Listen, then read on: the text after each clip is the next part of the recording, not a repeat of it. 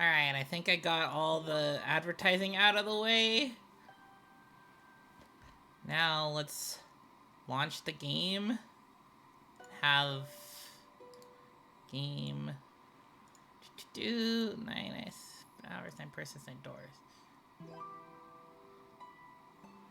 And shut Spotify up.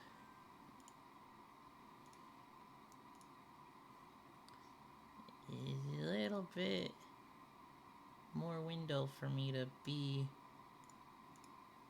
I think.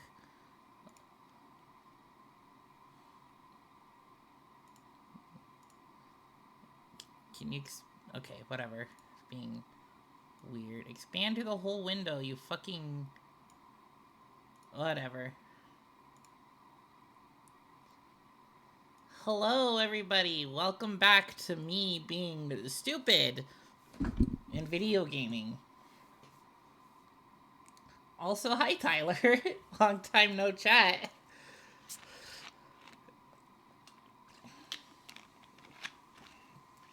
We starting 9 hours, 9 persons, 9 doors. I've been sick. Oh my god, that's fucking loud in my fucking head. How does that? Oh no. Okay. Let's turn this down a little bit. Spoken language, English, skip text off, cursor speed. I'll just keep it normal. I'm assuming I can change it in the middle of the game. Creating save data. Please select the save spot. What if I go just to number 27? Oh, that makes sense. That makes sense. Because that's kind of how, Danganronpa was played. 2 modes of play, novel and adventure. I can switch between them interchangeably. Okay. Didn't really get to read that. Just tell me if, like, the game is overpowering my voice. Because I can change it. I can switch the audio down or whatever.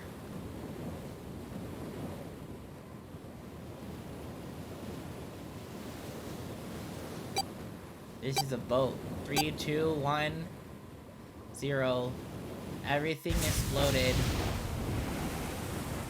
I guess we all died. Or something. Something like that. A loud noise startled Junpei awake, and his eyes snapped open. What the? Oh, there is actual voice acting. As they adjusted to the light, he realized that he didn't... Ow! Okay, I was not able to read that, thanks. With a crack, Junpei's head connected with something metal. He rolled over and threw out his hand to steady himself, but he found himself groping at empty air. Okay.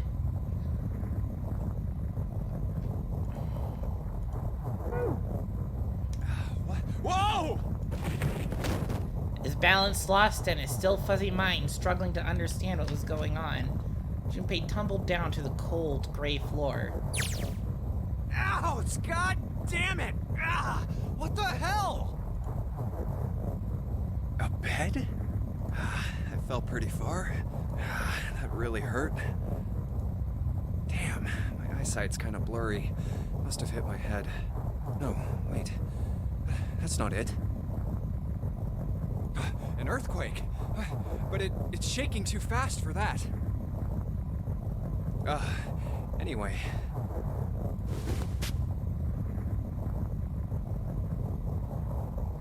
Where am I? are we? Wait, it stopped? What's that sound? Death? 5? That's 5.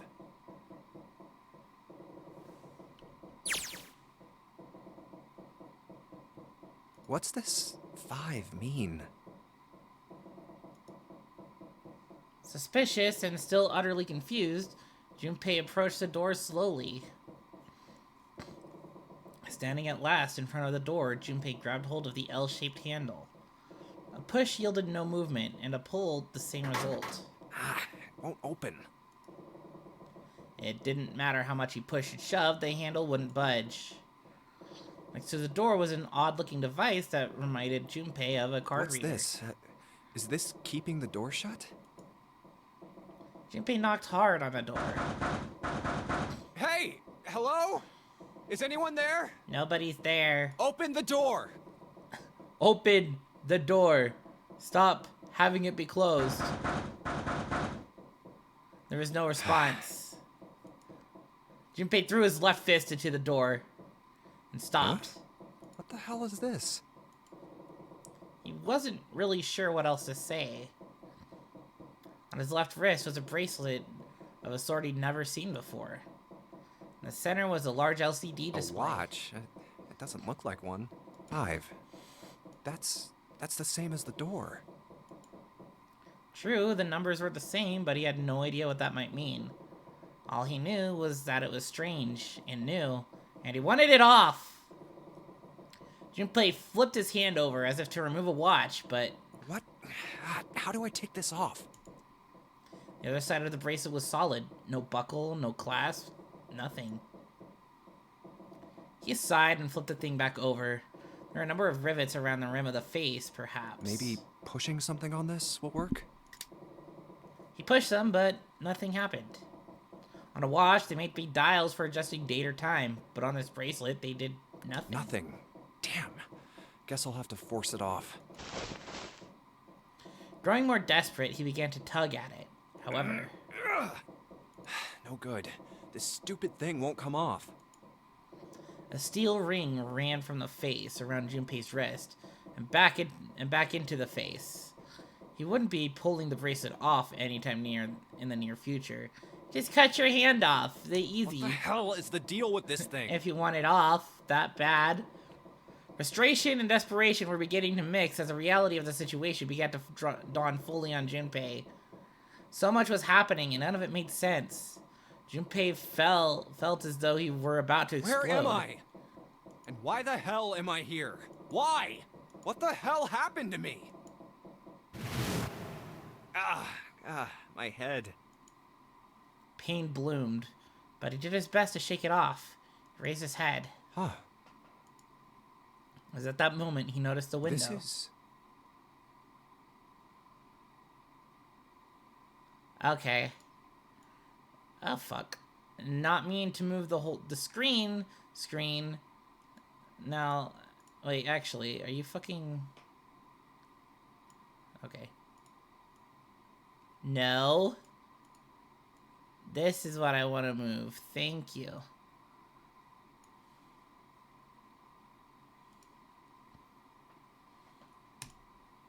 The window was round, rimmed in a riveted brass, like a window from an early 20th century ship. Hold on.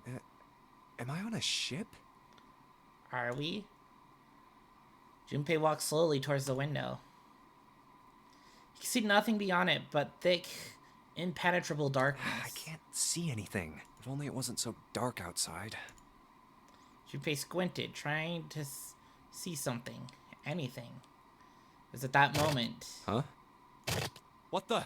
Oh, you gotta be kidding me. What the hell is going on here?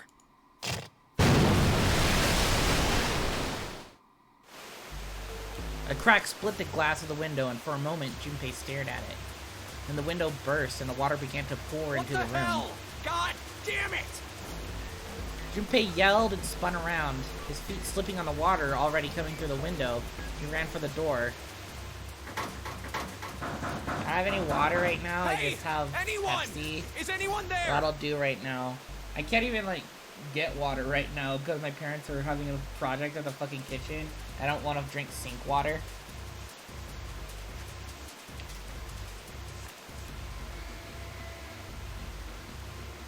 Come on, if you're there, say something. There was no reply. Junpei screamed and pounded on the door. The water began to rise. is now ankle deep on the floor and rising quickly towards his knees. It's not stopping. Not good. Not good at all. I need to find a way out, and fast. Gunpei ran a hand across his forehead, brushing the sweat out of his eyes, and looked around the room.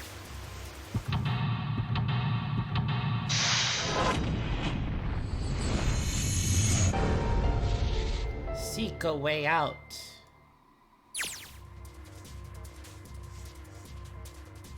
Third class cabin. What?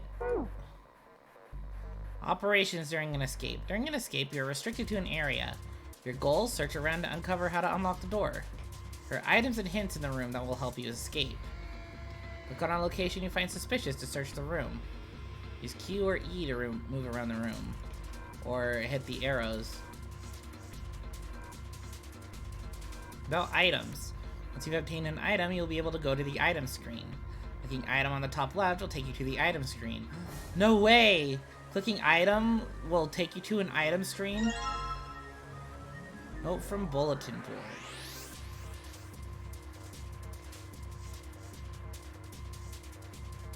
Let's see. Triangles. No, it's got triangles in red and triangles in blue. Item visible in the lower left is the item currently in hand. When you close the item screen, the last selected item will be in hand. If you hold an item while investigating the room, it might trigger a reaction.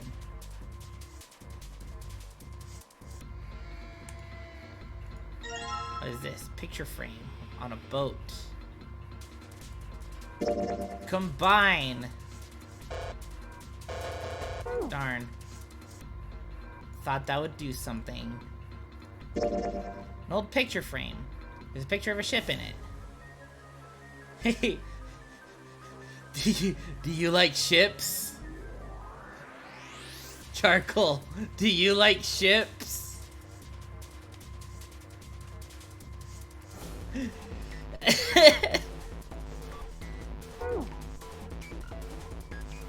What else? A bulletin board. There's nothing on it.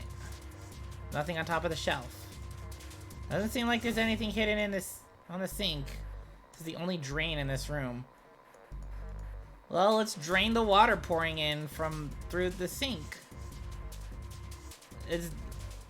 That's what Nagito said to Izuru in the one flashback scene.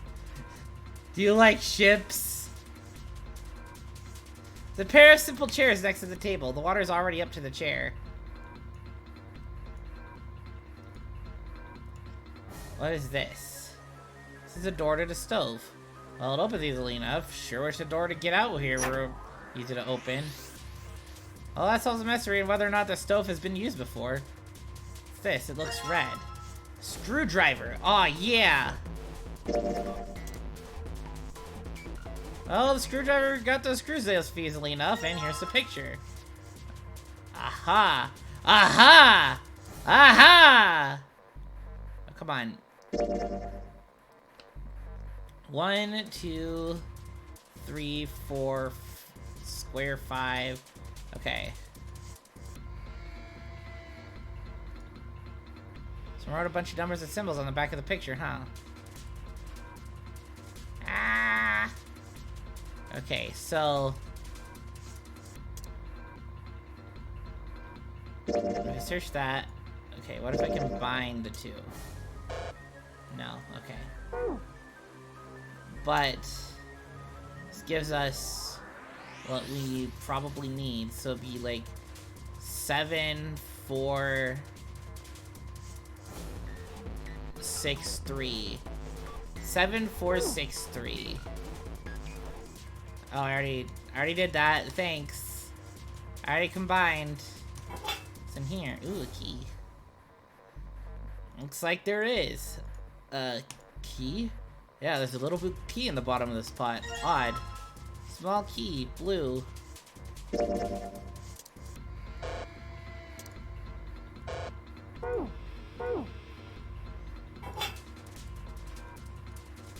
Middle bunk of the bunk bed. Middle bunk? What do you mean there's 3? It's locked tight. Let's see if there's anything in the keyhole. Okay. Shit, what was the fucking... What was the code again? I already forgot. Was 7463, right. Oh.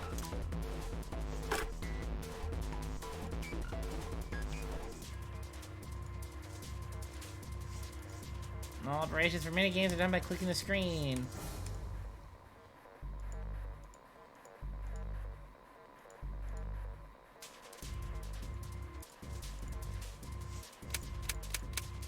So 7, 4, 6, 3.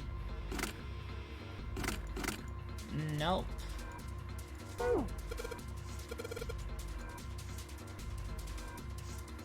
I don't think it's gonna open if I whack on the wall a couple times. Cool, and look around for some more clues. Yeah, I know. Shut the fuck up. Okay. Pipe at the other end of the bed. There's nothing up top. I forget about Twitter anyways. I never posted on Twitter. Small key red.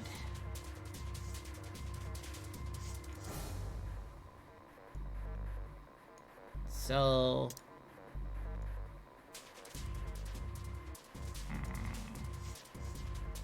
I should probably hold on to this key. Huh? Oh, what's up with my face? I look like a zombie. Man, what the hell happened to me? How did I end up here? I left work, headed back to my apartment, and... Even as he said it, something in his mind opened. A memory bobbed to the surface. It's the last thing Junpei remembered before waking up in this strange room. It was past midnight when he came home. Junpei shuffled up the stairs and opened the door to apartment 201. Inside was his apartment, a small one-bedroom affair that ran him about $630 a month. He moved into it when he entered college, and so far, he'd been there 3 years and 7 months. I'm back. Not like anyone will respond. He stepped inside and turned on the lights. The fluorescent lights on the ceiling blinked and flickered slowly to life, as if waking up from a deep slumber. Man, work was rough today. A cold light illuminated the landscape he'd come home to so many times before. Everything was as he'd left it. Magazines piled up in the corner, textbooks collecting dust, the CD cases covering the floor, the jeans and t-shirt he'd worn the day before, then tossed onto the floor. There's one thing that didn't belong, however. Hold on, I just wonder. Okay, so this is a flowchart. I see. Huh? A breeze. The light curtain framing his window swayed gently in the cold wind. That's weird. Did I leave that open? Junpei walked toward the window, trying to remember if he'd closed it or not before he left. One of the panes was hanging open. He stuck his head out and looked around. Everything looks okay. I must have forgotten to close it. He closed the window. Then it happened. What? Junpei turned and found himself face to mask with a man dressed in all black. The man wore a deep hood and a bulky gas mask. His face was entirely hidden. Suddenly he couldn't finish. Junpei tried to yell, but all he could manage was a strangled croak. I can't. Junpei collapsed to the floor, a crumpled heap of limbs like a discarded puppet. Too late, he noticed the white smoke that was quickly filling his apartment. A small object, shaped distressingly like a grenade, sat on the floor in front of his face, hissing. The white smoke poured out of it at an incredible rate. The smoke had grown so thick that the details of Junpei's apartment began to fade into the white haze. He could feel his mind begin to fade as well, a white haze that was not the smoke creeping into the edges of his vision. Consider this a privilege. You have been chosen. A rasping voice wormed its way out of the gas mask. It was cold and harsh and distorted in some way Junpei couldn't put his finger on. You are going to participate in a game. The Nonary game. It is a game where you will put your life on the line. What is this jigsaw ass shit? That was the last thing Junpei remembered. The white smoke overpowered him. The masked man faded from his vision, and he felt his consciousness fall away into the white mist. That's right. That guy with the gas mask. That son of a bitch must have taken me here. When I get my hands on him... He ground his teeth in frustration, strained to remember anything about his attacker's fate. Well, I guess there's no way to know if that was a man or not. The voice had been cold and mechanical, likely passed through a voice changer, and the body had been covered with a thick cloak. Just who was that? They said, you have been chosen. What it might mean was beyond him. What the hell is going on? Why me? Yeah, why him? He just seems like some regular dude. There's only one thing from his memory that seemed important. You are going to participate in a game. The Nonary game. It is a game where you will put your life on the line. It is a game where a nonary happens. The Nonary game. Huh. What the hell is a Nonary game? God damn it! With the yell, Junpei drove his fist into the mirror. Nothing left on the mirror. Oh, that was a mirror. I thought that was like another room. 5, huh? What does that mean? What does it mean? Oh, looks like pulling the lever just makes real noise.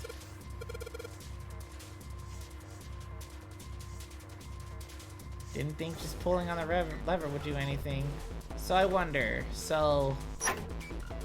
oops. No, this isn't what I want. I want... Shut up! I want this.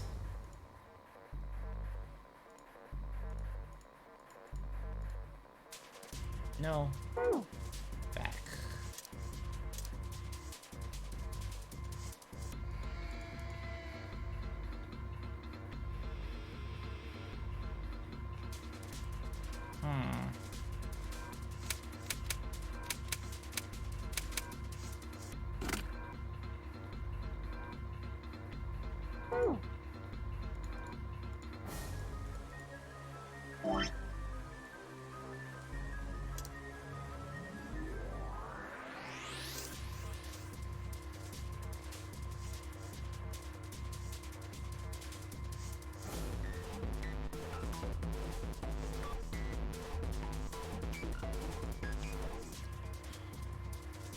Right, that's supposed to be 6 and a 3.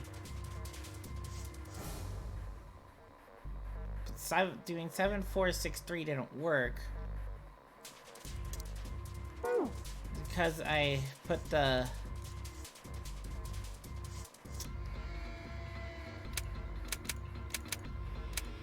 if I do 6, 3, 6, 3.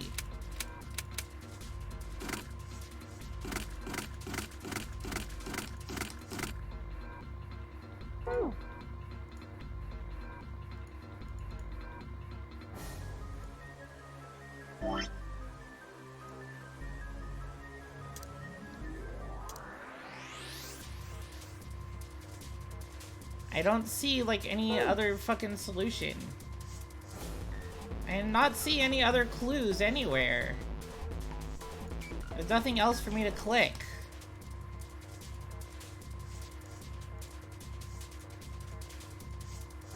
Pillow.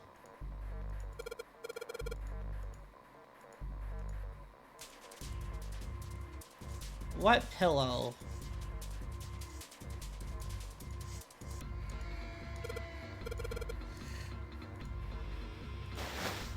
What the fuck?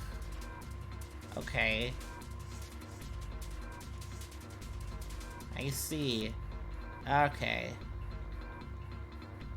So I guess it depends on what key you put in. So now it's gonna be 0.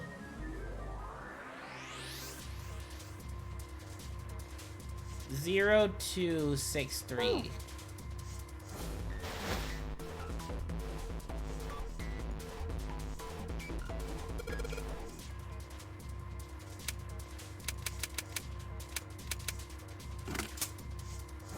There we go.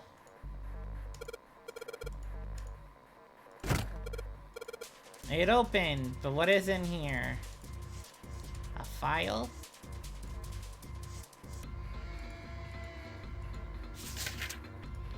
See what's in this file. Digital root. Compute a digital root with the following steps. First, add all the numbers in question to one another. You end up with something greater than a single digit number, add the digits to one another. If you have a double digit number, add the numbers in the tens place with a number in the ones place. Keep adding the digits in this amount number until you have a single digit answer. That single digit is your digital root. The digital root of 6, 7, 8 would be 6 plus 7 is 13. And then 1 plus 3 is 4. 4 plus 8 is 12, would be 3. Yeah. Therefore, the digital root of 6, 7, 8 is 3. The digital root of 1, 2, 3, 4 would be fucking 1. The digital root of 1, 2, 3, 4 is 1. Like there's something on the back of this thing. Notebook, a pen, a calculator, and a stack of key cards, huh? Stack of blue key cards.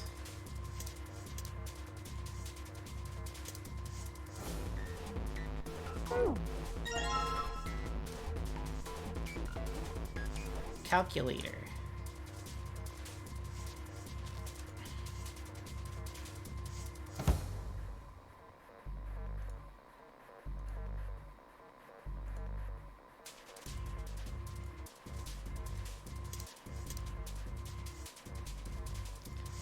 Pretty sure this is where I'm supposed to use them. And it's not working? Why? Damn it. Do I need to find more cards? Oops. The number written on each card, 6, 7, 8. So that means I need a 3?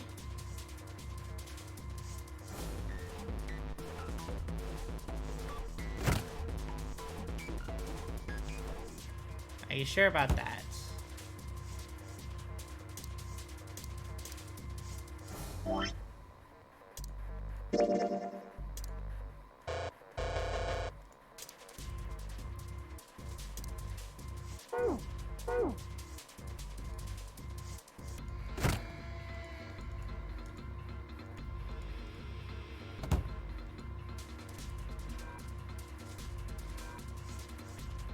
Kind of a zigzag curtain. Oh, fucking this thing. Ah. Oh, I see. So it was a red briefcase and a blue briefcase. Alright, so now the number is going to be 7, 4, 8, 5. 7, 4, 8, 5.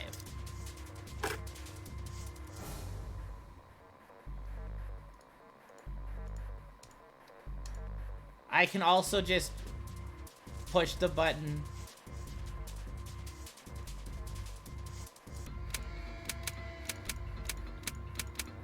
It's not like I'm trying to like go through it fast or anything.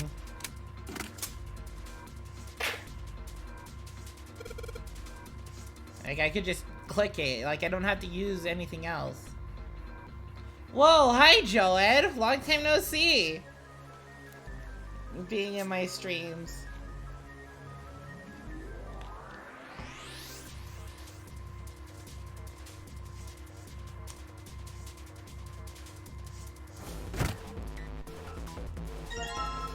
Stack of red key cards.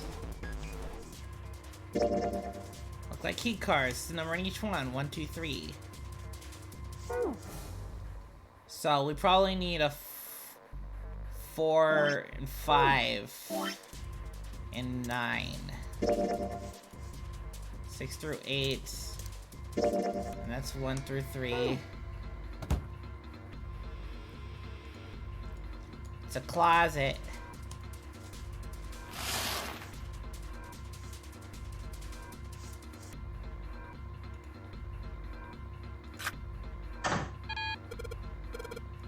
Not again! There aren't any more cards in here. I've only got one other hint.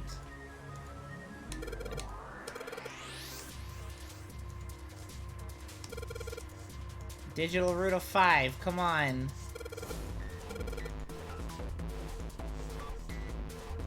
Click 3 cards to select them. Digital root of the selected cards will be displayed.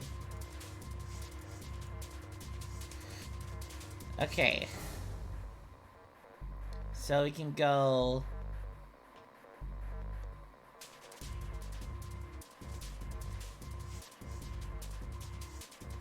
Let's go... 6,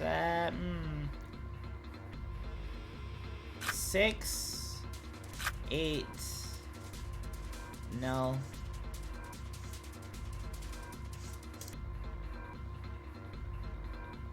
Do 7, 8... 3, no. 1, 7, 6. There we go. I think this is gonna work. There we go. That's a new noise. Huh? Did it just unlock? Well, the light was red and now it's blue. No doubt about it. There's nothing keeping me in here now. Time to go.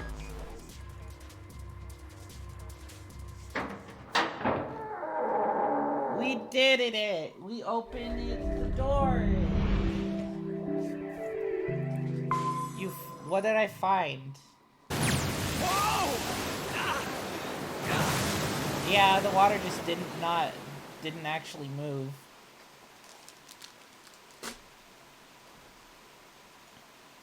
Accompanied by a wall of angry water, Junpei shot out of the room and into the opposing wall. Ow! The Way Out. I have that game. Or, no, that's A Way Out, but still. The water tossed and turned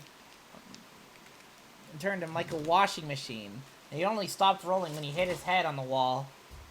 Ah, my head.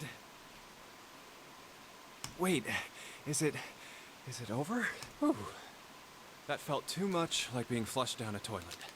Damn. How do you know?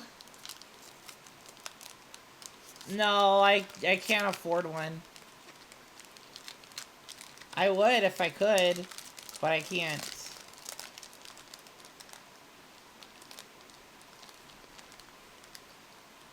But Junpei, how do you know what a toilet, being flushed down a toilet feels like?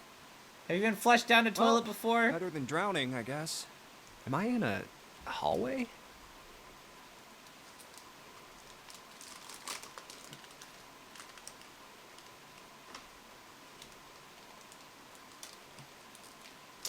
Man, these Reese's melted in my purse.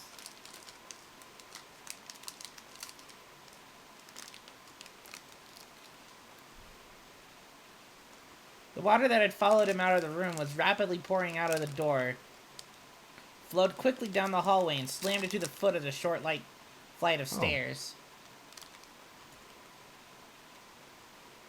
Just 5 steps, in fact. Top of this short staircase. A door. Another door.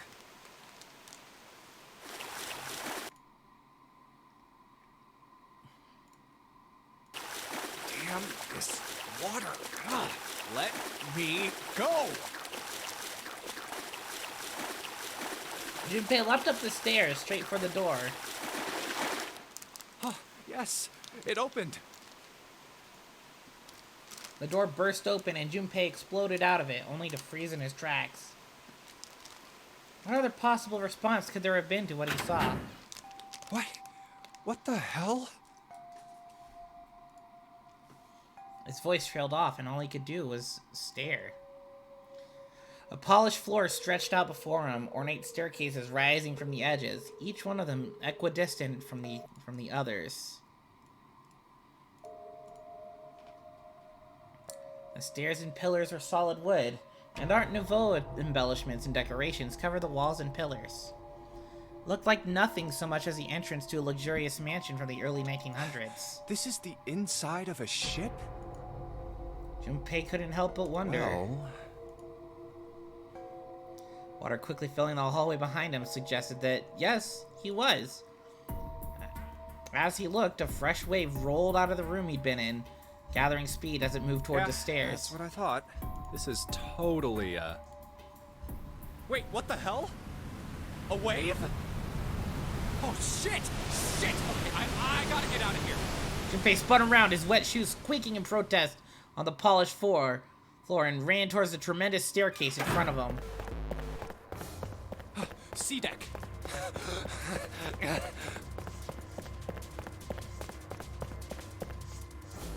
B deck. Hurry! Hurry! As he ran, he glanced quickly at the plates mounted on the wall, denoting the decks of the ship. A deck's next. He took the stairs 2 at a time, not entirely sure where he would find himself. Just as he began to wonder where, in fact, the stairs did lead. What? Junpei saw another person out of the corner of his eye. People! Holy shit, look at her tits. He stopped short, nearly tripping over the next stair, and looked. It wasn't just one person he'd seen. On the landing to the left of the stairs were 4 people staring at him. And on the right side, 3 more. A lot of people. All told, there were 7 of them. Looked as though they'd been on their way down the stairs.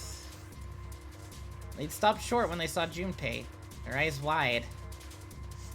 He'd done the same, of course, and now they stood there staring at one another. But wait, now there's only 8. 8 of us. Where's the 9th one? Junpei didn't move, one foot placed awkwardly on the next step in the middle of a stride. Who were these people? This entire interaction lasted only a matter of seconds. The woman spoke to Junpei, and time began to move again. I guess it's another one of us now. A dancer? The woman was dressed, Junpei thought, rather like a dancer. Her clothes covered very little, and her prodigious jewelry little more. No, I'm not. You better get moving. With no further ceremony, she ran straight past Junpei towards the doors behind him. Well, okay then. Sudden proximity of a woman with such a striking asset left Junpei momentarily stunned. The others wasted no time and quickly followed the strange woman. Silver hair? Huh? First to pass Junpei was a young man with silver hair. Threw a quick glance at Junpei's direction as he ran, muttering. One of us, huh? What? Nothing. Silver the Hedgehog? Following him was an older man, his face calm and without fear. Soft wrinkles sprouted from his eyes, and he came close enough as he passed for Junpei to see wisps of gray in his hair. His composure and shock of hair struck Junpei as rather that of an elderly lion. Going up won't do you any good. There are 2 doors, but neither of them will open. Wait, hold on. The doors won't open? The next to speak to Junpei was a girl with pink hair and a high voice. Come on! Aren't you coming? You gotta hurry! Hi, Wendy Lee. Her small hand was wrapped around the wrist of another man. His eyes were closed, almost as if he were sleeping. His features were graceful, almost serene. And he was dressed rather elegantly for someone his age. Something about his posture seemed very refined, and Junpei couldn't help feeling that he was noble and dignified somehow. Well, he'd certainly never seen one, but this man seemed like what Junpei had always imagined a prince would look like. That's 9 of us then. All of the cards are in hand. But wait, I only saw 7! 7 of you! And 8 of me! And, well, with me being the 8th one. What does that mean? Junpei opened his mouth to ask what the other man had meant. The girl with pink hair rushed past him. Wait! They're gone. Just what is going on? There's an old man like a lion, a girl with pink hair, and a prince, and I have no idea what they're talking about. Turned just in time to see two more people running toward him. One of them had hair like a bird's nest and looked as though a stiff breeze might topple him. The other was a veritable mountain of a man.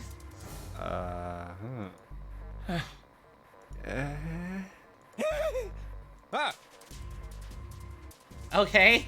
The scrawny one scuttled past Junpei as though he were running from something. Thanks. What's that all about? Hey! What the hell are you just standing there for? Didn't you hear him? The doors on A deck are no good. We gotta check the doors on B deck. Got it? Now... Before he had a chance to respond, the man laid a massive hand on Junpei's shoulder. With no more effort than Junpei would have used to brush aside a fly, the man shoved him out of the way. Whoa. He hasn't gotten to Dual Destinies yet. He's still on Apollo Justice. Thrown off balance by the man in recent events, it took Junpei a few steps to get his bearings. He finally regained his balance and looked up at what the other 7 had been running toward. Hey man, that was dangerous. Huh? There were 2 pairs of large iron doors set into the wall in front of them. They looked quite sturdy and each had handles jutting from them. Right across the surface of each door in red paint was a number. Door on the right. 4? And this one says 5. They're the same. The guy Junpei had decided to call Silver was mumbling to The room himself. I woke up in had a number on the door just like that.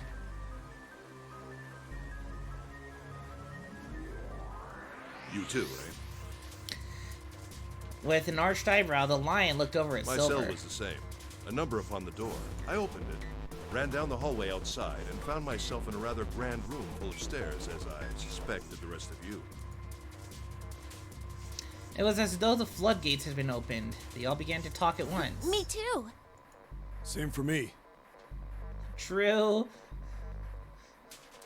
There was a door with a number on it. Soon became clear that each one of them had awoken in a room with a locked door and solved a puzzle to escape. They all ended up in the same room, so they've been guided there. Yes, we all saw the same thing. That's not important. We need to hurry. You think I don't know that lady? Before the dancer had time to finish, Silver was already running. Open! Damn it! Grabbed hold of the door labeled 5 and pulled.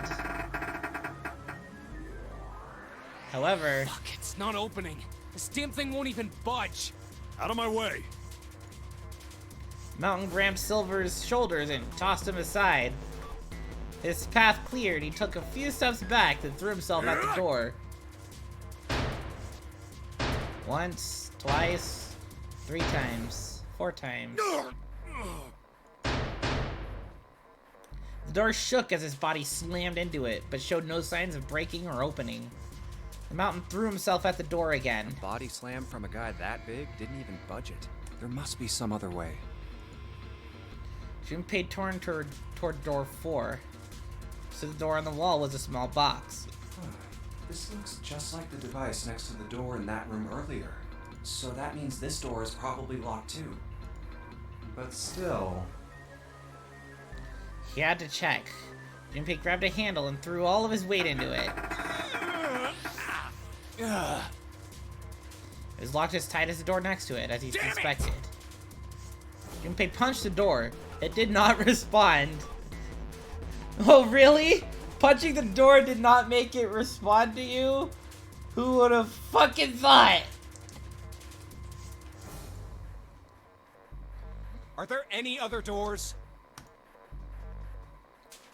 He barely finished this the thought when the C deck plate he passed up on his way up sprang, unbidden, into his mind. His body moved before he had time to think. Junpei turned and ran back towards the stairs. He had scarcely taken a step when, top of the stairs, next to an ornate clock embedded in the wall, he saw another person. It was a girl. She looked to be the same age as Junpei. He froze, unable to look away from her face. He wasn't confounded by her beauty or something equally silly. No, there was another reason he couldn't take his eyes off the girl. Junpei had seen her somewhere before.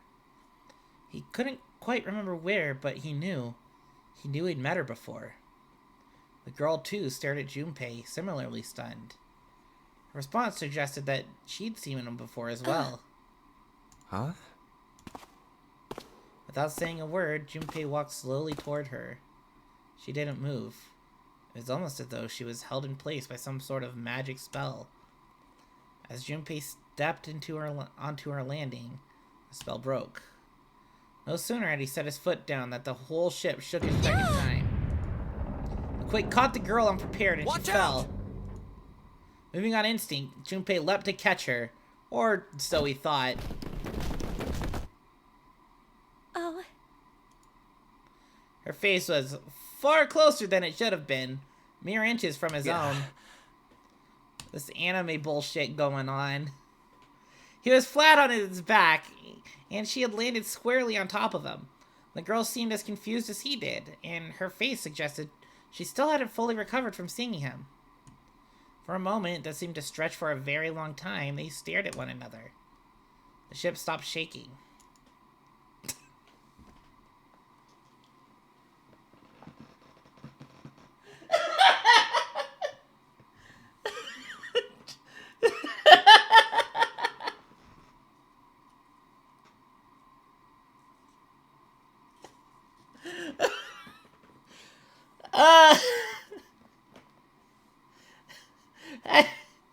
I missed you, Joey.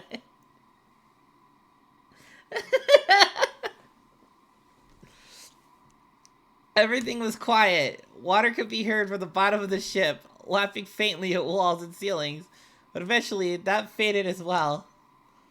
The silence was complete, a thick muffling blanket. At last, the girl opened her mouth. Oh my gosh! Is that you, Jumpy? Jumpy.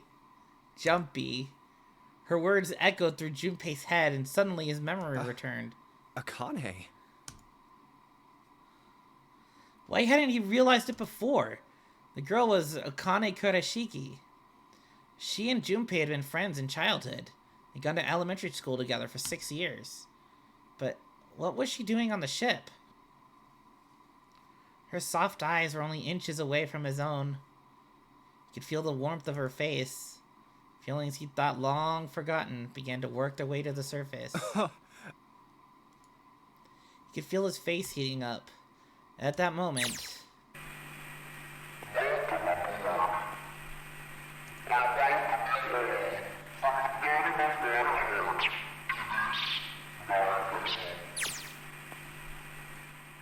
What? What's that voice? They hurriedly untangled themselves from one another and struggled to their feet. Their 7 companions had heard the voice as well. Many of their faces had gone pale. They looked around frantically, desperate to locate the source of the voice. And at last, they found it. A speaker set in the ceiling. Captain. Invited. The voice was harsh, obscured occasionally by the crackle of static. Junpei recognized it. How could he have forgotten it? That guy in the gas mask! Hey, asshole! What the hell is this? Come on out here. I want to get a look at you. What do you mean to do to us?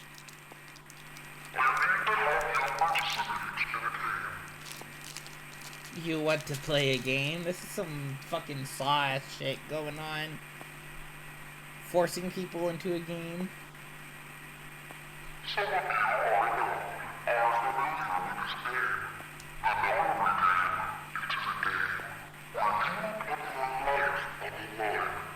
Nonary game. What the hell's that? The voice continued, implacable.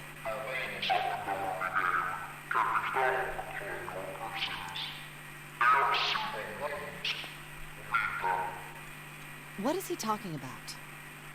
Hey, there's something in my pocket. Check this out. Silver reached into his pocket and pulled out a small slip of paper. The rest of them reach into their own pockets, pulled out similar slips of paper.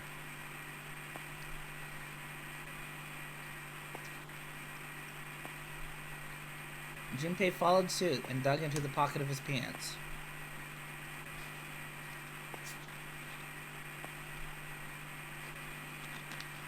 He felt the telltale crumple of paper, slightly damp from his earlier ordeal. I got one too. Then it would seem Zero has seen fit to grace us each with a letter. Would you mind terribly reading it to us, young man? His request had been delivered to Junpei, who, after a short moment of surprise, did as he'd been asked. On this ship, you will find a handful of doors emblazoned with numbers. We will call them the numbered doors. The doors in front of you are a pair of the same. The key to opening these numbered doors are the numbered bracelets that each of you possess. Should you total the numbers on your numbered bracelets and find that the digital root of that number is equal to the number of that door, the door will open. Only those who have opened the door may pass through. There are, however, limits. Only 3 to 5 people can pass through one numbered door. All those who enter must leave, and all who enter must contribute.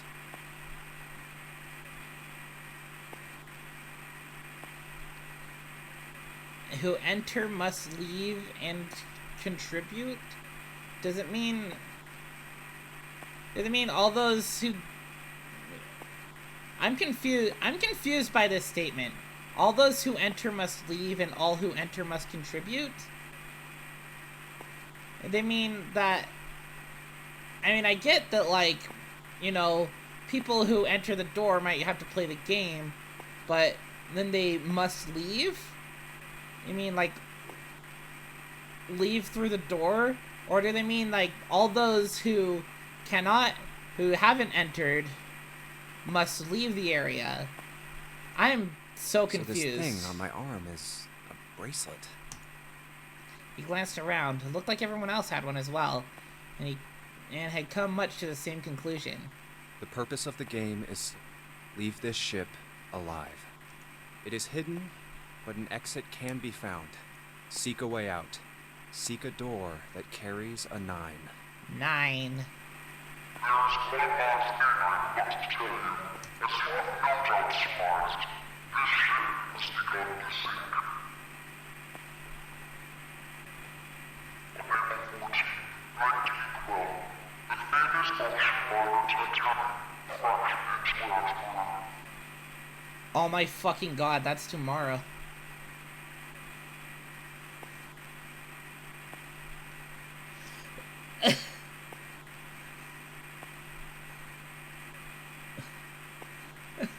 Hey, that means my dad's birthday's tomorrow.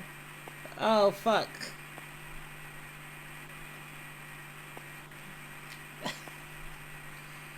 Oh, shit. Ha! Funny.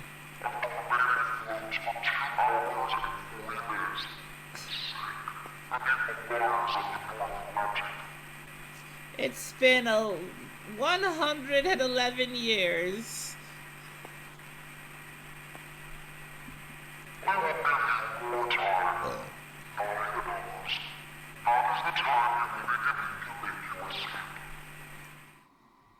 The voice finished, and the speaker went silent. I hear a bell. I think it's coming from over by the stairs. It's the clock telling us the time. Holy shit! The time telling us the clock. Everyone had their eyes on the antique clock embedded in the walls. 7, 8, 9. Sound of the 9th bell faded away. The 10th never came. It rang 9 times, so 9 o'clock then? I think it's 9 p.m. I couldn't see anything when I tried looking out the window earlier. It has to be nighttime. If that is the case, then we would need to escape by 6 a.m. tomorrow. 6 a.m.? Just like Five Nights at Freddy's!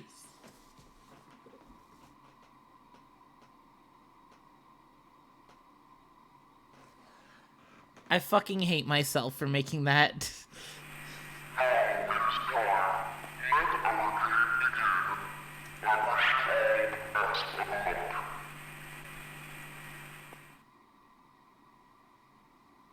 The speaker went silent and did not speak again. Hey! You bastard!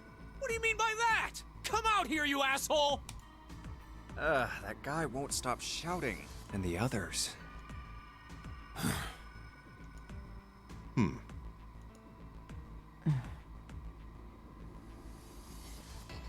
Because he's supposed to be a security guard. He'd lose his job.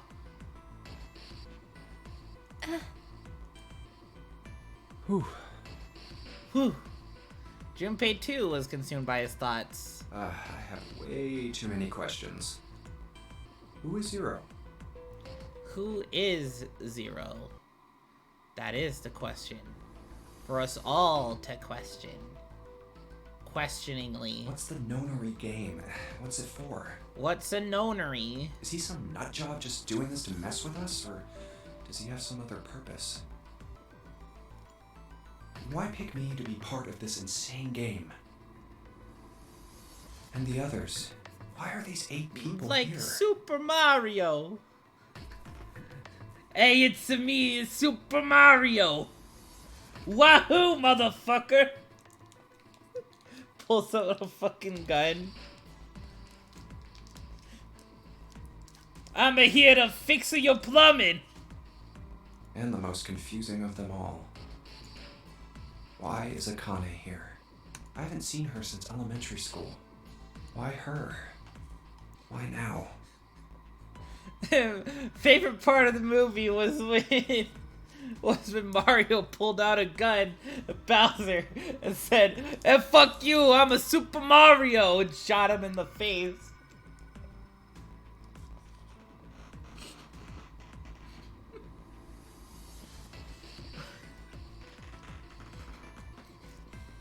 No, but really, speaking of the Mario movie, had a rough transition to first-person shooters. The Luma, though, so fucking funny. It's like, oh, we're all gonna die. Let's go with the sweet release of death.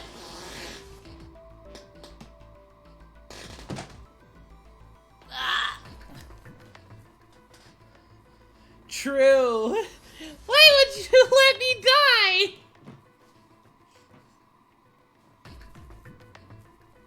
Coincidence? No. There's no way. There has to be a reason. Coincidence? I think not. I don't know what exactly, but there has to be. Very well. The lion's voice seemed oddly loud in the silence. Standing around here won't do us any good. Best we get moving, don't you think? Get moving? Are you planning to open the numbered doors? Hey, wait! But don't tell me you're actually gonna do what this Zero says. No, that's not what I mean. The lion shook his head, mildly annoyed. I'm saying let's find another way. After all, we haven't really examined this place yet.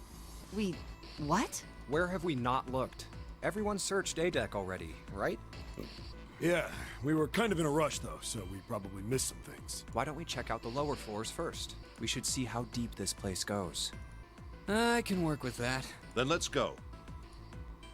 Then that's a goal. Whoa! What the hell? It's completely submerged. Damn. If the water level keeps rising like this, we're all gonna drown. No, I don't believe that's something we have to worry about. Prince knelt down and gently drew his hand across See? it. The water's not flowing. That means the origin of the water has been stopped. Perhaps this Zero fellow has used some sort of remote control to seal a watertight door lower down. The salt water is not exactly safe to drink.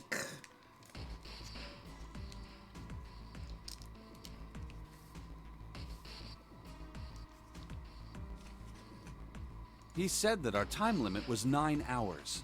In other words, this water won't rise for 9 hours. Then you're saying we won't sink till then? Well, that may be a little too optimistic. No point to wishful thinking. That's depressing. If we don't determine a way to advance from this point, we are stuck on A deck and C deck. Looks that way.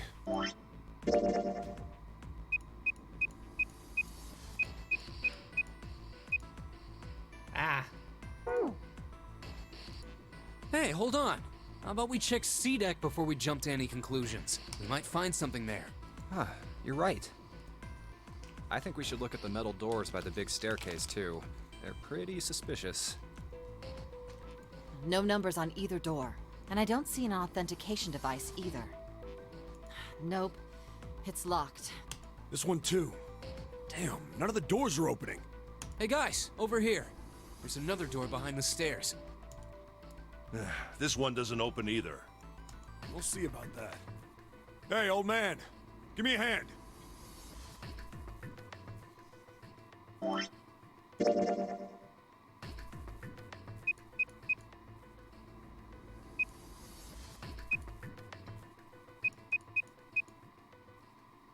Huh.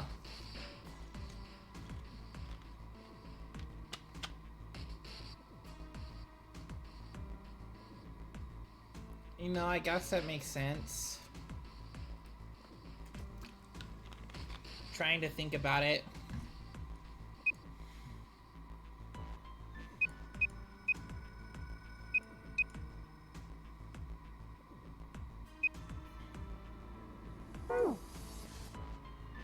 Using force, I see. Let's give it a try. Wait, hold on.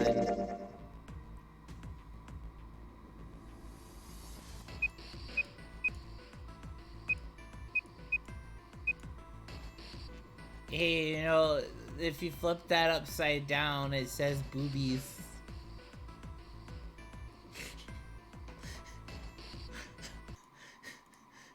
Can I?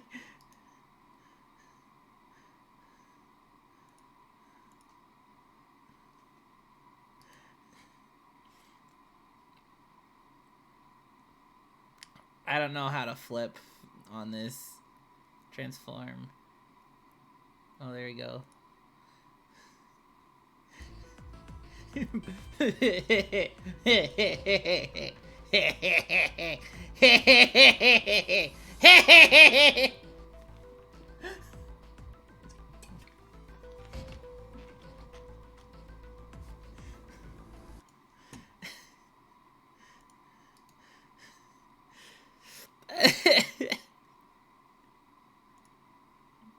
Okay. Oops. Yes, it does. Oh, because I fucked it up, didn't I? I'm sorry, I might be slightly dyslexic.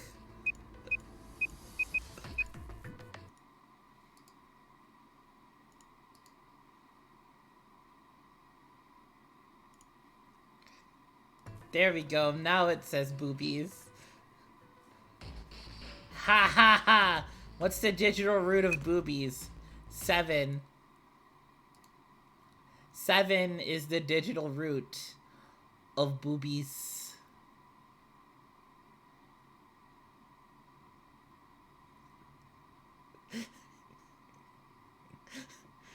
Are you telling me to take the L?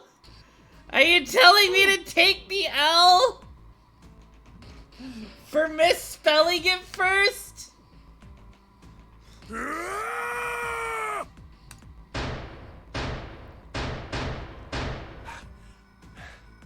It won't budge.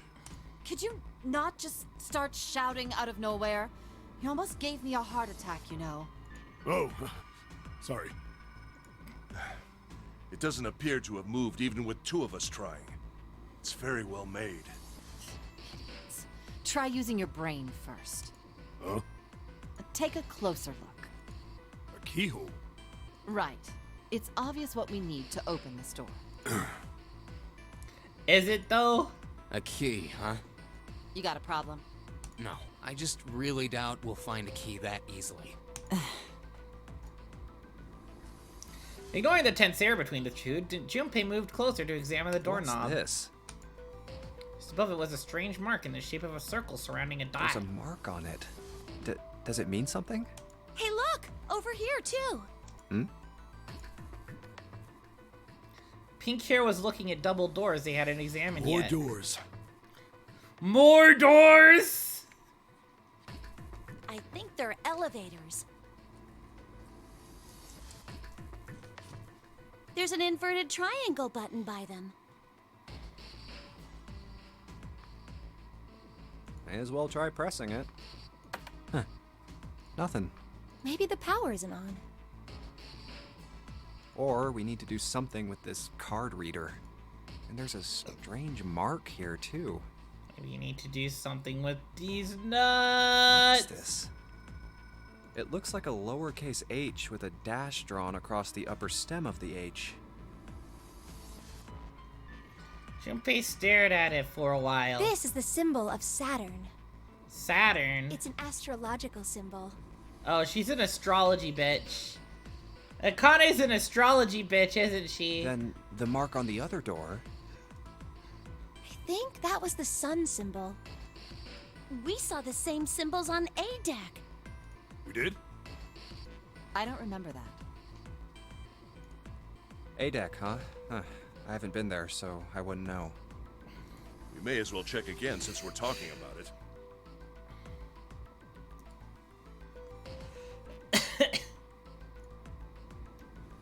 There, the two doors next to the stairs. The one on the left had a keyhole with a similar symbol engraved on it. She's right. It looks similar to what we saw downstairs. This is an Earth symbol. The horizontal line symbolizes the equator, and the vertical one represents the prime meridian. Alright, you fucking nerd. Junpei looked up at the ceiling. The ceiling. Metal plates. Huh. It's as if it's covering something up. Perhaps it was a dome of some kind. I wish we could get out through there. Be realistic. We'd need a lot of explosives to open that up. The windows too. Huh. They're all covered. Just like Danganronpa. There were several windows along both sides of the ship. At least there had been. They too were covered with metal plates. Words. We're trapped. All the exits go nowhere. Junpei was not happy. The girl with pink hair spoke up. Well, I'm sure they go somewhere. We just can't open them. And the mountain spoke. You don't know that. For all we know, they just open into walls or take us in circles. The prince did not agree. No. I'm sure they go somewhere. Otherwise, what point would there be? And we can open them. Well, 2 of them at least. Oh, you mean the numbered doors. All eyes turned towards the doors with the numbers on them. The atmosphere in the room grew Hey, tense. wait a minute. I think I said this earlier, but I don't think we should do that. Well, I think you're just a scared little bitch. We'd have to be crazy to open these doors. If we do that, we're doing exactly what Zero wants us to do. Suddenly, everyone began to speak at once. May as well give it a shot. Can't stay here forever. Yes, I'm in favor as well. No, I'm totally against this. What other options are there for us? It's either do what he says or fucking die in 9 hours. There's no other options. But shouldn't we at least try? We don't know what'll happen. We should stay here. We don't have time for that. In 8.5 hours, this ship is going to sink. A clamor of voices made it next to impossible to determine who was saying what. Their arguments grew more and more intense until the people were shouting and screaming at one another. Hey, shut up! He fell silent and all eyes turned to Junpei. He felt each stare burning into him, but he refused to flinch. Before we try and decide where we're going to go, there's something else we ought to do. What's that? We need to exchange information. We don't know anything about each other. I want to know who you guys are. Who you are, where you came from, why you ended up here. Don't tell me you aren't curious too. They were silent. Some of them looked the other way or bit their lip or crossed their arms or stared at the ceiling. But one of them spoke up. It was Akane. I agree. I think Jumpy is right. Jumpy? Oh, I'm sorry. I'm talking about him. I just call him Jumpy. His name is Junpei. She pointed towards We're Junpei. childhood friends. We went to the same elementary school. Wait, stop. Don't tell us stuff we didn't ask you about. Shut the He's fuck probably up! watching us right now. What are you gonna do if he's listening in? Oh, would that be bad? Hell yeah, it would. I mean, he already kind of kidnapped us. I'm pretty sure he probably knows most of our backstories. We don't know how much that bastard knows about us. Maybe he just picked a bunch of random people to kidnap. If that is the case, then it'd be dangerous for us to let him know too much. If Zero knows who we are, he could go after our families. Maybe he'd tell us he had them to get us to do stuff, you know? But we still need to know what our names are. It's going to be hard to talk to each other if we don't have names. Alright, then why don't we have code names? To him, apparently, it seemed like the obvious Code solution. names? Yeah, we'll each pick something. Like, I'll be 7. 7? Why are you 7? Seemed a fair question. Mountain stuck out his left arm. Because this bracelet number says 7. Oh, I get it. Yeah, that's a good idea. Oops, clicked off. He smirked. All right, I'm gonna be Santa. Why Maybe the chump's Santa? not Japanese? No? Well, San means 3. So, I'll be Santa. You know, like Santa Claus. Fits, don't you think? Are you gonna give us presents? Then your bracelet number. Yeah, it's got a 3 on it. Good job, Grandpa. Just like the mountain had done, Silver thrust out his left hand. Sure enough, the face of his bracelet read 3. Very well then. I'll go next, shall I? My bracelet number is 1. Given that, I think Ace seems appropriate. I'll be Lotus then. As I'm sure you all know, it has 8 petals. Which means, of course, that my bracelet number is 8. I would appreciate it if you would call me Snake. Snake? My bracelet number is 2.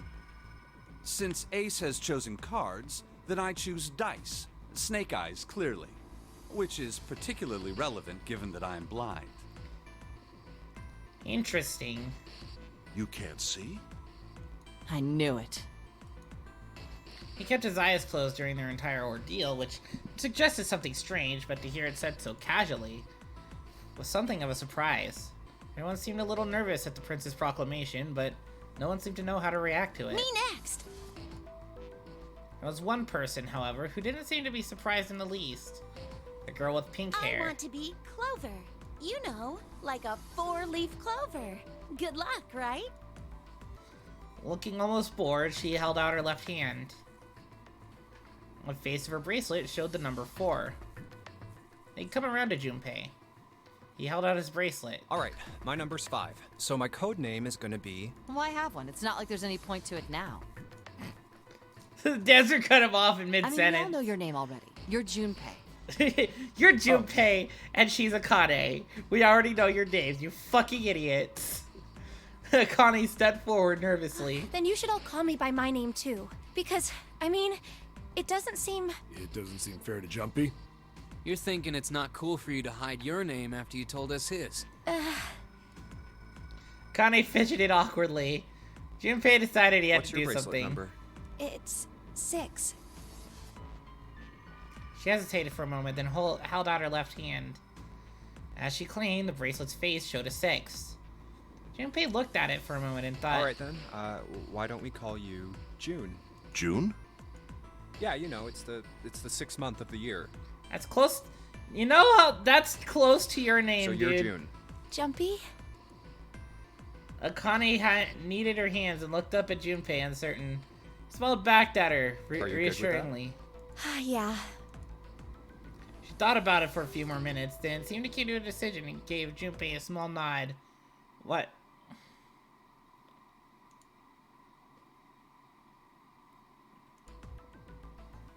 I keep accidentally clicking off of the screen. Okay then. Their names decided, Junpei ran over them quickly So in his this head. is how everyone breaks down. 1 is Ace. 2 is Snake. 3 is Santa. 4 is Clover. 5 is me. 6 is June. 7 is Seven. And 8 is Lotus. That means 8 of us have revealed our bracelet numbers. The only one left is... Number 9. That glasses guy with hair like a bird's nest. You haven't said a thing so far, have you? His skin was pale, his breathing was heavy, and he was soaked with nervous sweat. His behavior seemed very suspicious, or perhaps simply emotionally unstable. It was difficult to tell. Whatever the case, it seemed clear that he had only a fingertip's worth of a grip on his sanity. A girl with pink hair, Clover, walked up to him slowly. She put her hands on her hips and eyed him suspiciously. What number are you?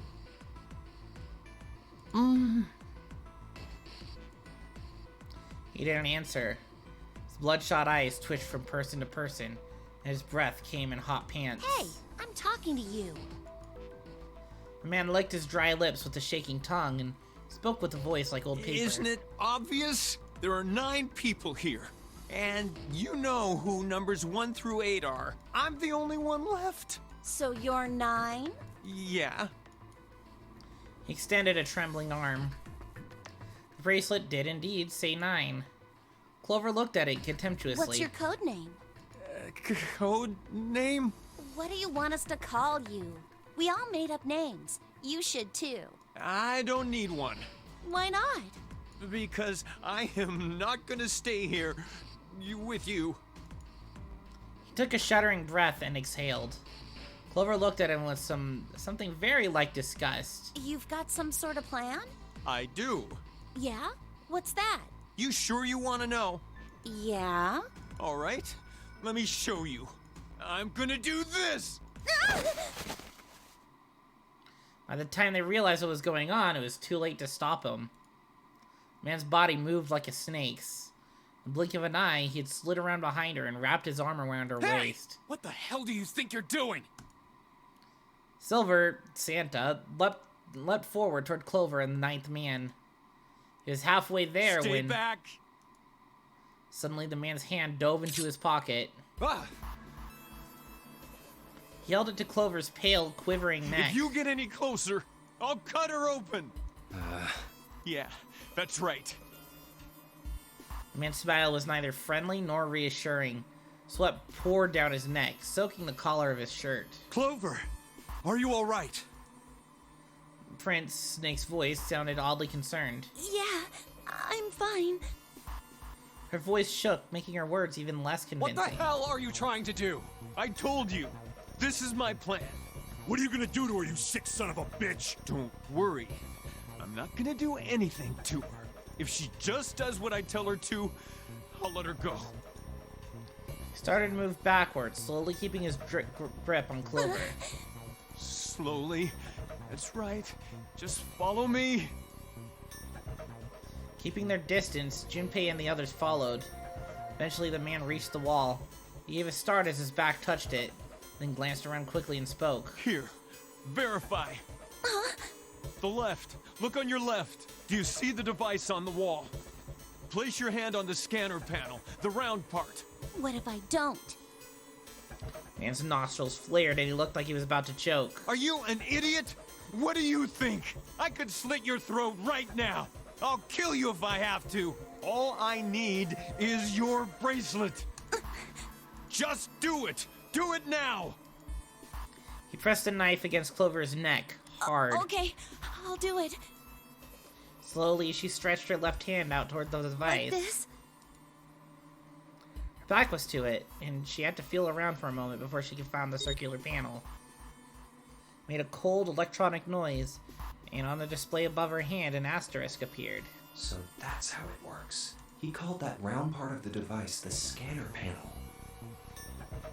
If we put our left hand on it, our bracelet number gets entered into the device. Then... Should you total the numbers on your numbered bracelets and find that the digital root of that number is equal to the number of that door, the door will open. Junpei shifted his eyes to the door itself. The number on it was Door 5. 5. But why does this guy know so much about how this thing works? It's like he knows exactly what to do. Good. Good. You're done. So I'm guessing from what Zero said like way earlier, can I like scroll? That's gonna be a long scroll. But Zero said something about like some people already know the rules of the Nonary game, which I'm guessing our Mr. Ninth Man here has. So he's probably been through a Nonary game before.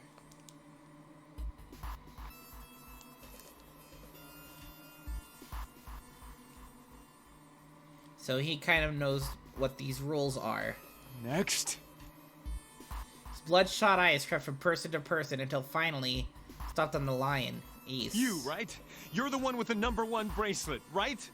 Yes, I am. So?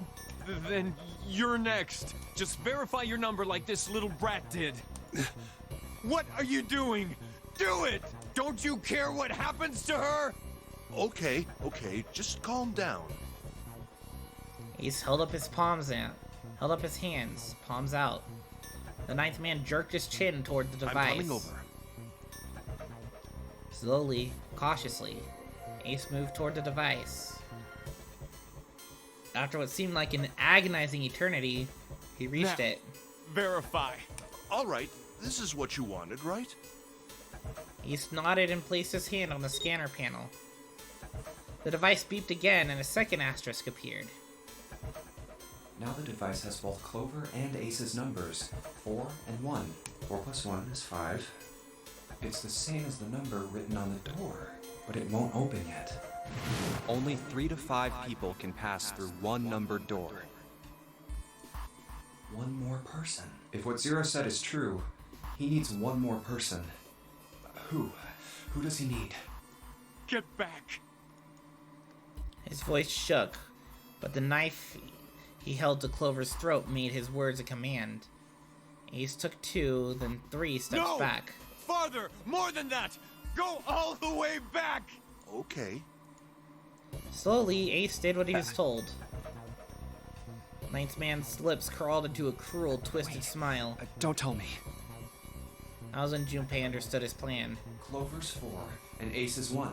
Added to the Ninth Man's 9, 4 plus 1 plus 9 is 14, and the digital root of 14, 1 plus 4, is 5. In other words...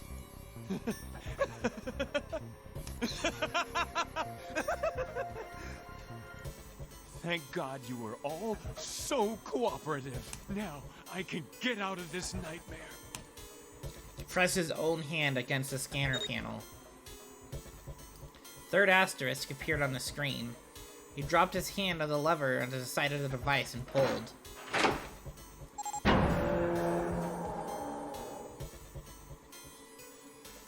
The door opened with a heavy metallic groan. Good! I don't need you anymore. He let go of Wait! Clover.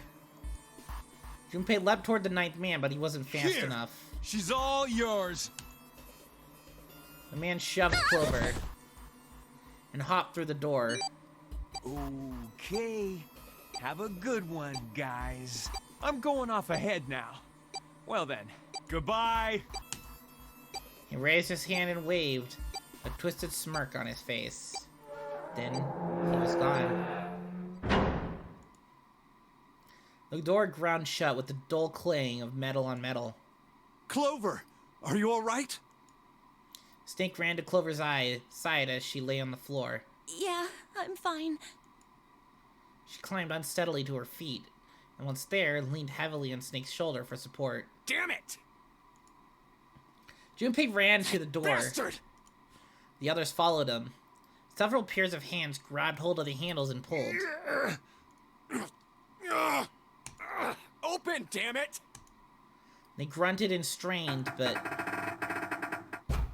Shit! It won't budge. that's when Lotus, the dancer, spoke. Her voice was quiet. Do you hear something? Like, what? Like some sort of beeping. Junpei pressed his ear against the cold metal of the door. The others did the same. You're right. I can hear it too. What is it? Then they heard something else. It was the ninth man. Why isn't it stopping? God damn it! You lied! Lied? This wasn't supposed to happen! This is wrong! This is wrong! His voice shook with fear. Safe on the outside, they stepped back from the door and looked at one What another. is happening in there? Open the door, please! I'm begging you! Help me! Please get me out of here! Get me out of here! You know, after what you just did to Clover, I don't feel obligated to help you at all, dude. You can stay over there. God damn it! Junpei grabbed hold of the device, slammed his hand on the scanner panel. Nothing happened. Why? Why won't it work? Engaged? Is it because it's occupied? Oh my god, there's no time left! Listen, I was lied to! He lied to me! He put me in here! It was him! He killed me! It was him! Zero?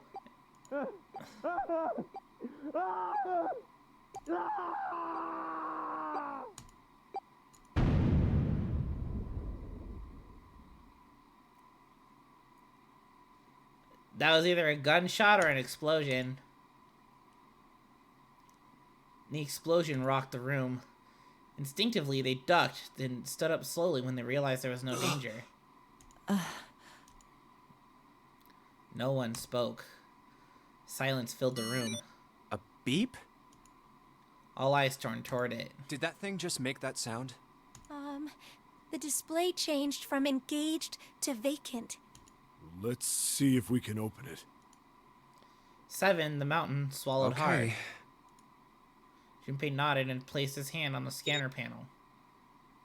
A red asterisk appeared on the LCD panel. Well, it registered my bracelet number, but it won't open with one person. We need at least 2 more people. What to do? Oh. We get to choose. Oh boy, funny door game. Yeah, hi Ark. Welcome to Funny Door Game.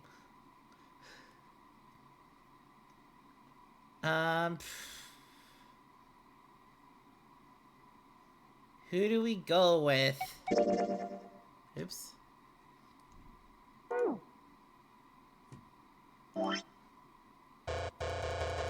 I can't look at the flowchart right now. Let's do Ace and Lotus. Ace? Lotus? You think you could give me a hand here? The pun was a little too on the nose, but the mood was still grim. Both Santa and June lifted their hands silently. He verified and she followed suit. Wait. But it was Ace and Lotus. Wait, huh? 5 + 1 + 8 = 14.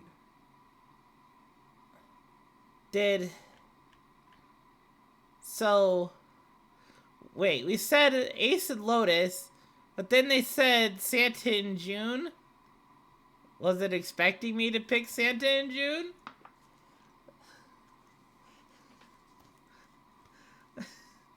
But I'm so confused. Is this must be like a huge ass typo.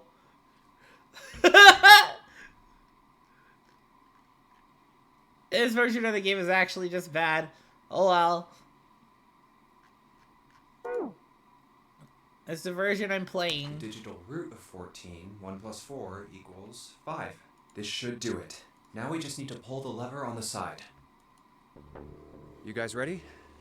I'm gonna open it. What do you mean this choice doesn't matter?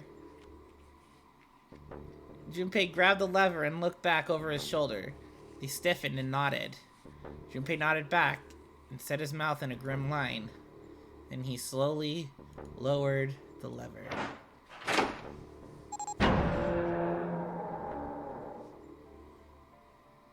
There was a metallic groan and the door slid open.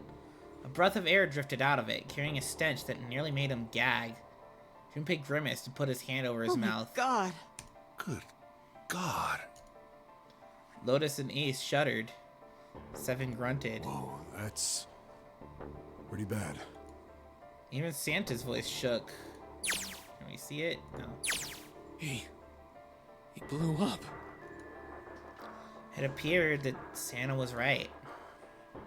The hallway on the other side of the door was splattered with chunks of torn flesh and dark red blood. The shriek echoed across the room. It had come from June. Then her strength left her and she dropped. As Junpei turned to catch her, the door groaned shut.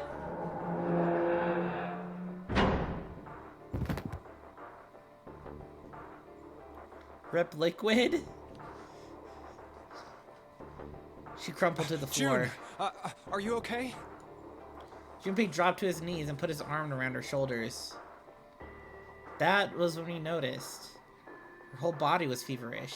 She was radiating intense heat. What the hell? Where'd this fever come from? Ah. June didn't answer. Her face looked like wax and her whole body began to shake. Okay, let's just rest for a minute, okay? You think you can walk? She nodded weakly. Junpei lifted June to her feet and guided her to a nearby chair. Here we go. As gently as he could, he set her down in it. How are you feeling? Are you all right? She nodded, and as she did, a single huge tear rolled down the side of her face. Why did this happen? Her voice cracked, broken by misery and grief, and choked by sobs. Why did this happen? Junpei spun around. Do any of you know what the fuck is going on here? Who's Zero? What's this nonary game? Come on! What the hell is going on? What are we doing here? No one spoke. Ace, Snake, Santa, Clover, Seven, and Lotus. They simply stood there.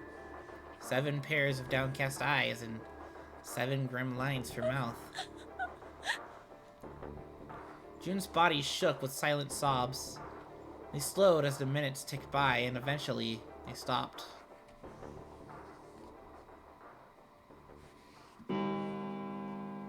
And suddenly, in the cold, heavy silence that had enveloped them like a thick fog, the bell began to ring. The clock in the central hall. 7, 8, 9, 10 times. And then on the 10th ring, it stopped. The sound of the bell faded away into silence. It's 10 o'clock then. Ace said what each of them had been thinking. That means it's been an hour since Zero's little announcement. Seven's deep voice echoed across the room. Fuck! I've had enough of this crap!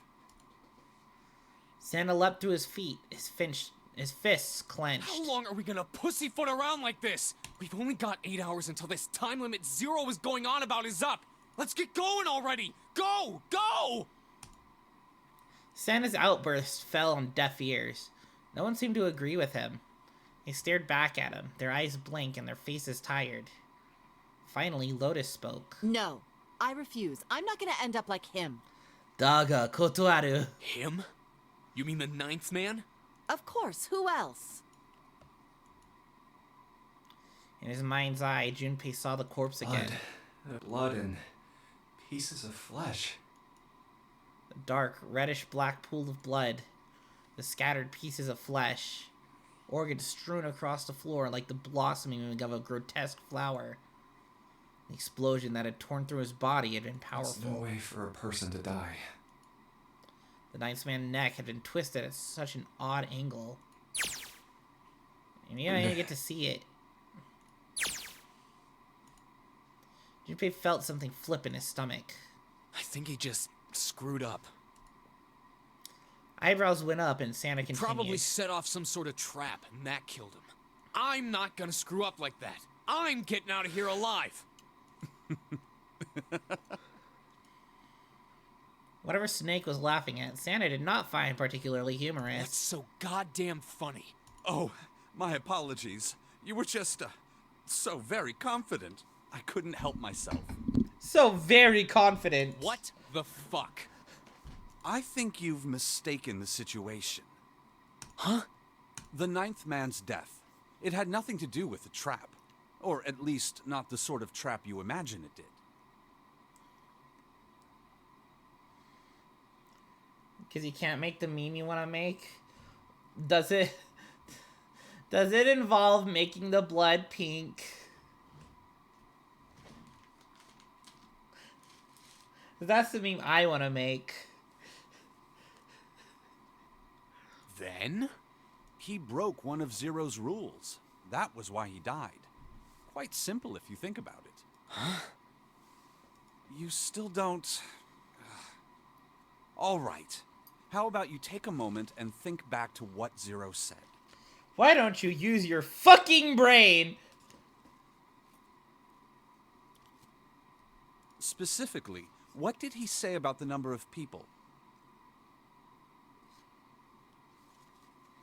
He said only 3 to 5 people can pass through one numbered door, right? And after that? You've forgotten the relevant part. What did Zero say?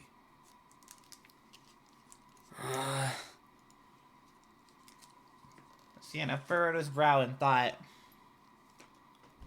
Junpei thought back. Zero said,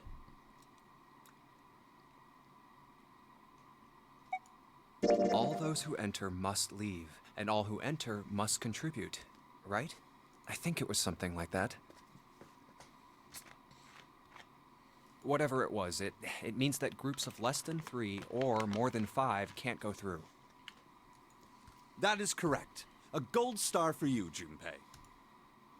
Snake inclined his head towards Junpei. The ninth man, however, broke that rule. He tried to pass through a numbered door by himself. That was why he was executed. And Zero's watching us from somewhere. So then why didn't Clover and Ace get executed? Was it because Zero knew that the ninth man forced him to do that? So they're like, okay, we gotta punish you. It's punishment time! Making sure we don't break any rules. Oh, I'm not so sure of that. Why not? Because this execution system is entirely automatic. You didn't notice? There's no need for him to monitor us. What do you mean? Snake looked at Seven with what could only be described as pity inside. Very well. I see it must be me who tells you. I've waited long enough, I suppose. I had hoped Zero might spare me the trouble, but that seems increasingly unlikely. Has Snake participated in it before? Couldn't see them, of course, but perhaps Snake sensed the confused eyes upon them. When Ace spoke, he gave words to everyone else's thoughts. Do you know something? Well, I know a great many things, but yes. Do you know something? Well, yes, I actually have a master's in archaeology. But that's not coming important to here, but I do know something else that might be of importance. What is it you know? Sorry, that's just a thought that popped through my head about that. Like, what a fucking... Here. He has a brain cell, thank you. Just this singular one. Snake removed a card from the pocket of his jacket. What does it say? See for yourself. What does it say? I don't know, I can fucking read it, I'm blind.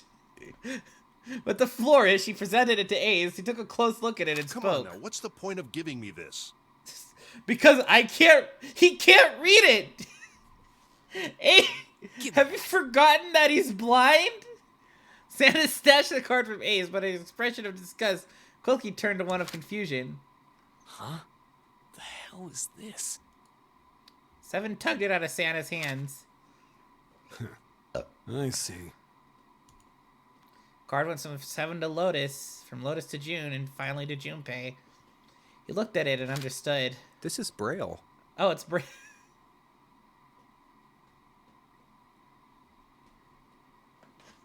Okay, so he could read it, because it was Braille. Braille, the written language of the blind. The card is covered with small embossed bumps. Junpei could recognize it, but he certainly couldn't read it. Sorry, guys. I can't read this. Here, have it back. Well, maybe you should have played Pokemon Emerald.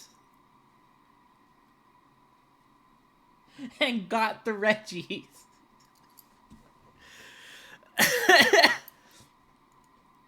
Junpei handed the card back to Snake, who nodded at him with a small Okay, that was smirk. fun.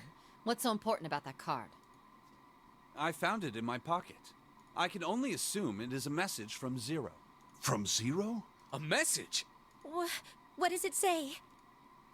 Suddenly, everyone was crowding around Snake, desperate to hear what the message said. Santa especially looked as if he were about to grab hold of Snake and shake the answers from him. I feel like it might just be the rules of the game. Snake raised his hand. Calm down now. No need to panic. You don't need to force me. I'll read it. Junpei swallowed hard and waited for him to start. He was not the only one. Presently, Snake began to read, his voice calm. His fingers glided over the tiny bumps as he spoke. Bracelet number 2. Okay. Since you are not blessed with sight, I shall bless you, and only you, with information. I shall tell you of the function of the red, of the dead, and of the bracelet. The red, the dead, the bracelet. The red is the recognition device. It will verify your number. Beside every numbered door, you will find a bed. The dead is the deactivation device. It does exactly what it says. Once you have passed through the numbered door, you must use the dead to stop the detonator in your bracelet. But perhaps you are wondering, what does this detonator detonate? I am afraid this might be something of a surprise. I have placed a small bomb inside of you, and people who you are about to meet. I have placed a bomb inside of you. The bomb inside her.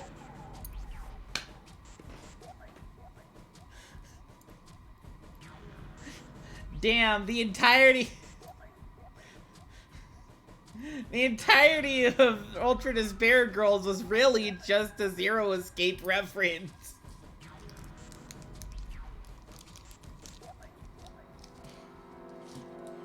You swallowed it while you were unconscious.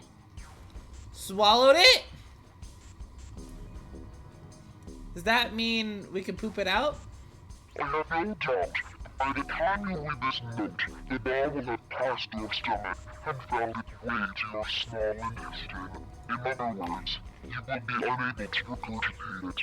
I suggest you do not try. So then let's poop it out.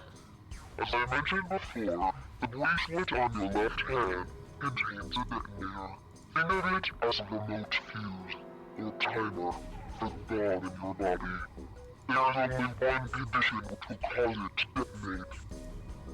That condition is that you enter a numbered door. Once you have done so, the timer will activate, no matter who you may be. So it's if you enter it, not if you just scan? You will have 81 seconds. If, after that time, the detonator has not been deactivated, it will send a signal to the bomb in your body. Why? Instructing it to explode. 81 seconds.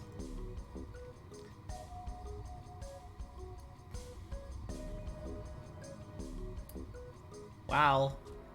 In order to deactivate the detonator, every person who verified their number at the red must also verify their numbers at the dead.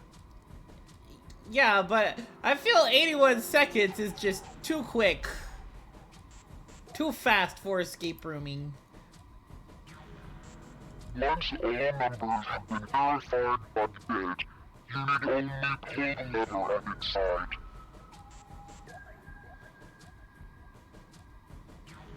Oh. Oh, wait, I see. So, you pass through the door together, and then you stop the bomb on the other side, and then you continue to do whatever. And the countdown will cease. anyone who does not verify their number at the red will find themselves unable to verify their number at the den. That is to say, if you should pass through a numbered door without first verifying your number at the red in 81 seconds, you will be dead. I get it. You Okay. must also keep in mind that the numbered doors will close automatically after 9 seconds have passed. Wow, this guy really likes the number 9, doesn't he? So long as the doors open, the dead will not function. You would do well to remember this. Lastly, let us discuss how to remove the bracelets. There are only 2 ways to do so. 2 ways. 1. You escape from this ship. 2. Your heart rate reaches 0. In other words, once the bracelet is taken outside the confines of the ship, or the parasitic wearer's heartbeat has fallen to 0, it will shut down automatically. So, does it keep watch of the heart rate if you cut your hand off? There is no other way to remove your bracelet. If you attempt to force it off or disable the detonator, the bomb within you will immediately explode. This is all the information which I can impart to you. How you choose to use it is for you to decide. If used wisely, you can eliminate those who might be a danger to you. For a time, you would be able to control your fate. I wish you the best of luck. So it just imparts the information to everybody except for the 9th man who decided to just be a danger to everyone, but mainly himself.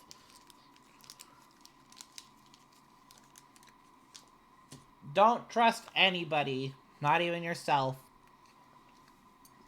Snake finished reading and carefully returned the card to his pocket. So it's saying only those who verify their numbers at the red can pass through the numbered doors. Teams can't add or subtract people after they're scanned in. The Reds, Deads, and Bracelets enforce the rules. They're judge, jury, and executioner.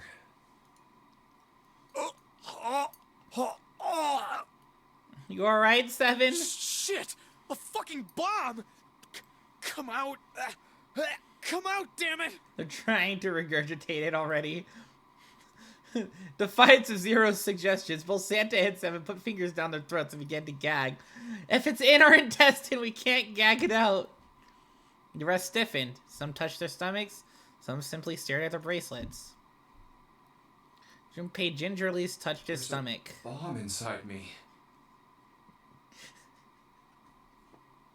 I don't know why I just find this so funny. There's a bomb inside of me. There's a bomb inside her. The thought of it made him queasy. His stomach felt oddly hollow and his legs were weak. What made Zero think creating this horror show of a game was a good idea? Junpei looked over at the others. I'm gonna ask one more time. Do any of you know anything about Zero?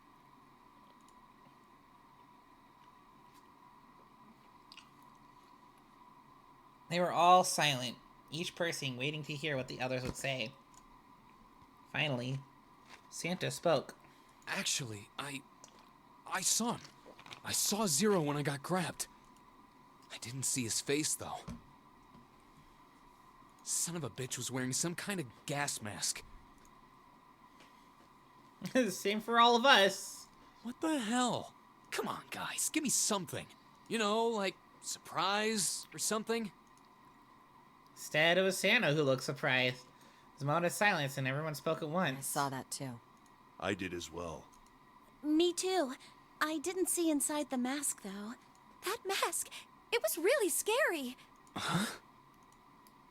Oh, so all of our abductions were the same. We were taken from home at midnight. The person claiming to be Zero had a mask on. There was white smoke, and then each of us passed out. We woke up to find ourselves on D-Deck, in a room with a 3-level bunk bed. How about you, Seven? Did the same happen to you? Only Seven's story seemed to lack the detail of the others. Oh, me? Yeah, well, mine was just like the rest of yours. That was all he had said. It occurred to Junpei at the time that it sounded somewhat strange, but he didn't press the issue. Okay, that's good enough for now. He hadn't done so because there was something that struck him as even stranger. So, I have a question. That was the mystery of the relationship between Snake and Clover. Snake and Clover, you were both kidnapped from the same room, and you woke up together. Junpei looked at them thoughtfully. So, what's the deal with the two of you anyway? It was Clover that answered. Clearly, she felt she had nothing to We're hide. siblings. Ah, I see. Siblings? Interesting. Yes. Snake is my older brother, obviously. That means I'm his little sister. That really so hard to understand?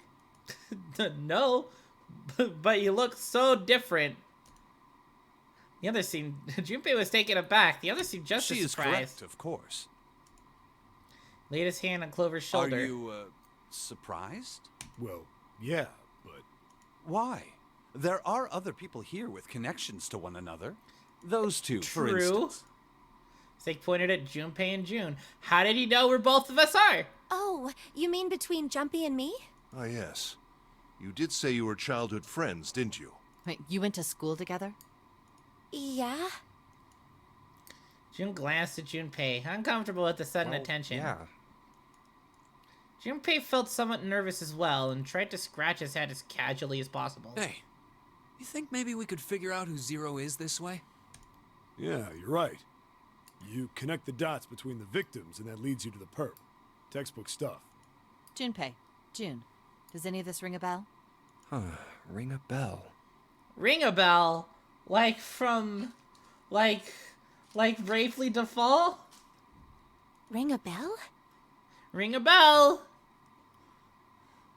They looked at one another, and it was like it was staged. They both tilted their neck at the same time. Perhaps you went to school with the son of a multimillionaire. A millionaire? Son? Well, someone bought this boat and set up all of this. Whoever Zero is, they must be incredibly rich. Or they stole it all. I mean, considering they're also a kidnapper, would make pretty much good sense if they are if they're also a thief. Well, we Grand can't be sure of larceny, grand boat, grand theft, sailing, grand theft boto. that. To me, this Anyways. seems as though it's the work of an organization, not an individual. Most likely, Zero is simply the representative of a larger group. What sort of organization? It could be a number of things. An army, perhaps, or a research group. Maybe it's the remnants of despair. Perhaps this is all some sort of psychological experiment. If it is, then it's a pretty fucked up experiment. I mean, come on! A guy's dead! Yeah, but he kind of deserved it, gotta be honest. Or dead, hung in the air, heavy and ominous. The room went quiet again. I don't know who the hell this Zero asshole is, but I know for sure he's gotta be pretty fucked up in the head to do all this. If this was all one guy, then he's got some serious issues. Even with the specter of death hanging over them, the discussions continued for some time. I thought we were finished with that topic. But then what should we do? We should talk it through. Oh my god, enough! All we're doing is talking! Stop with the talking! Let's do something! Santa threw up his hands, his voice filled with Talking irritation. won't solve anything. It can't help us find our way out of here. You really sure you want to just sit around? We've only got 7.5 hours left. We already wasted an hour and a half of our 9 hours. Everyone there was already on the edge of panic. Santa told them it only made that feeling more intense. No one was willing to argue this time. You're right. Oops. Keep clicking off the screen. Very well then. There's only one way for us to proceed. Sure not gonna be fun running around knowing we gotta jump when Zero says jump. Well, it's stupid to just sit around here doing nothing. Thanks to Snake's card, at least we have some idea of how this all works. Correct. And so long as we all follow the rules, we will most likely be all right. But But who's going to go in which door? June looked toward the numbered doors. Oh yeah, that's right. We can't have any more than 5 people in one door. All 8 of us can't go in the same door. Then it would seem we will have to split up. Wait, Lotus looked terrified. I'm telling you now, there is no way in hell that I'm going into door 5. Come on now, don't be selfish. Call me whatever the hell you want. I'm not going in there. If I'm going to have to walk through all that blood, then I'd rather stay here. And we were doing so well. He shook his head sadly. Sorry, but I ain't going in there either. Someone else can go into door 5. Oh, Santa, not you too. Hey man, I just bought these shoes. I just bought these shoes. I don't want to get blood on them. If you think I'm getting some creepy dude's blood all over him, you got another thing coming. That was the last What the straw. hell, man? Weren't you the one who kept saying we should get going? Yeah, so doesn't mean I wanted to go into door 5. Oh, God. There's an awkward silence. Finally, Seven spoke. Fine, I'll go into door 5. I can't go in there alone, though. Anyone else willing to come with me? There's another long silence. This time, Snake was the one to break it. I'll go. What? Don't worry. You'll be fine. Don't worry, I can't see anything. I can smell it, though. Pretty rancid. We may part now, but I'm certain we'll meet again later. How do you know that? Because I do. Because I do. That's not an answer. If you're going, I'm going too. I'm going into door 5. What am I going to do with you? There's nothing you have to do. Ace stepped If I forward. join you, the problem is solved, correct? 7 is 7, and Snake is 2. And if you add Clover's 4 and my 1, the digital route will be 5. 7 plus 2 plus 4 plus 1 is 14. The digital root of 14. 1 plus 4 is 5. Oh, it works perfectly. The 4 of us can go into door 5. Wait, what about the other 4? What's their digital route gonna be? Junpei did a quick mental calculation. Lotus, Santa, June, and me. 8, 3, 6, 5.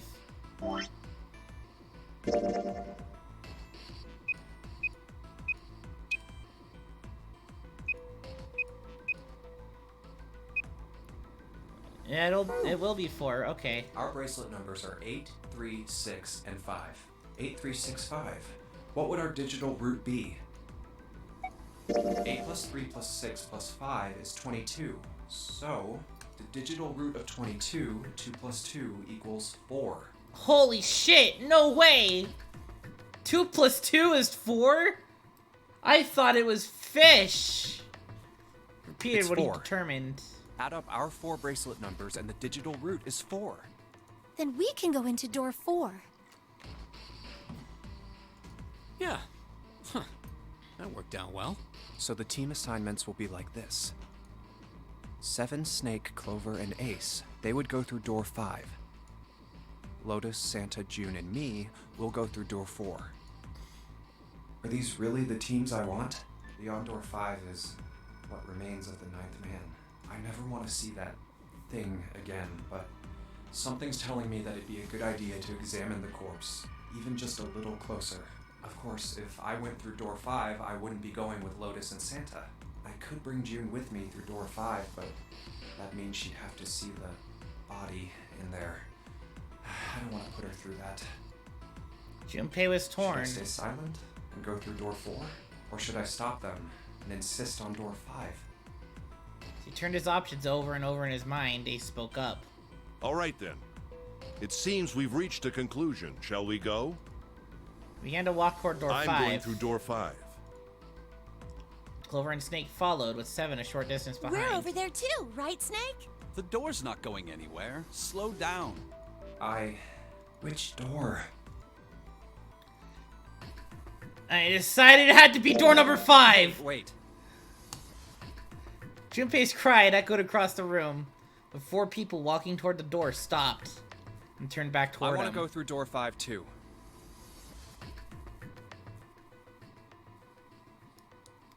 The words were scarcely out of his mouth when June spoke What? up. What are you saying, Jumpy? If you're going through that door, then I'm going with you. Jesus Christ, Akane! He turned around to look at her. You can't. I can't take you with me. Why? I want to go! She stamps her foot.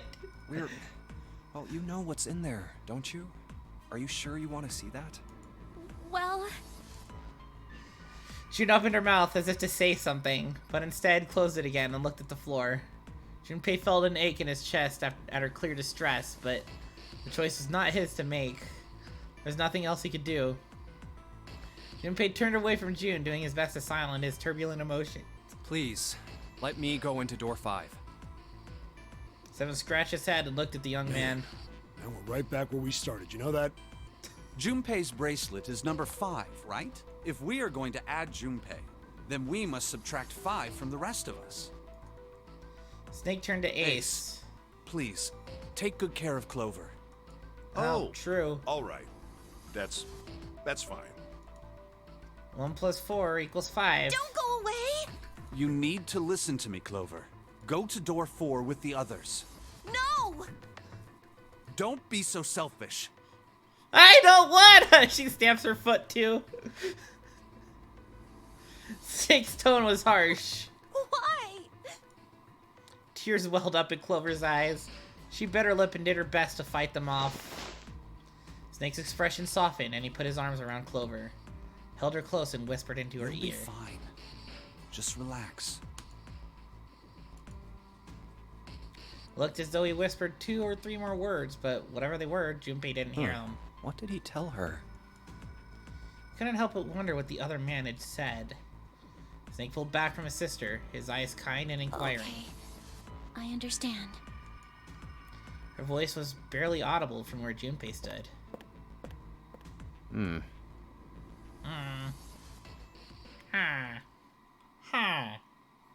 Before long, new teams Let's were make sure assembled. we've got this straight. Those going to door 5 are me, 7, and Snake. 7 + 2 + 5 = 14, and the digital root of 14, 1 + 4, is 5.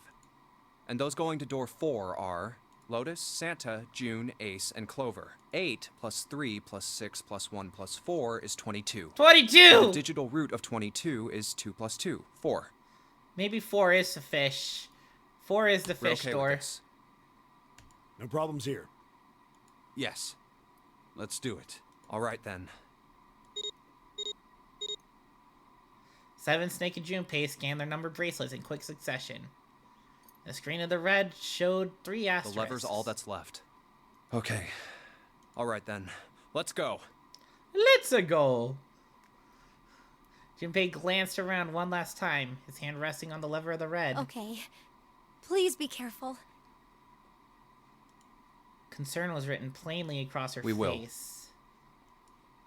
Junpei looked her in the eye and gave what he hoped was a reassuring nod. He pulled the lever. In we go to door number 5. What's behind door number 5? Besides a And it's dead open. body. Ahead of them in the small hallway were the pitiful remains of the ninth man. That's messed up. That was the 9th man. For a moment, Junpei froze. Try as he might, his eyes would not leave the corpse, and his feet would not leave the floor. 7 too seemed paralyzed. Snake, on the other hand, seemed unconcerned. He walked calmly down the bloody hallway and only stopped when he realized his companions were not following. How can you... Well, Like, well, guys, he's blind. He can't see the body. He would be unfazed by it. do you intend to kill me? I assume you haven't forgotten the door only remains open for 9 seconds, have you? He hadn't even bothered to turn around. His head was, at most, slightly cocked toward one Sorry. shoulder. Let's go! Like, do you intend to kill me? Junpei and 7 looked at one another, nodded, and threw themselves through the door. As they did, a cold tone surrounded from the left wrists of all three men. Seven and Junpei looked down at the bracelets. On both of them, and on Snake's, a red skull had flickered to Damn life. it! The countdown started! They'd scarcely processed this information when the door closed behind them. With a metallic slam, the numbered door behind them swung shut. Shit, the door! There's no turning back now. And if we don't manage to find the deactivation device... Hey, where is the dead? The fear and urgency in Seven's face reflected what all three of them How the hell felt. should I know? Stay calm. Look around you. Okay, I get it. Junpei spun around, searching desperately for the dead. Found it easily enough. It was on the wall next to the closed door, labeled Found 5. it. Right here! As he yelled, he struck the scanner with his hand. The other two scrambled to follow suit. As soon as they finished, Snake threw the lever down.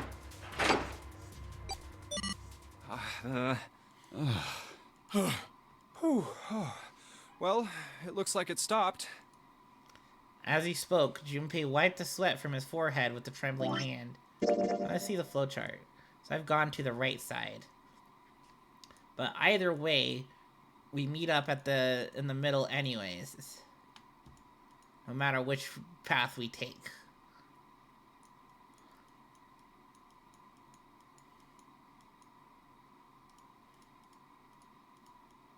And then down here is where it splits more.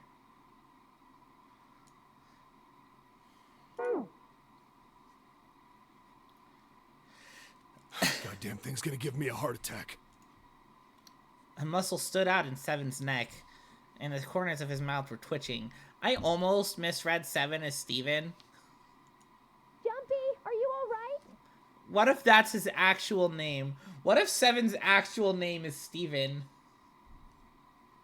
Are you guys okay? Is this what... This is actually what happened to Steven Universe. I could hear anxious voices, muffled but distinct, from the other side of the door. Yeah, we're fine. The detonators have been deactivated.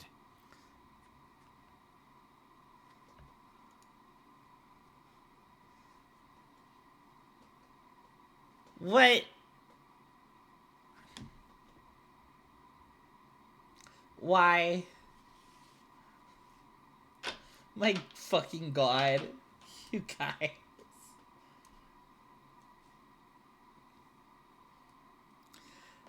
They heard the relieved sighs, and even through the door, the three men could feel the tension disperse. All right, we're moving on. Be careful, okay? Be okay, careful. Sure thing.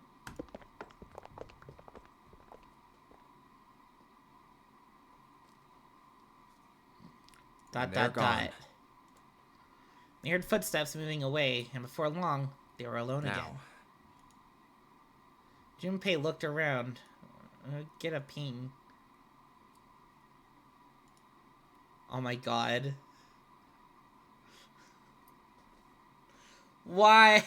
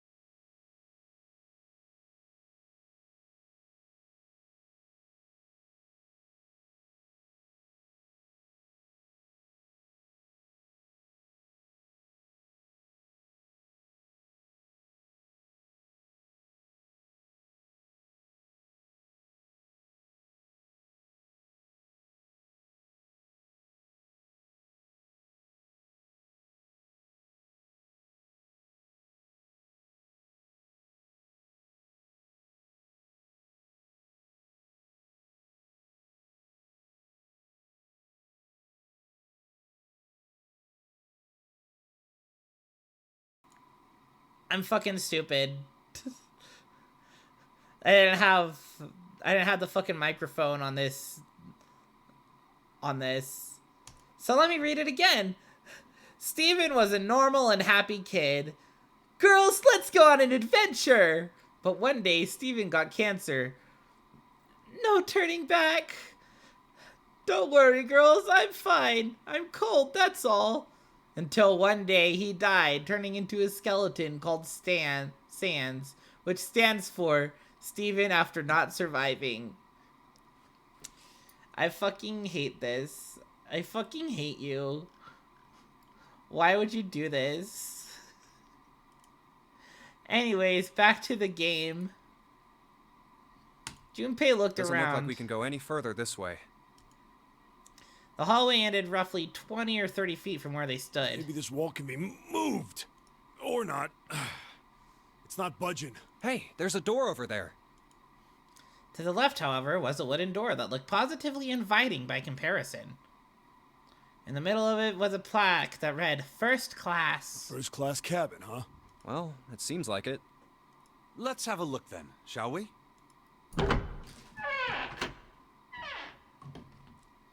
All right then, let's go. Yeah. Let's go. Speaking of that, Charles, I think it's funny how Charles Martinet was in the movie. He said he plays Mario's dad, and also Giuseppe, the guy who's the generic Italian guy, who you could obviously tell was actually Charles Martinet's Mario voice. Snake opened the door and stepped inside. Seven followed closely behind him, and Junpei moved to follow them as well, but he stopped just short of the threshold and looked back, not knowing why. I don't want to look, but...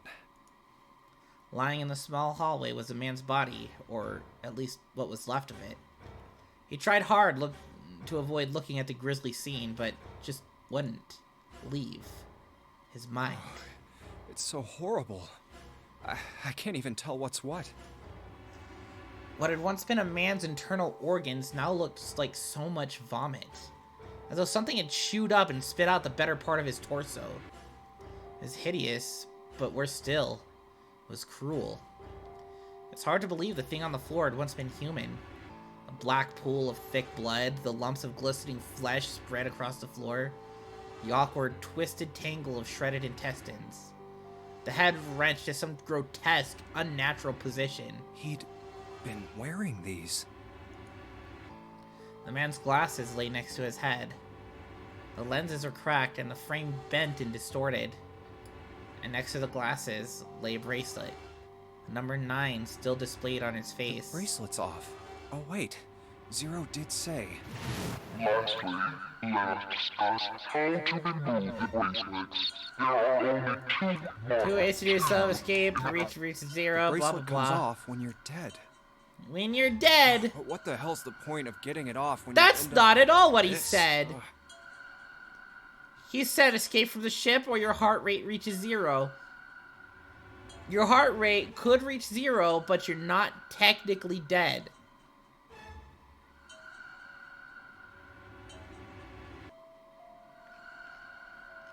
Big brain. Gotta big brain it. Oh, just imagining how it must have happened. This was a human. Oh, Suddenly, Junpei felt his stomach convulse. A knot of muscle gripped his throat. oh god. Oh, I feel like I'm gonna puke. Oh, I gotta get out of here. Gotta get out of here. Clapped his hands over his mouth and ran to the first class cabin.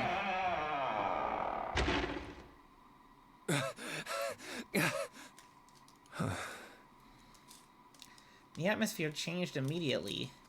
The room was gorgeous, and despite the apparent age of the ship, none the worse for wear. Where did they... He looked around. Seven and Snake were nowhere to be seen. There were 2 doors on the right side of the room. He opened the one on his right and went through. Through here? What the fuck? On the other side of the door was a short hallway. Jogged down the hallway, opened the door at the other end, and peeked through. There they were, to his right, busy examining something. What's up? Stepped through the door and walked toward them. Check this out. We found this thing here on the door. The red light's on. Does that mean it's locked? So I would assume. Is there any other way out? We looked around a little. Other than this door, we didn't find anything. So you're telling me that unless we can open this door? Yes. We won't be going anywhere. Junpei stepped away from the door and looked around the room. This looks like a bedroom. Then the other room is probably a living room. Or the closest you can get to one on a ship. More like a dying room, considering what happened to the 9th man around here. Alright, let's find a way to open this door. Come on, guys.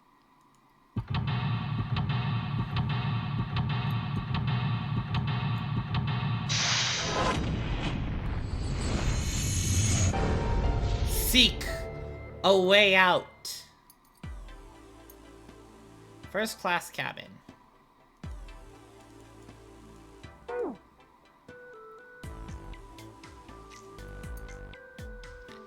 Okay. Let's see. What's under this pillow? Score plate A. Took Junpei by surprise. Snake, usually so calm and collected, suddenly began to move. Stared about the room, almost frantically, clearly looking for something. No, Junpei thought, not staring. After all, he's blind. Blind or not, Snake was clearly attempting to do something. Last, Junpei could no longer contain his curiosity. You got weird all of a sudden. Snake waited for a moment before answering. I heard something strange. Something strange? Ah, well, never mind. It doesn't seem to be anything suspicious.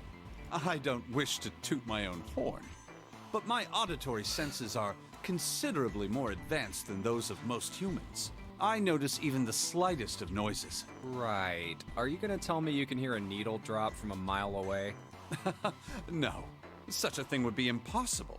However, by listening to the sound of footsteps and breathing, as well as sound echoing off the environment, I can locate most objects. Oh, so he's got the fucking bat sonar bullshit going on. Yeah, that's right. When Clover fell on the big staircase a little while ago, you were at her side immediately. So that was... His superhuman ability to be able to be there. Yes, I could hear it happening. In fact, I can run quite fast. Certainly as fast as you. What about as fast as Sonic the Hedgehog? And should someone attempt to start a fight with me, I am quite confident that I could defeat them. Oh, really? Really?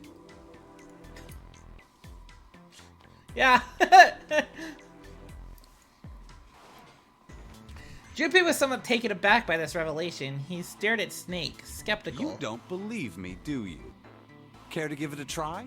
I must warn you, you'll no doubt regret it. He's gotta fucking judo throw us into the fucking ground. Well, I suppose that's enough playing around. Let's resume our search, shall we? With a small, self-satisfied smile, Snake turned and walked away from Junpei.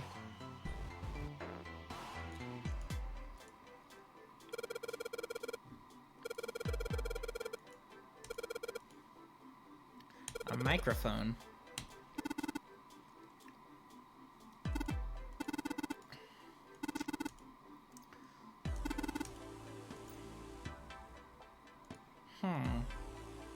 White desk. Feels kind of fancy. You're not gonna examine the desk more? Small round chair. This probably goes round.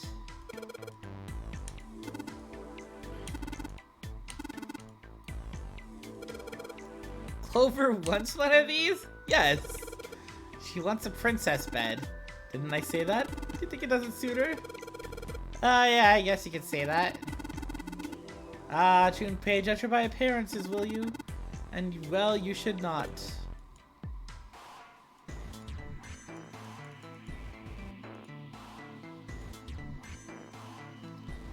Just trying to click everything I can.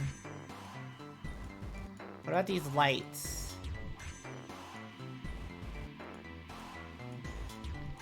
Snake's rubbing it. This is a high-quality desk. Teak, or perhaps mahogany. Wow, how can you tell? Oh, I have my ways. Small round chair. Looks like it probably goes to the vanity. Oh, wow, this fabric feels great. But that chair's really comfortable. Well, at least we got light. What? Huh, what the hell, man? It's just a light. Oh, of course. What? Are you is he afraid of light?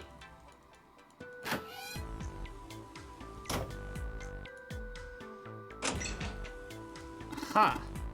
Safe is locked. It's one of them dial locks. Doesn't have a key. We'll just need to get the dials in the right place and it'll open.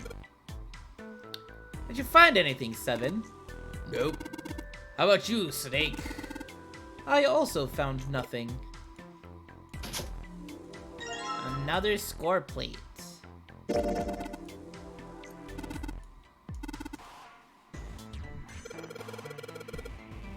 Sheet of music with some C notes on it.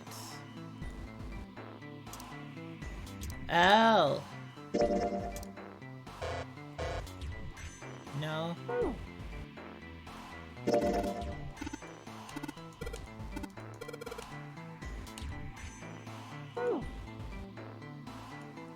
What's this? A leather suitcase.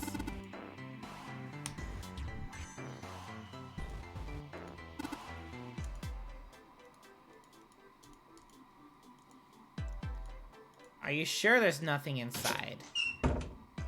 Just because you say there is doesn't mean there actually isn't.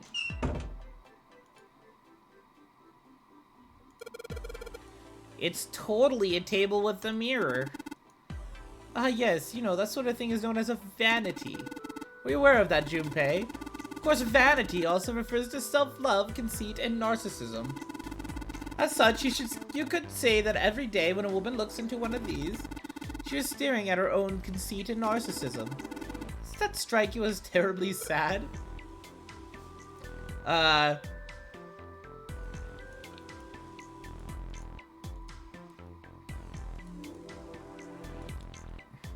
The lights are lit.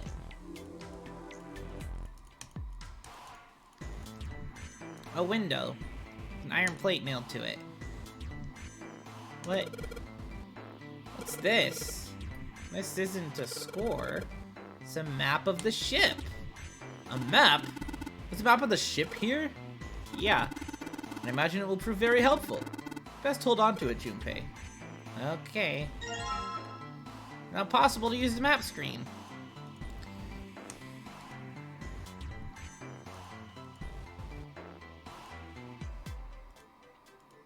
A piano keyboard. What is Snake doing? He can't play, can he? This piano. There's something amiss with the keys. You mean it's out of tune or something? No, it's not that. It's properly tuned, just... Well, the sounds are clearly purposefully different. The C key doesn't yield to C, but a different note entirely. Same goes for the D keys. They play some other note. Huh. Why do you think it's like that? Is it painfully obvious? Zero modified it in some way. This piano, you see, is part of one of the puzzles Zero has set for us. Perhaps if we play the keys in the correct order, something will happen. In other words, we need to play a song on the piano. I believe so.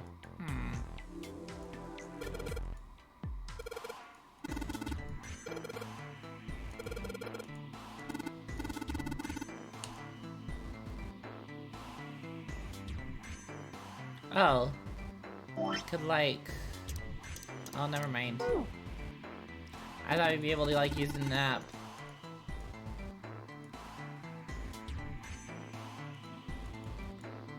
Anyway, through door number 1. Oh, the sink's clean. Any water? Nothing's coming out. We got the faucet on all the way, but I can't hear anything. Lights, huh? Nope. Looks like there's anything hidden here. There you are in the mirror. What a pair. A college kid and a terrifying giant of a man in a beanie. Stuck in a cramped bathroom. This beast of a man. What would my parents say? Something wrong, Junpei? You look real sad all of a sudden. Oh, no. Nothing. Testing, testing. Hey, it's great to see you all here. I just flew in from New York, and boy, are my arms tired. Yes, thank you. I'll be here all week. Try the veal. That's not a mic, Seven. It's just a shower head. What? What the hell? You know, he actually think it was a microphone? This faucet must be for putting water in the bathtub. No shit? What else would a faucet over the bathtub be for?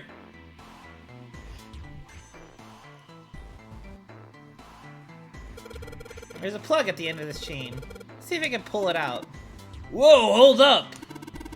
I just think we might be able to use the water. Use the water? Full of gross, cloudy water.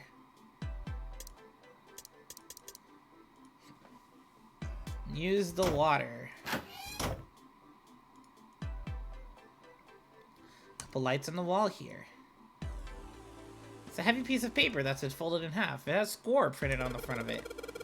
Score! That's gotta mean musical score. The score we found is probably in here, at least at some point. Can I take the paper? Snap like a twig if Seven sits on it, though. Mind your own business! Some sort of antique desk. Makes sense, though, I guess. This whole room's full of antiques. Get a nice handful of cash for all this stuff in here. It's a chair. Is it really?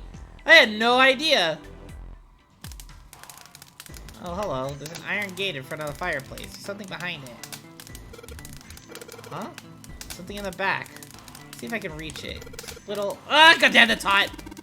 You aren't real smart, are you? Well, of course it's gonna be hot. It's a fire. Even a monkey knows it shouldn't stick its hand in a fire.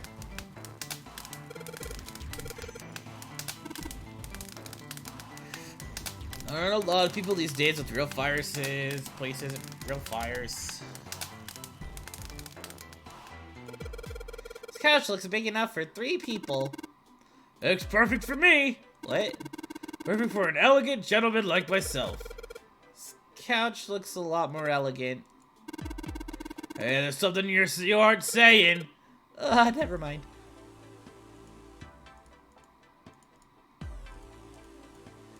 Bum bum.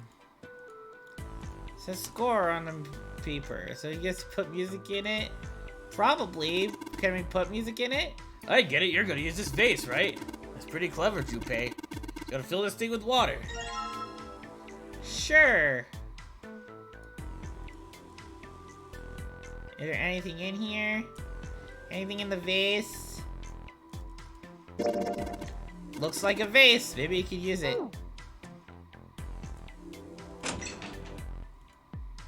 Suitcase made of leather in the color of rich mahogany. Well, shit. Looks like there's nothing in it. Another leather suitcase. Nothing in there.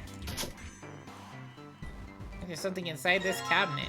Score plate G.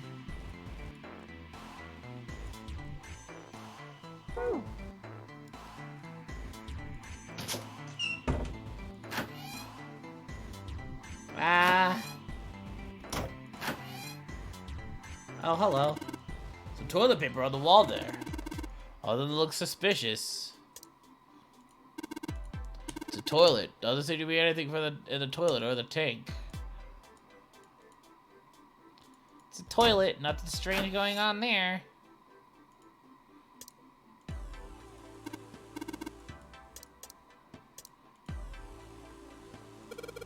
Alright, shouldn't be too hard to fill this vase up. Vase filled with water.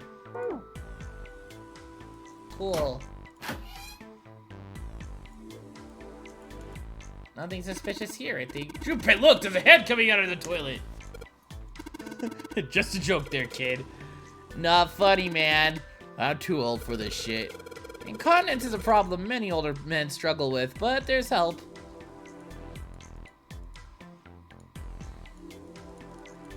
Alright.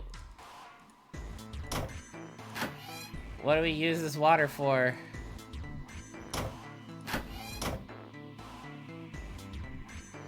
Bro, I'm already fucking lost. Okay.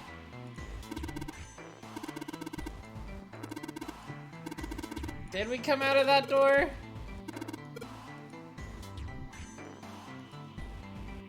Bro, I don't know. I'm fucking...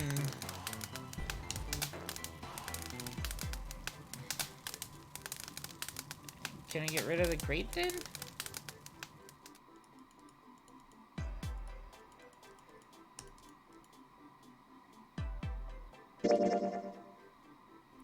Oh, true.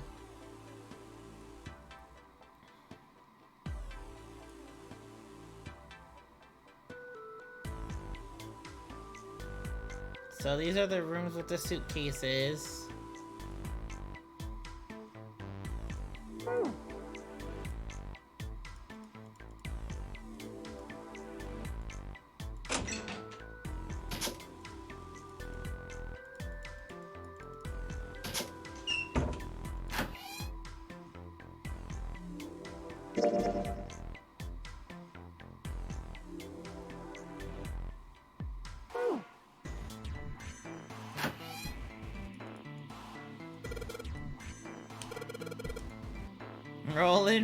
Rolling. Hey, Junpei. I don't really think you need that much. Let's just wipe that slate clean then, shall we?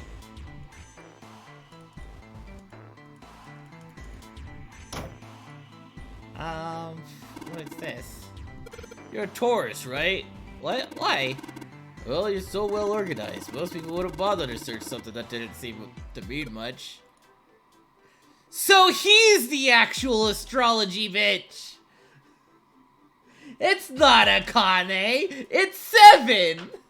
Seven's the astrology bitch!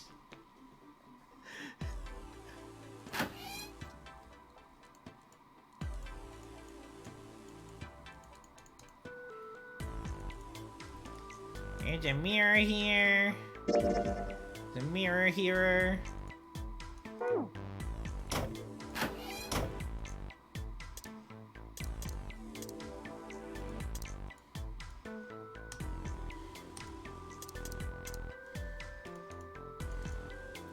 If only I had something to slide underneath, like, oh, I don't know, the fucking score paper thing.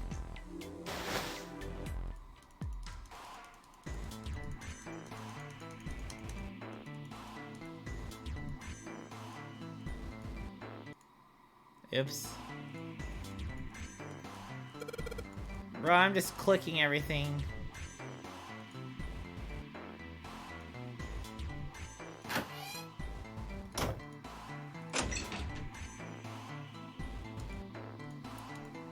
Save with the dial lock on it.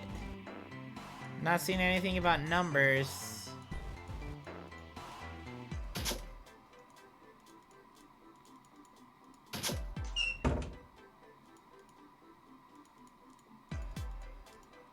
I swear, I've examined everything I can.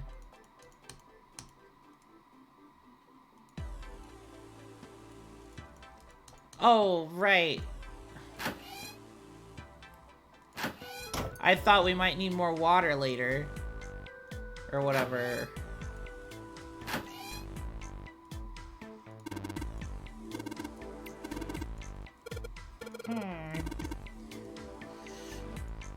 There's a plug on the end of this chain. Why don't we just drain this water? Yeah, good plan. Where's that thing? A good old tug ought to be enough to get it out. Aha, score plate D's nuts.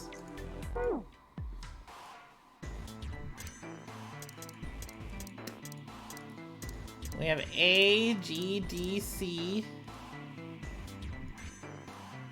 Anything else in here?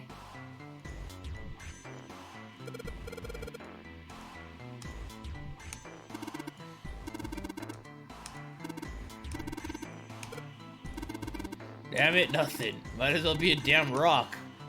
Looks like something's holding this stuff in place. Well, if you can't do it, Seven, guess we might as well give up. What about the one that's in the fucking fireplace? Wrong fucking door. Oh my god, I'm so turned around. Nope.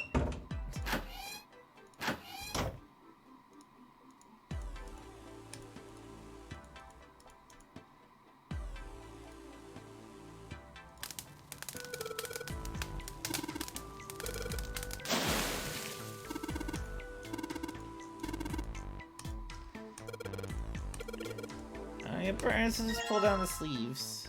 Score plate.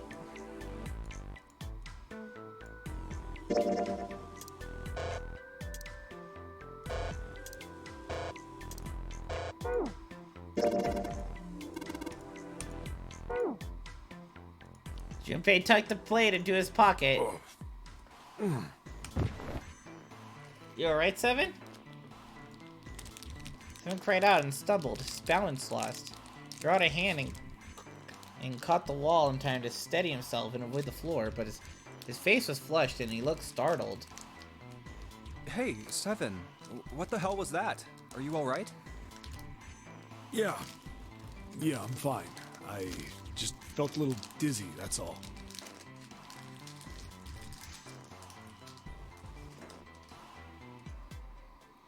Seven rubbed a couple of fingers across his brow and then shook his head as if to clear it. What the hell is wrong with me?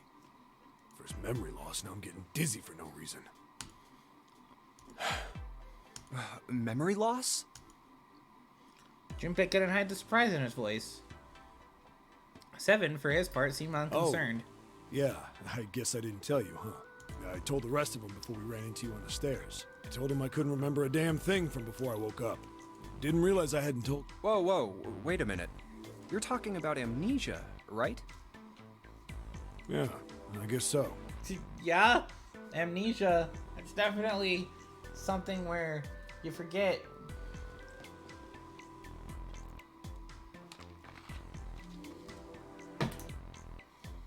Well, why are you an amnesiac? What happened to you? If I knew that, I wouldn't really be one, would I? What happened to you? What made you lose your memories? Bro, I don't fucking know. If I knew, I wouldn't be amnesiac, would I? You fucking moron. Oh, yeah, I guess that's true. You fucking idiot. You paused for a moment and stared at Seven. Are you telling the truth? Huh? Well, you look pretty calm for somebody who doesn't remember anything. If you've really got amnesia, shouldn't you be, like, upset or confused or something? I'll show you upset and confused. Sure, I mean, I was pretty confused when I woke up down on D-Deck, but that was a while ago. I've had some time to get used to it. After a while, I figured it wasn't worth the trouble of worrying about it. After all, why worry about something I can't change? Well, people usually don't stay amnesiacs forever. I figure it'll work itself out eventually. But that's it? That's it. Alright, that's enough talking for now. Let's get back to work. Seven gave Junpei a look the younger man wasn't sure how to interpret and turned to walk away. How are you fine with something like that? Somehow, though, Junpei didn't find his reassurances very reassuring.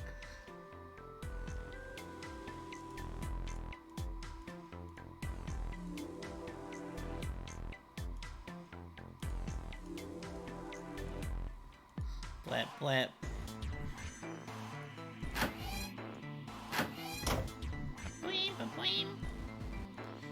Here's a good place today. You put this music we found with ceramic plate and the stacked glass plates on top of it. Now I can play the music.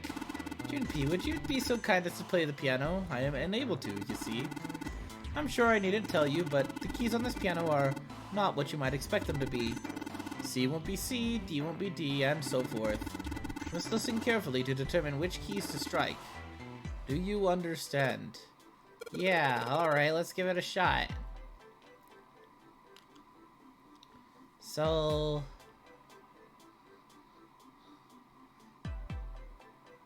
my fucking music brain isn't working. Okay. C, D, E, F. So that would technically be F. So I guess it's E, and then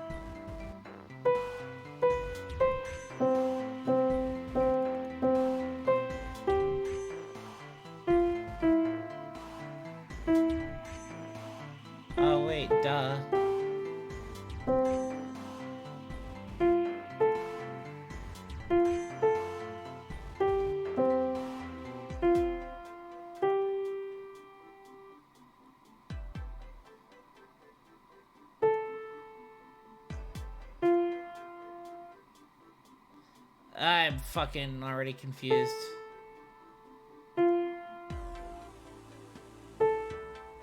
No.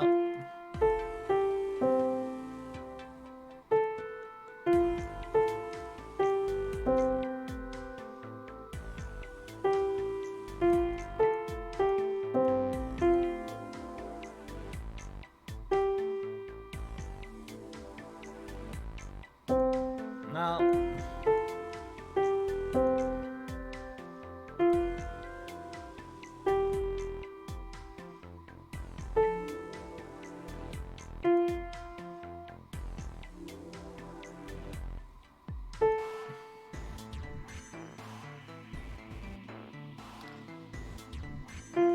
My brain. This is fucking with my brain so hard right now.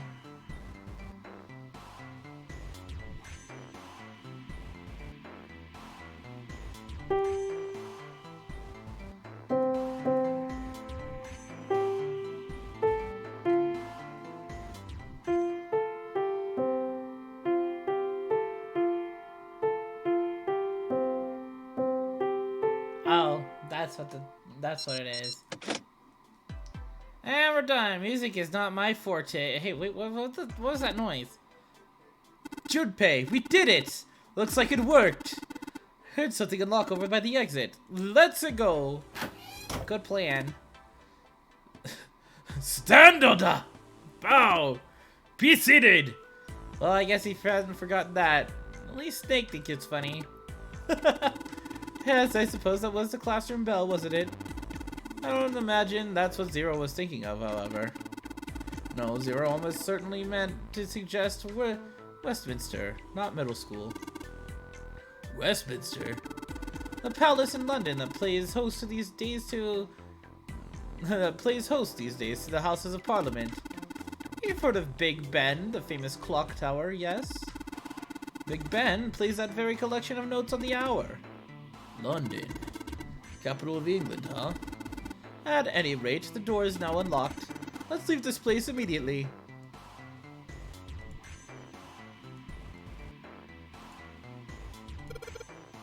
Alright, let's go. We open the door. Let's get that.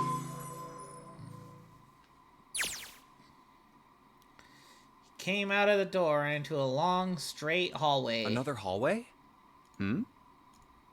Pause for a moment and turn around to look behind him. That should do it. Seven was bent over, apparently doing something to the door. What's he up to? Junpei spoke more or less to himself, but apparently Seven had heard anyway. Larger man stood up and turned to Junpei. I was just putting one of those plates in there. It ought to keep the door from locking again. Now we can come back here anytime we want, right? Ah, why would you want to come back here? Snake was the reasonable one. Seven thought about it for a moment before he answered. I might like to play a little piano. Piano? Come on, let's get moving. We aren't out of this yet. Without waiting for an answer, Seven started off down the hallway. Well then. Shake shrugged, sighed, and quietly followed Seven. Piano. That's a lie. It's a lie! I never imagined Seven playing the piano. He couldn't use the piano in there anyway. The keyboard's a mess. But why would he want to leave the door unlocked then? I have no clue. Hey, wait for me! Junpei frowned, took one last look at the door, and then walked away towards his companions. After some time in the hallway, they emerged into a larger, more open area. Whoa, a metal grate? Isn't that just great? A large metal grate, like the door of a jail, divided it in half. This thing... They shook it for a while, but as they had expected, it did not move. Figures. Are those elevators over there? No way to know if they're working or not from here. Oh, there's a door just to the left of this grate. Fortunately, however, it was locked and refused to open. Sounds like it's locked. Yep. Why did I keep clicking off? Stairs leading down. They're blocked by the grate, though. But this here seems accessible. So we can open it? Nah, I think it's locked too. Look. In the center of the door was a small keyhole. Into this keyhole, a small symbol had been carved into the metal. What's this mark?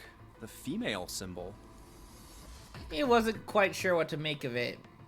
Pretty sure that's Venus? Snake naturally was somewhat more sure. The Venus symbol, Yeah. I imagine. Do you recall the similar symbols near the large central stairway? They reference many of the solar bodies. Oh, that's right. The Sun, Saturn, and Earth. So, as you can see, that one is likely... Not the woman symbol, but a Venus symbol.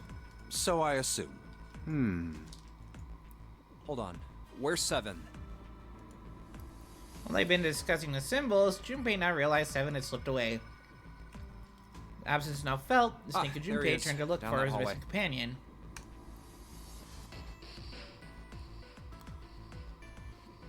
7 had left him to head down the hallway, extending This to the way, right of Snake. the stairs. Follow me. Junpei grabbed Snake to lead him to the right direction, but they both headed off after 7. For long, the three of them stood in front of a door. I wonder if this door will... It was a How about French that? door. It opens. A French door. Ha ha ha! It says as you opened it.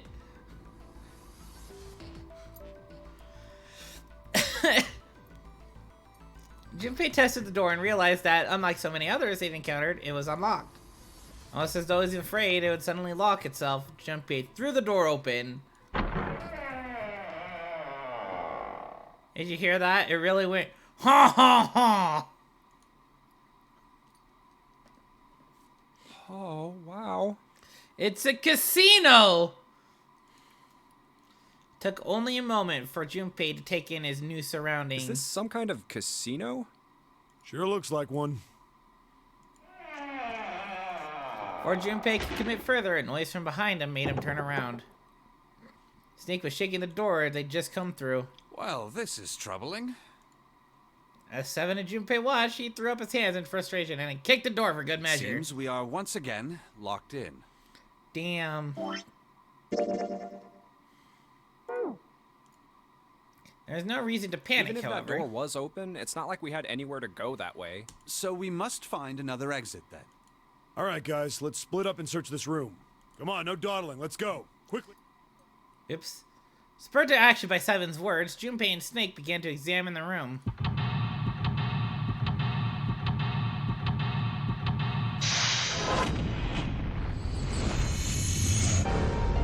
Seek a way out again. Woo. In a casino.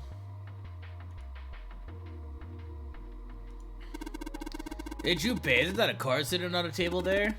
This feeling, it seems to be a playing card. The 5 of Spades.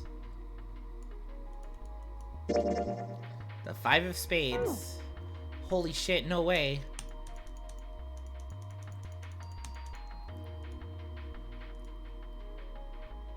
Another card. 7 of Spades. 4 of Spades. Counter's pretty well polished. Oh, will you look at that? Someone left a bottle of booze here. Don't mind if I do. Glug, glug, glug. Ah, oh, that hits the spot. Feels like my throat's burning. Damn, he really drank it. I don't even know how long it's been there. Still a whole lot of glasses on that shelf. Doesn't look like there's anything back there, though. Chandeliers hung chandelier-like from the ceiling. Holy shit. The chandeliers hang like a chandelier?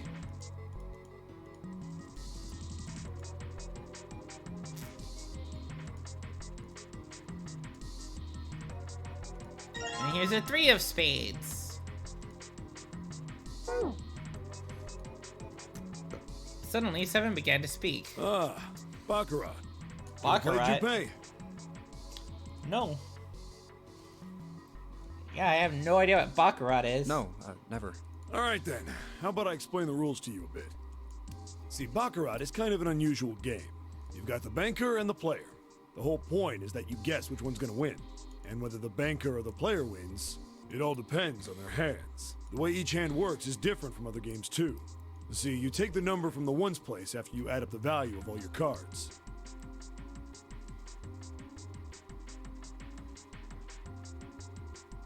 Whoever gets the number closest to 9 wins. If your number is smaller than your opponent's, you lose. And that's it. That's the explanation. Got it? Well, actually, there's a lot more to it. Strategy, details, that sort of stuff. But what I just told you sums up the core of the game pretty well. So, hold on. The banker and the player, so you bet on who's gonna win. It kind of works as different from other games. You take the number from the ones place after you add up the value of all your cards. Oh.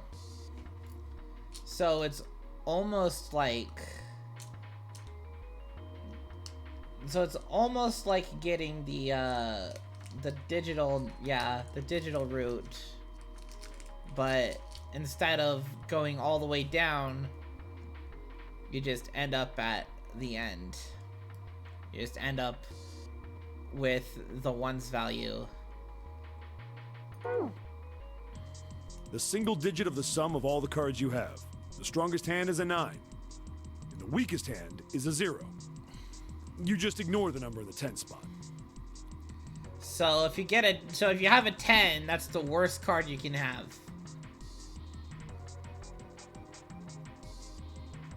Do you get it? Yeah. Yeah, I hadn't been asked for it, but 7's explanation rushed through would have been less helpful. Maybe half of it. Enough. I got a chance at winning the game if I played now. However, we have no way of knowing if the puzzle in the Baccarat table makes use of those rules. And if it does, in what manner? Then I guess we try everything. Feeling more confident, if only slightly, Junpei approached the Baccarat table. An 8.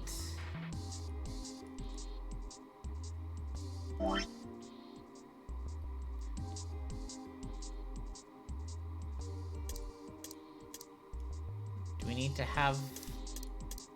Do we have to use 3 cards?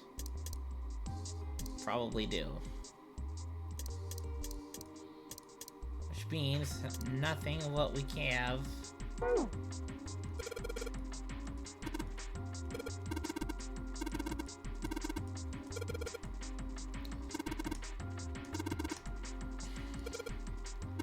Cards. There's a couple of indentations with white lines around them, right? Gotta put down 3 cards. Okay.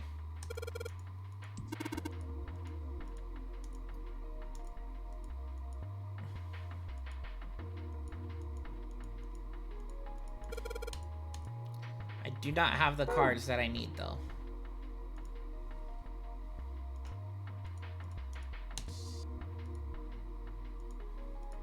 Four chairs surrounding a square table. Looks like a mahjong table. Do you play mahjong, 7? Maybe. I don't remember exactly, but I do remember a couple hands and some of the rules, so I figure I must have played it at some point. Excellent. Once you've vacated this vessel, I should like to play a game with you. Can you, play? As long as you tell me which tiles I am eliminating. Yes, I believe I have at least enough skill to defeat an amateur. However, I must ask you to remove the red tiles when we play. Check out that stained glass. How beautiful. Wait! Huh? Stained glass is colored pieces of glass placed together in a frame. As I've said many times before, you need only touch it to know. You can at least discern the basic structure.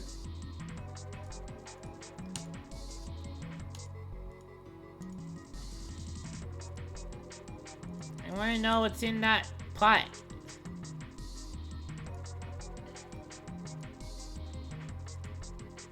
What's this? Ace of Spades. Seems the card is attached to the panel. Attached very well, it seems. I don't mind. What sort of card is this? It's a playing card. The Ace of Spades, in fact. It says 9. Looks like that cover's hiding something.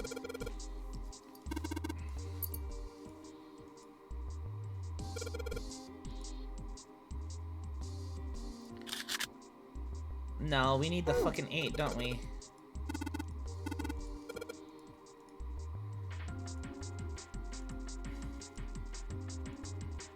Plate says 3. Heart, spade, and diamond here.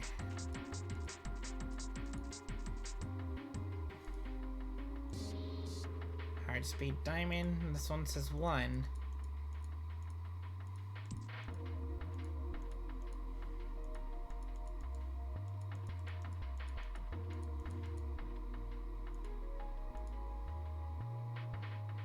And this one says 2.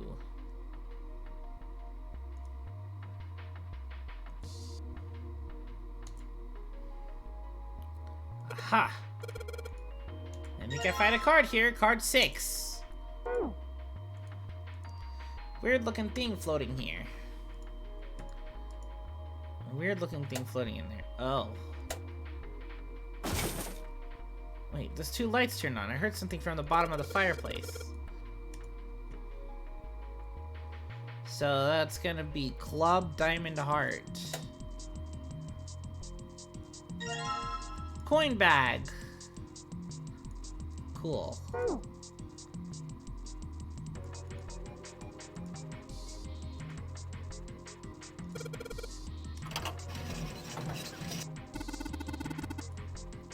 I heard an odd noise. I pressed some of the buttons and smacked the machine once or twice. Nothing happened. Oh, fuck. What about this one? I only need one of you.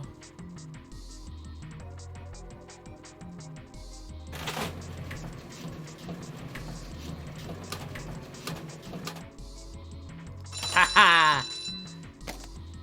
777! Yes! 777! Think I hear something unlocking in there. Impressive, Junpei. It would appear to be unlocked now. Something akin to a drawer at the bottom part of this machine, yes? It's a pickup drawer for a dividend. Probably the lock for the drawer got unlocked. Please open it if you would. Is there something in there? Yeah, a playing card, and this. A key with the Venus symbol on it. Oh, excellent, Junpei. Now we'll be able to open the gate. And we just need to figure out how to get out of this room. Correct. Come on, Junpei, hurry up. And he's off. There's a playing card and a Venus key. Better put the key in my pocket for later. For the card, they should have put the 7 card in there. That would have made sense, right? They should have had the 7 card. Should have put the 7 card after getting 777. That would make sense, right? It makes sense, right? So we have the ace is not here. The ace is in the wall. 2, 3, 4, 6, 7, 8. So we're just missing 9. Probably won't. The 9's probably in there, maybe.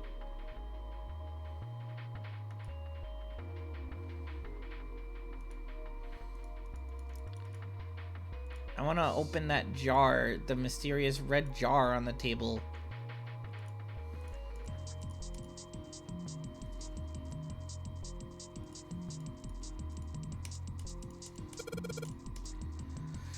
Alright, we gotta make a 9 happen.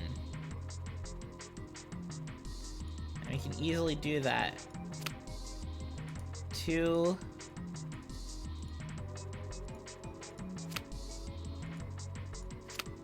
4. Open for me. You did it, Junpei. You think it's telling us to take the 8 card? Well, let's grab it. Let's take the card. We got the card. Oh, they're stuck to the table. Bye, cards. I'm gonna miss you.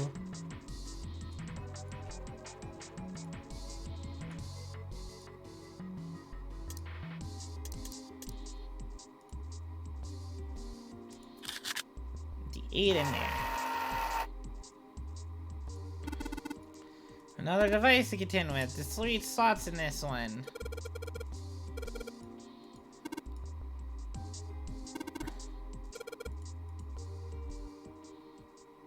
So...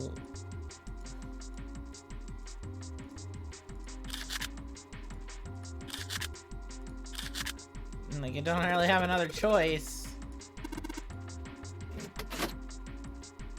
Did hear something from the exit. The exit is unlocked. Let's go. Aw, yeah. Mitsuketa. We found it. Junpei and his companions ran out of the casino into a large open room. A room, in fact, they had been in once before. There's little to surprise them there. They already knew what their next step ahead to be. The iron gate still stood in place, locked tight, blocking the stairway, and right in the center of it. The keyhole with the Venus symbol. The Venus key should work here. Wasting no time, he pulled it out and shoved it in the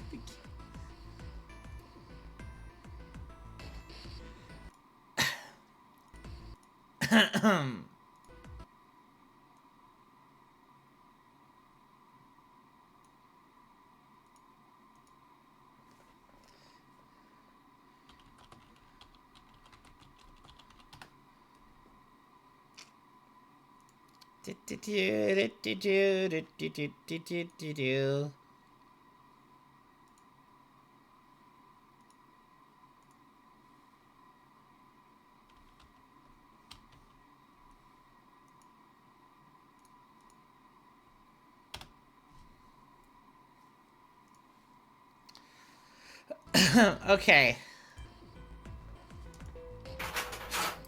He turned it. With the distinct sound of metal on metal, he felt the lock click open. Sounds like it did. All right, let's get this thing open. Let's no problem. Get it Let me help with this open. one.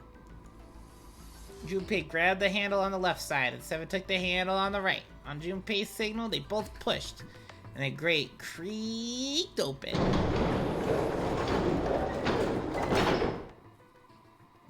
It sounds as though you have opened it. No shit! You should be able to reach C deck now, I imagine. Snake, are you gonna be alright? I mean, the stairs. Please, do not do yourself the embarrassment of underestimating me. I would be unlikely to trip even if I were running backwards. Good to hear. Let's move. Alright, run down the stairs backwards. I dare you. At Seven's words, they leapt up to the stairs and jogged quickly down them. In no time at all, they found themselves on C Everything deck. looks okay here. We should check the next deck down, just in case. When he reached the water, he called back up to Snake and Steven. Just what I thought. D-Deck is completely underwater. He keeps saying Steven. Just like the bottom of the central staircase. Snake, BLJ down the stairs.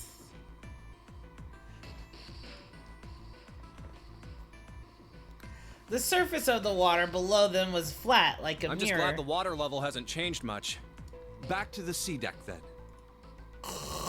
Now, how about we check out what's here? They began searching around and taking stock of what was on C deck. There are 2 elevators over there, which means it's probably the same upstairs. There's a card reader between them. And another weird mark. This one... Hey, check it out. It's the symbol for Lotus. What? See? It's got the woman symbol, and then it's got the devil horns, right? Oh my god, you fucking dickhead. Yeah, I see it. No 2 ways about it. That was a pretty good one, kid. Seven tousled Junpei's hair in what likely thought to be a friendly manner. Junpei feared his neck might break, even though it was clear Seven had kept his strength in check. Whoa, would you watch it, man? Whoa, that hurts. You're gonna break my neck. What are you talking about? The human body ain't that weak. Maybe this'll toughen you up, huh? If we were looking for a devil, we've got one right here. Thankfully, Snake interrupted. After Junpei's observation, he'd gone over to examine the card reader. This is a Mercury symbol. Yeah. The marks you mistook for horns are a stylized version of the wings and staff of Hermes. Wings and a staff. Huh. So then, she beats you with the staff until Oh my you God. die and go to heaven. Shut the fuck up, Junpei. Sounds like Lotus, all right.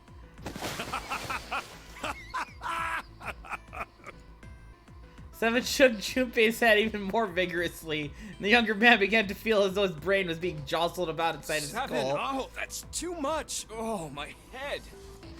Junpei's stomach began churning Oh, uncomfortably. I think I'm gonna puke. Unless we can activate this device, I doubt the elevator will function. In other words, we gotta find a key card with a Mercury symbol on it. So I would assume. Let's forget the elevators for right now. How about that hallway to the left? Whoa, there's a bunch of doors. That's a lot of doors.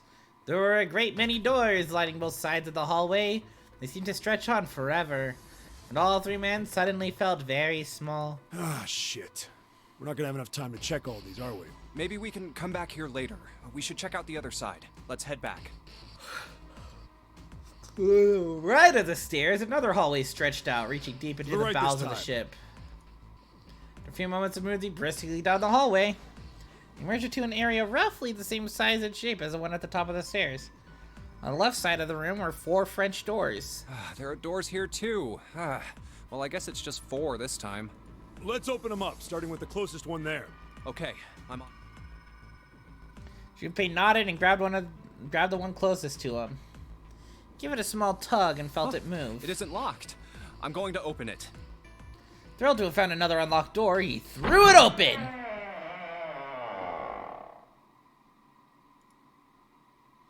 Junpei didn't know what to make of what he saw.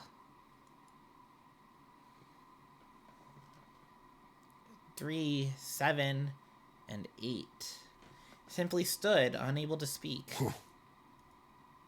Seven's eyes opened wide, and his mouth gaped. After a few long moments, Seven at last managed to speak. Hey, what is this place? It's so huge and empty.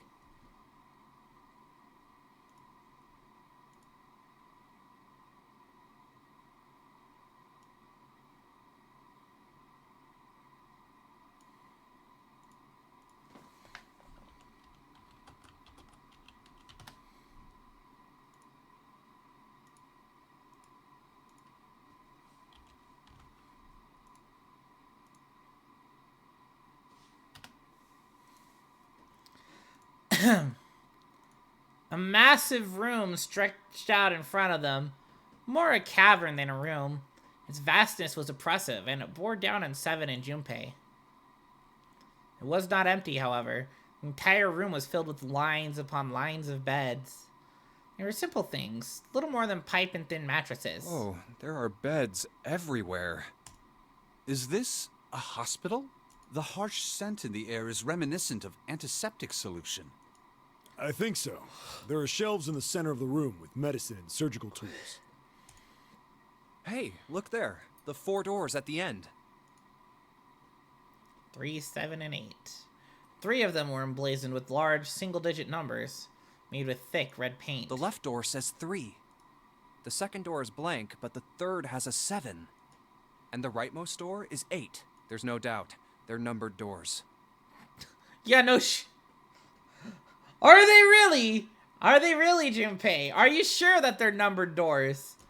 I would never have guessed. Why is that door between 3 and 7 blank? Does that mean anything? No point worrying about it right now. Let's see if these will open first. Yeah, good idea. Yeah, they threaded their way through the beds and toward the back of the room. Upon reaching them, they proceed to investigate each door in turn, but no avail.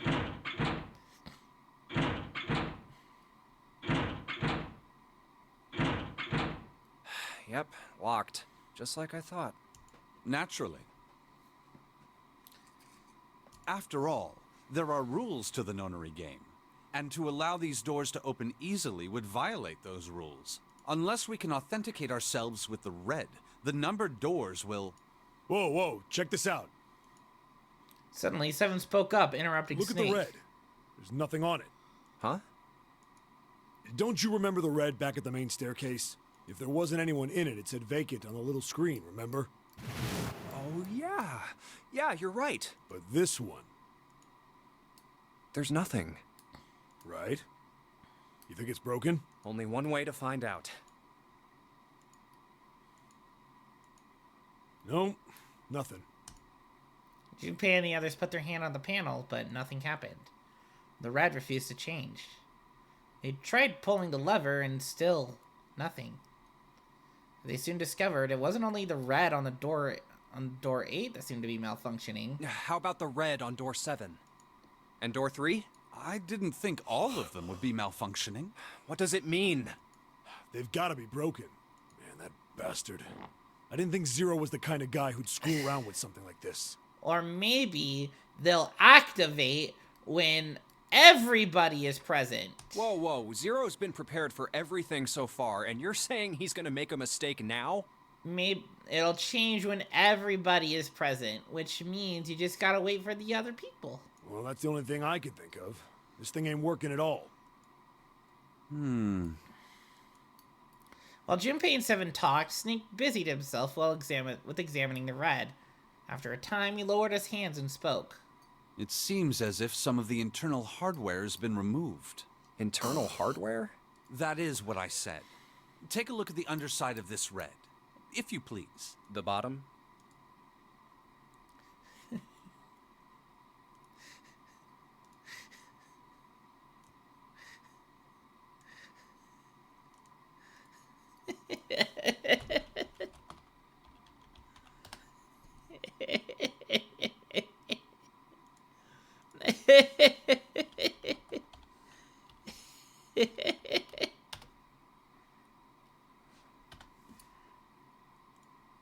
I have a problem.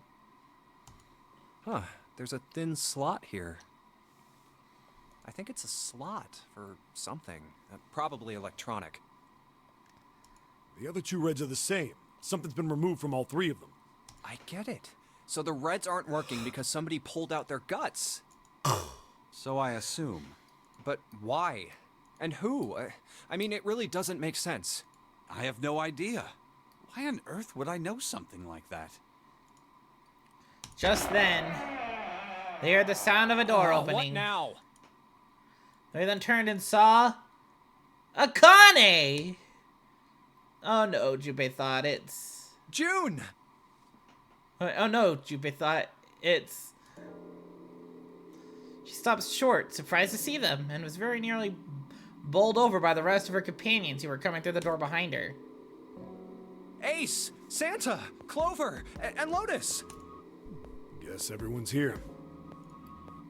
Junpei and Seven were, for the moment, at a loss for words. What are you guys doing? Why are you...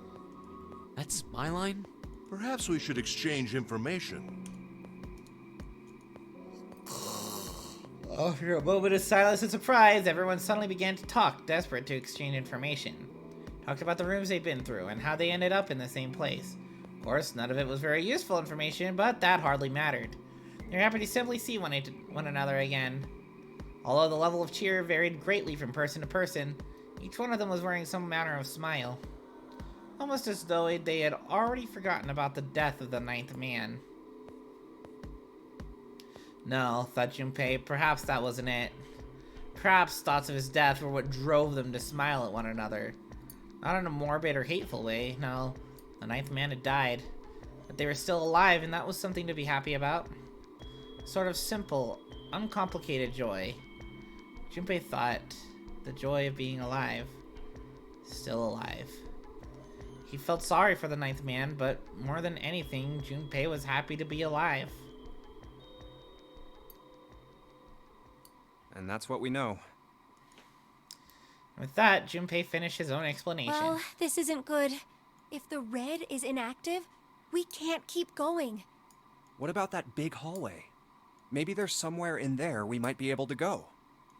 No, there's nothing there. The 5 of us had a quick look. There are plenty more hospital rooms, but nothing else. You mean all those doors are for hospital rooms? Yes. There are a number of individual rooms in addition to this large one. There was a door at the end of the hallway, but it was locked. It had one of those solar system mark things on it. It was the Jupiter symbol. Jupiter. Jupiter. I wonder what it means. Confusion seemed to be the consensus. While we're asking what things mean, what's the deal with this room? I mean, I thought this was a cruise ship, but I can't imagine a cruise ship would have a hospital like this. No one, not even Snake, appeared ready to offer an answer until Seven unexpectedly spoke up. Well, I figure it's probably a hospital ship. Chances are it's the Gigantic. The Gigantic? Junpei looked at Seven, shocked by both his knowledge and the apparent identity of their prison. He was not the only one. What is this Gigantic? Seven nodded to Lotus and began to speak. The Gigantic. She was a sister ship to the Titanic, built in the early 20th century.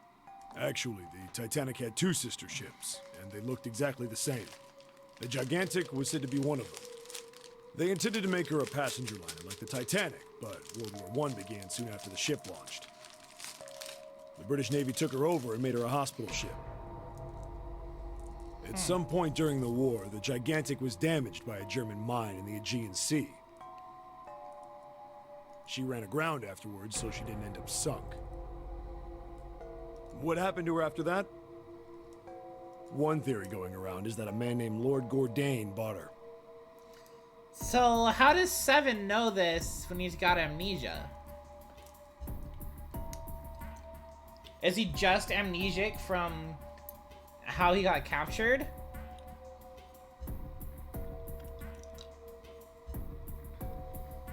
Seemed like he'd been one of the few to survive the Titanic sinking. That trauma turned him into some kind of obsessive collector of all things related to the Titanic. Soon enough, the guy wanted the Titanic itself. Which was impossible, of course. It's stuck at the bottom of the Atlantic Ocean. But the Gigantic wasn't. And seeing as she was identical... So you're saying this Lord Gordain bought this ship? Yeah, at least I think I am. That's impossible. No way we're in some boat that's almost 100 years old. I mean, how is that impossible? It sounds pretty plausible to me. Pipe down, just pay attention. Like, as long as it was, like, upkept really well. What, that's it? Well, have you got any proof? Proof?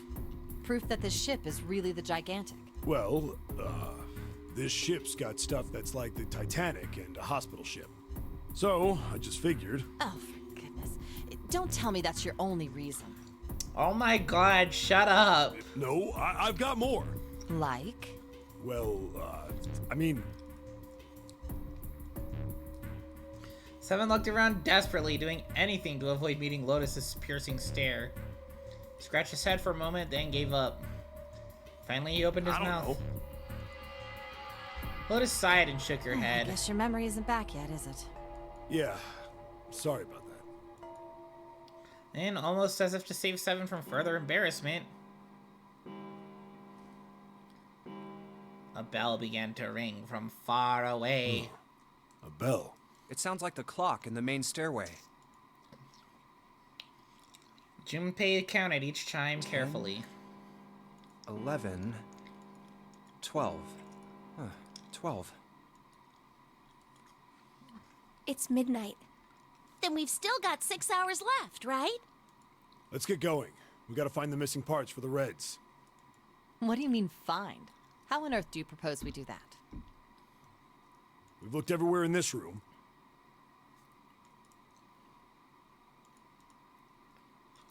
They had been examining the room as they talked. But we haven't found anything.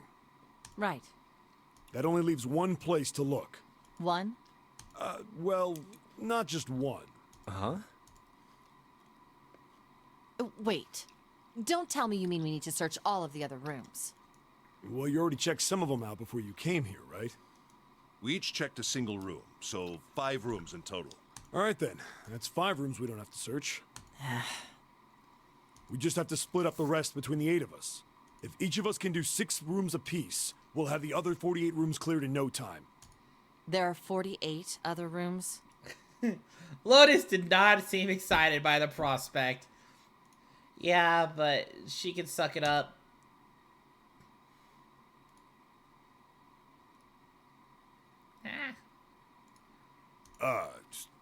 Maybe? His 7 fidgeted nervously before responding. After some discussion, the 8 of them decided which rooms to begin with and in what order they would go. Junpei was choosing to search the rooms on the starboard side, moving from fore to aft. Alright, so everyone knows which area they're searching? Yeah. Yes! They also determined when they would return to report their findings, the next time the clock sounded the time. When it did, they would meet back in the large central room full of We'll beds. all meet up when the clock goes off again. How about in that room with all the beds? Yeah. Sounds straightforward enough. If, during their search, any one of them were to locate the missing components, they were to yell for the I'll others. shout if I find any of the components we need. I hope we can find them within the time limit. If the strategy failed, they'd return to discuss their If we options can't, later. then we'll just have to come up with another plan. Right. Then let's do this. The details decided, they left to begin searching. Out into the hallway they went, each to the rooms they'd been assigned. However,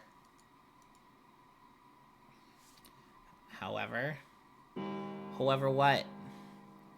From far away, Junpei heard the bell ring. All he did once. It was 1 a.m. It's 1. I better get back to the others.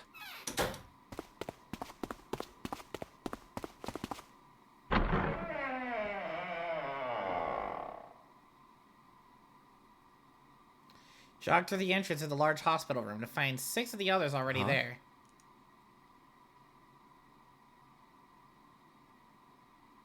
Ace, Santa, Clover, June, 7, and Lotus. They gathered in front of the door number 8. Or perhaps to be accurate, they gathered in front of the red door. The red next to door number 8. What are they doing over there? Had one of them found the missing piece? What happened, guys? It was June who answered him. Jumpy, look! She was pointing at the red. Pushed through the other until it stood in front of it. Immediately, he knew what she'd meant. Vacant? Junpei sighed. Come on, guys. Who was it? I thought we were supposed to yell if we found it. Well... Junpei wondered why she was hesitating. The others looked as confused as June, but kept their mouths What the shut. hell? What is up with you guys? Y'all knew something he didn't, and Junpei wasn't about to leave things that way. Finally, Lotus frowned and spoke. Well, that's the thing. We don't know. You don't know? When I got back, it was already like this. There was no one else here. That means I was the first one back, but... the missing parts were already back in the red. What? Let me see. Junpei looked at the bottom of the red again, just to make sure. The slot that had been open on the bottom was now covered with You're metal. right. It's in there. What about the other 2? They're the same. Let me take a look. Junpei quickly examined the other 2 boxes. It's just as you said. Satisfied that they were also repaired, but still very confused, he returned to the others. Alright, I just want to be sure here. Nobody has any idea what the hell happened here, right? Correct. None. Ace and June nodded silently. 7 raised his hands as if to say, not me, and Santa just shrugged. Only Clover lowered her head and did nothing. Huh. Wait a minute. That was when he noticed. Where's Snake? Junpei swept his eyes across the room a second time, but Snake was nowhere to be seen. Does that mean that he found them? I've no idea. There's nothing to suggest it. But nothing to suggest he didn't either. I don't suppose we'll know until we can ask him in person. How's the... Whatever. Well, whatever he did or didn't do, he's pretty damn late. What the hell is he up to? Maybe he's lost. Yeah, well, that seems likely. Dude can't see. I don't know how he gets around in the first place. Clover raised her head. No! That's impossible! Suddenly, she was shouting. Yeah, my brother's blind, but he's got really great hearing. He can get around as well as anyone who can see. So he couldn't get lost. That's impossible. Clover had started to shake, and the knuckles of her hands had gone white. She spun around, but before she did, Junpei noticed tears welling up in her I'm eyes. gonna go look for him! Words were barely out of her mouth when she began to run. Hold on, Clover. Wait! Junpei cried out to her, but he was too slow. She kept going, and before anyone else could react, she was gone. Well, that didn't work. Damn it. What should we do now? Well, the red is working now. No! We're not leaving two people behind! We should go look for them! Oh man, this ain't good. Oh, yes, what an excellent idea. We just wasted a bunch of time looking for some piece of electronic junk. Now let's waste some more by looking for a couple of idiots. Then remain here if you feel you must, but there's no time. We've only 5 hours left. Junpei and the others nodded to one another and took off at a run. In front of the stairs that led to B deck, they decided to split up. All right, I'll take this direction. Then I shall look that way. I'll be over here. See you all later. Soon, only 2 of them were left. 2 were Junpei and June. Had only been a few steps behind the others. We should go too. Yes, let's go! But where should we start? Let's see. Oh, shit. Oh,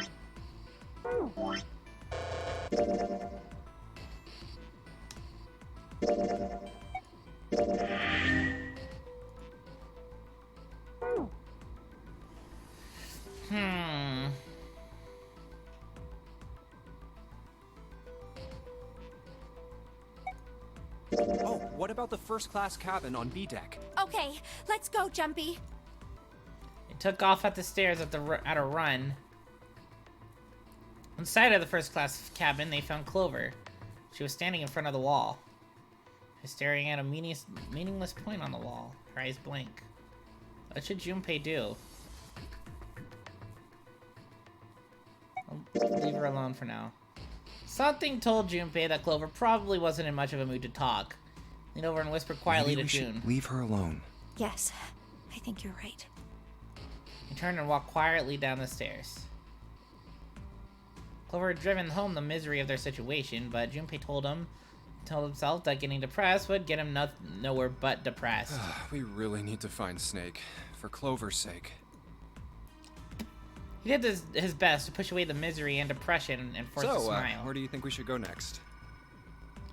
The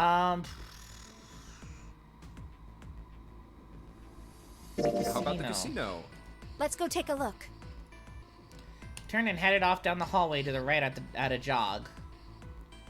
Before they knew it, they were there. And so was Lotus. She was leaning against the wall, examining her nails. What do you think you're doing? She glanced up at Isn't him, it obvious? unimpressed. I'm looking for Snake. I'm just not seeing it. Really? Maybe you need to look harder. I don't think that's the problem. Oh, by the way, I've got a proposal for you two. Care to hear it? What is it? Well, I don't like to beat around the bush, so I'll get right to it. Why don't we team up? Team up? Yeah. What? You need me to explain it to you? I'm saying, why don't we go through a numbered door? Even if we wanted to, that's impossible. Why? Jumpy's bracelet number is 5, mine is 6, and yours is 8. Our digital root would be 1. 5 plus 6 plus 8 is 19. 1 plus 9 is 10. 1 plus 0 is 1. But there's no number 1 door in the large hospital room. The only doors there are 3, 7, and 8. Then we add another person. Huh? Who? What? Isn't that easy? 7. Oh, if we add 7, 5 plus 6 plus 8 plus 7 equals 26. The digital root of 26, 2 plus 6 equals 8. And 2 of them could go through the number... And the 4 of them could go through the number 8 door. Wait a minute. What about the other 4? Ace, Snake, Santa, and Clover. Well, why don't you add them up? That's simple 1 plus enough. 2 plus 3 plus 4 equals 10. And 1 plus 0 equals 1. The digital root for those 4 would be 1. That's right. And you know the number 1 door isn't in the big hospital room, right? Of course I know that. No! Are you saying you'd leave them behind? Of course not. What kind of woman do you think I am? Once we get off the ship, we could come back and rescue them, couldn't we? Then we wouldn't really be leaving them behind. I'm not sure if that's how that's gonna Don't work. try to lie to us. I don't think you do anything of the sort. Really? Why do you think that? You remember, don't you? We have less than 5 hours left. Even if we manage to escape, there's no way we could come back to rescue them in less than 5 hours. Well, you never know until you try. No, you're not thinking this through. Even if we brought 7 with us, we wouldn't be able to get off the ship. The 4 of us couldn't open door 9. It is hidden, but an exit can be found. Seek a way out. Seek a door that carries a 9. Yeah, that's right. The digital route for the 4 of us would be 8, so we'd have to add Ace to make 9. That's right. Unless we bring Ace too, we'll be stuck. I'll just scratch the back of her ear. Well, that's unfortunate. Unfortunate? That's all you have to say? She didn't sound particularly bothered by what Junpei said, nor did she seem particularly surprised. Well, let's try and find another way, okay? A way to get out of here with all 8 of us. That's impossible. Are you being serious? And you do know that only 5 people, at most, can go through one of the numbered doors, right? The number 9 isn't going to be an exception to that rule. Regardless, at least 3 people will get left behind. Huh? Yeah, I guess that makes sense. The moment he said it, Junpei felt a chill run down his spine.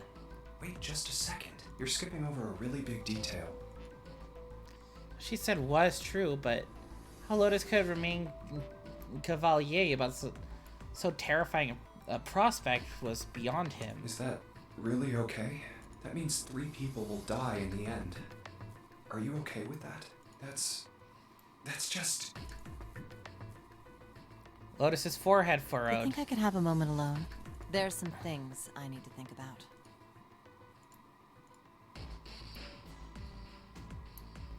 Junpei and June turned and began walking away from That Lotus. didn't turn out to be a very pleasant conversation. Yeah. Junpei's heart felt heavy and his step sluggish. But he told himself pessimism wouldn't get them nowhere. Well, regardless, So he forced himself to smile and turned let's to just June. focus on finding Snake for now, okay? Yes, you're right. We can think about those other things later. Yeah. Junpei nodded. All right. Where should we go next?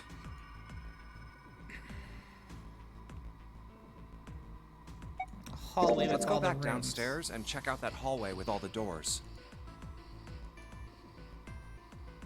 Oh, it's Ace. Ahead of them, farther down the hallway, they Hey, spotted Snake! Ace. Where are you? Answer me if you're there! What should Junpei do? Let's go. June and Toad, Junpei jogged up to Ace. In the footsteps, he turned to greet them. Hello there. Snake is... Well, that's obvious, isn't it? I assume you haven't found him yet? Yeah, doesn't seem like you're having any luck either. I really wonder where he could have gone. Well, wherever he's disappeared to, we must find him as quickly as we can. For Clover's sake. Right. June's face looked kinda enraptured. By the way, do you think Clover and Snake are really siblings? Why would you say that? Why would you say that? The question seemed somehow odd to Junpei. Why? Well, it's obvious, isn't it? They don't look alike at all. Ace looked at him for a moment, then spoke. Yes, you know, now that you mention it, they don't. Now that you mention Still, there are a great many siblings who do not look like one another. It certainly isn't rare. it, Junpei wasn't sure why, or even if what he was seeing what he thought he was, but he could have sworn that Ace's face tightened as he spoke. At any rate, we really must find Snake as soon as possible. The clock is ticking. We really can't afford to waste any time. Very well. Let's get back to the search, shall we? You can leave this area to me. All right. Let's go, Jumpy. At June's urging, they left. Found themselves back to the spares. Something about that was... I'll think on it later. Like Ace said, finding Snake is... Junpei did his best All right. to clear his mind. Where should we go next? Let's go. Let's go check see out if the we can first class. Okay, Talk to I'm coming. Clover. No one's here. Maybe we'll have more luck somewhere else. But where? Let's head back to the large hospital room. All right, that's probably the best idea. Together, they ran down the stairs. Hey, wait. That's... Junpei and June noticed Santa standing next to the number 3 door. Santa? Junpei paused. And June walked up What to are you Santa. doing? What? You can't tell? I'm checking out the red. Why?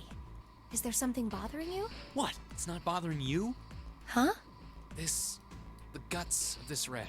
Why wouldn't you wonder who the hell put it back in here? Yeah, that's true. Well, I'm curious too, but Who do you think did it? Santa's eyes narrowed as he looked at June. She shook her I head. don't know. Well, what about you, Junpei? Who do you think fixed this thing for us? I think I Zero. think it was probably Zero. Why? Isn't that obvious? He's the guy who set this whole thing up. You don't think that should mean the opposite? Seems to me like that means he didn't do it. I mean, who do you think took that stuff out in the first place? Probably Zero. Yeah, exactly. And why the hell would he put him back in after he'd taken them out himself? It just doesn't make sense. Why do all that work? To make sure that we were all together before being able to advance, so that we wouldn't advance without any of the others. Yeah, I guess that makes sense. So, what happened then? Who put that stuff back in the Reds? So, in other words, one of us is the person who fixed the red. Bingo! Santa grinned. We have a winner. But if that's true, then the person who did it doesn't want the rest of us to know that they fixed it. Yeah. But why? No idea. Maybe if they come clean on that, it means we'd find out something else. Something bad. Something bad? Dunno.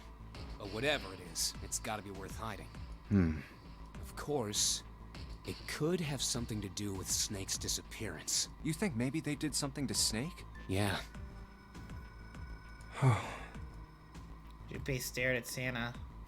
Something about him that made Junpei wary. First, he'd assumed the other man wasn't terribly clever, but Junpei was beginning to think we'd need to reevaluate that assessment.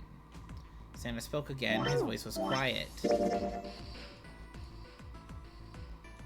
So I'm guessing whatever choices I'm making here might lead us down the flowchart, or give us the options to lead down the different flowchart paths.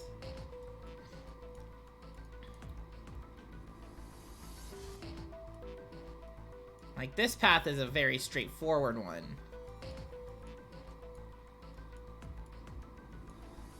Like, on the right. So, like, if we end up going on the right path, that's just gonna lead us straight to an ending.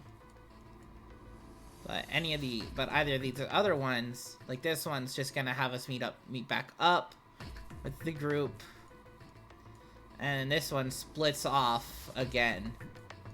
Splits off, but for good.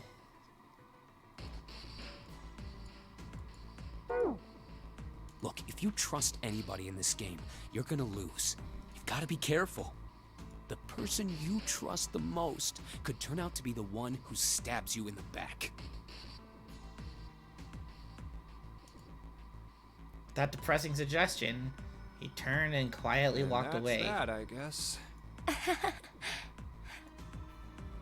Junpei and June looked at one another and smiled awkwardly. ... Where would they go next? Back to the first Why class don't we go cabin? check out the first... All right, Their pace headed for B-Deck. No one's here. Maybe we'll have more luck. But Clover's where? not there anymore.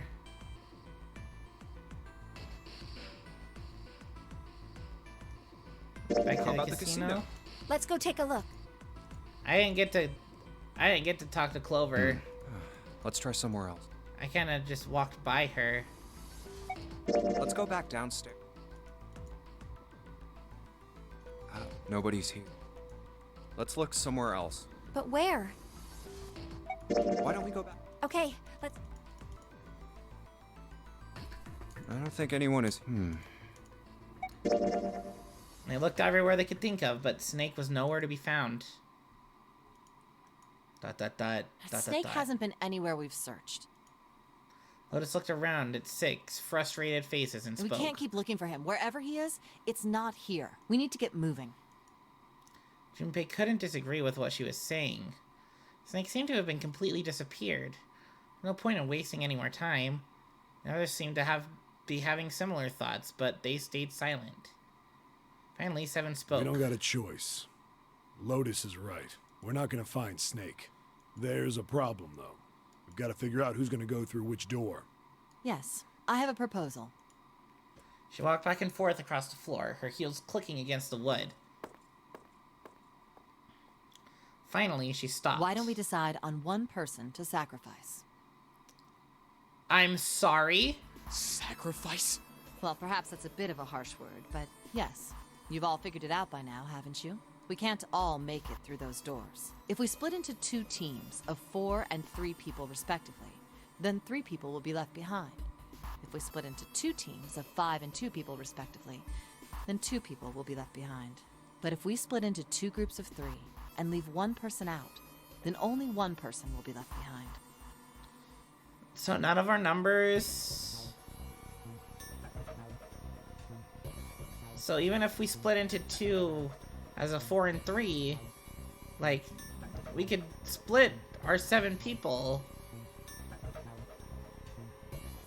Like, 3 people won't be left behind. They can go into another door, right? Unless if our numbers can't add up to that.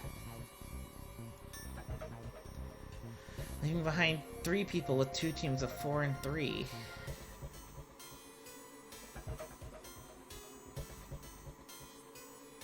Numbers don't add up.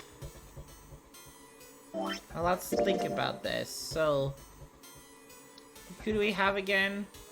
We have Ace, Santa, Clover, Junpei, June.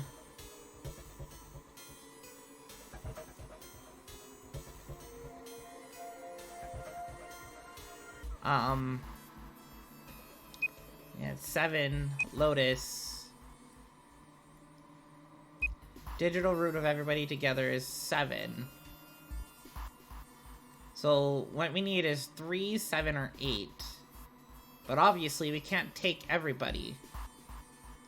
So taking out, say, like... if we leave 2 behind, like, yeah, like any that goes through... that adds up to 9, we could go through the 7 door.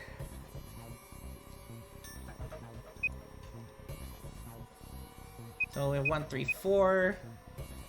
Hero root is 8. And then the remainings 5, 7, 8 is also 8. But they can't go through the same door that we did. Right?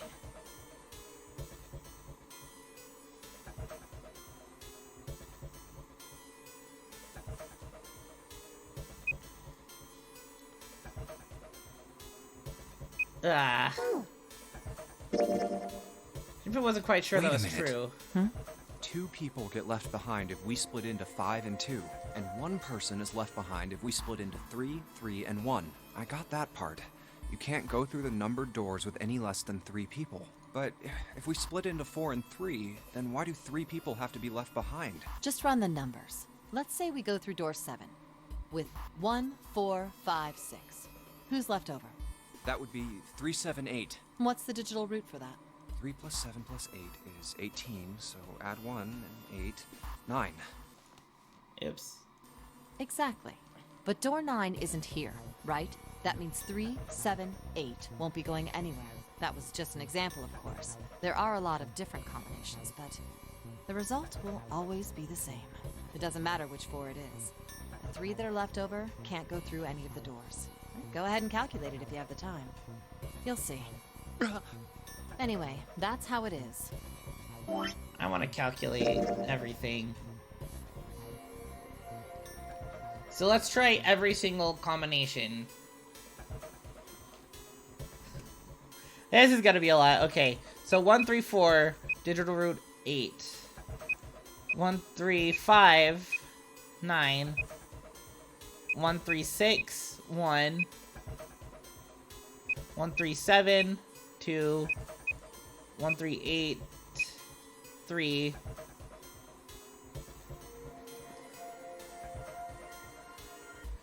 Then 1, 3, 4, 5, 6.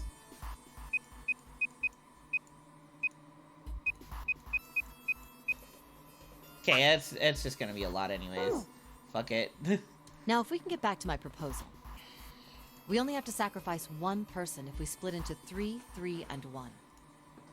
When Seven spoke, his voice was strained. Then you're saying we gotta decide who's gonna stay behind.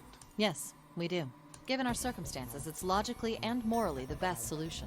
If the other 6 are to survive, then one person has to sacrifice themselves. No, that's too cruel. What's so cruel about it? To just sacrifice someone like that? Then what's your plan? Maybe we should sacrifice 2 people instead of just 1. That's not what I meant. We shouldn't sacrifice anyone. I told you, that's impossible. Wake up. Whoa, whoa. Calm down, you two. Santa stepped between Lotus and Look, June. what Lotus is trying to say is you should aim to bring the greatest amount of happiness to the greatest amount of people, right? Exactly. That's how democracy works. And for that reason, I think the only fair way to decide who will be sacrificed is through a vote. What do you think? No, that's terrible. I'm not asking you. Shut up.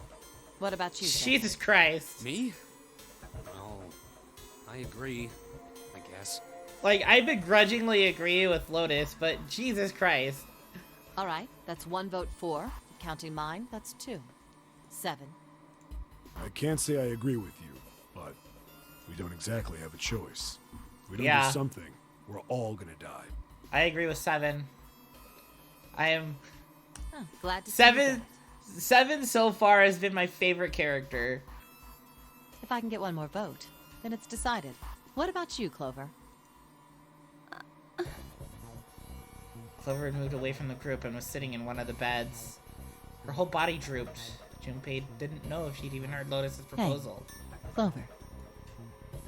Lotus walked over to Clover and gently laid a hand on her shoulder. Your brother has to be behind one of the numbered doors. We've searched everywhere, but we didn't find him. Doesn't that mean he has to have gone through one of them somehow? Clover slowly lifted Let's her go face. look for him together, okay? If we sacrifice one person, then we can go look for him. You agree with me, right? Okay. Clover nodded once. The motion carries. Lotus spun around and walked toward Junpei. Now, let's start a vote to... That won't be necessary. Ace had barely spoken for Lotus's entire speech. Everyone jumped a little. 6 pairs of eyes turned to look at him. He didn't seem to notice or even care. I will stay. That should solve our problem, yes? Ace, no, you're cool. I don't care about you that much, but you're cool.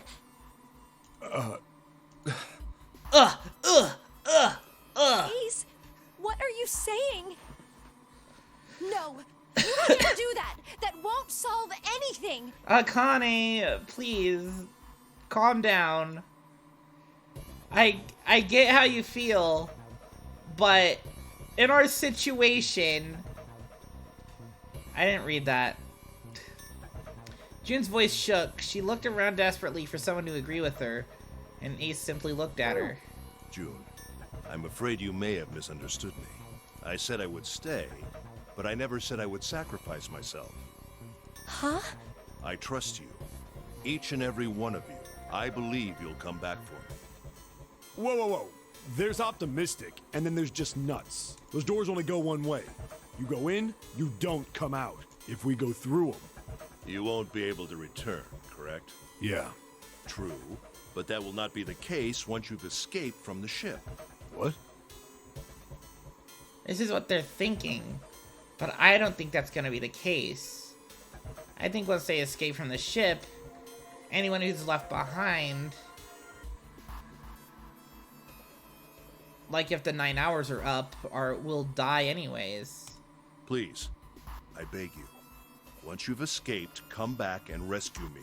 Ideally, within the time limit Zero has given us. No, that's ridiculous. There's no way we could get back in time.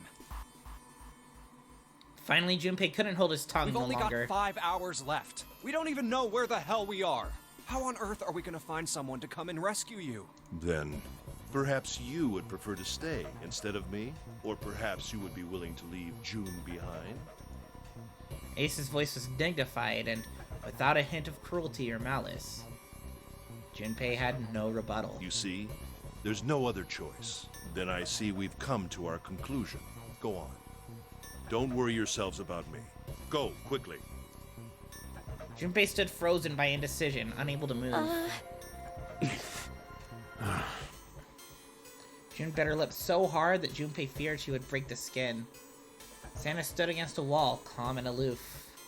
Seven tore his beanie from his head and turned it over anxiously in his hands. Only Clover stared at Ace with an expression Junpei was unable to decipher. Lotus's attitude, however, was different from the others. Let's accept his kind offer then.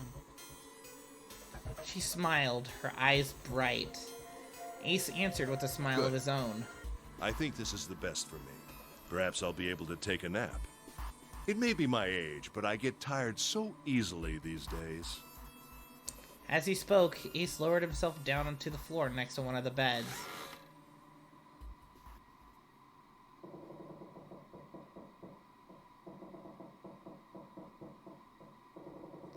Somewhere deep in the ship, Junpei suddenly heard the screeching of metal on metal. It was almost as if the ship were screaming. Would it really hold until their time limit was up? Already, D-Dock was flooded. The sudden silence, the only sound was the sad metal wail of the ship. Unsurprisingly, it was Lotus who spoke first. What are you waiting for? We're wasting time. Why don't we hurry it up? As if a spell had been broken, the others all began to talk at once. You're right. We should get going. That's all we can do right now. 7. Seriously. Honestly, I was getting kind of sick of listening to you guys talk. You too, Santa? I have to find my brother. Wait, all of you. Let's just calm down and think about this. We already have Akane! Jesus Christ! There has to be a way to get everyone out. There has to be. Right, Jumpy? Say something. Yeah, let's think. There's gotta be another way. His words sounded hollow and fake. Fine! Forget about it. I'll figure it out on my own. She spun around and ran toward Ace. He slumped down next to the bed when June grabbed his arm and pulled. Ace! Come on, Ace. Please stand up. You can't give up yet.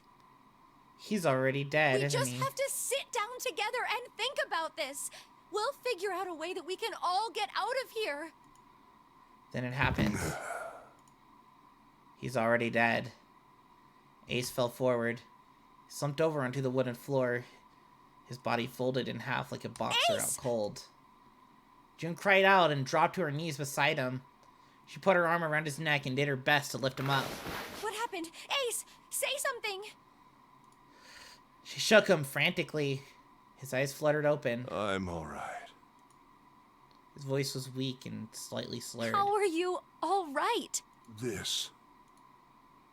He held out his left arm and slowly opened his hand. A syringe? In it was a syringe and a small vial.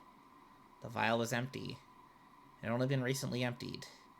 A few drops clung to the sides. There was a label taped to the side of the container. It read, Sapporo Beta. Sapporo Beta? Soparil Beta. What does this do? It kills you. Did you use this? It stops your heart. Yes. It's just anesthetic. I'll be fine. Anesthetic? I found it earlier. While we were searching the hospital rooms, I thought it might be useful. Later. I didn't think I'd be using it on myself. Why did you do this? Didn't I tell you? I'd like to take a nap. I really am. Very tired. Junpei knew that wasn't why he'd done it. Ace had injected himself with anesthetic to forestall Junpei and June's attempt to bring him along. If he couldn't move, there was nothing they could do. He injected himself so that they would be forced to leave him behind. Ace! Is there something you want to say?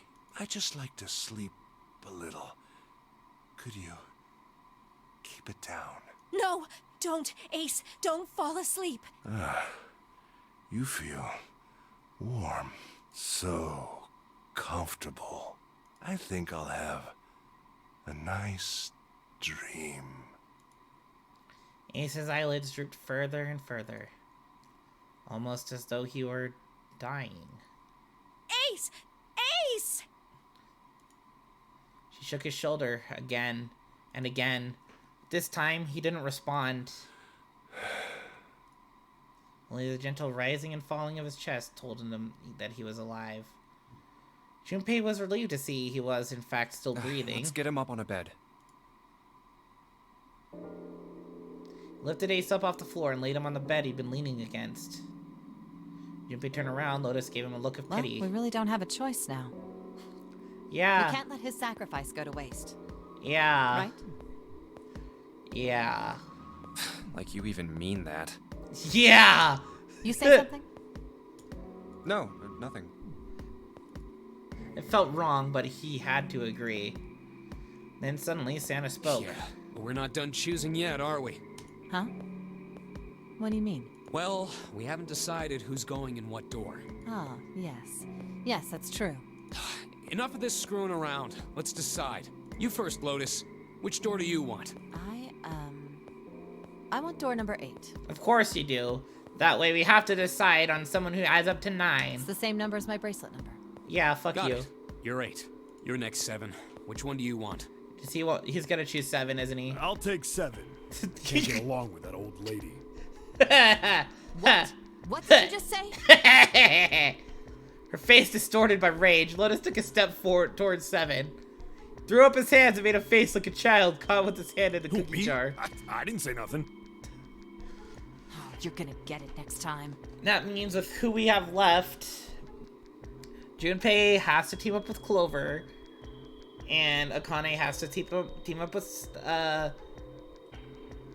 Santa.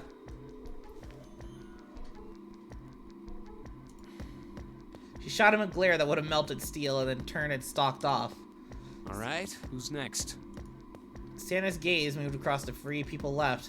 Finally, they stopped at Junpei. Which door do you want? At last, Junpei's mind was already made up.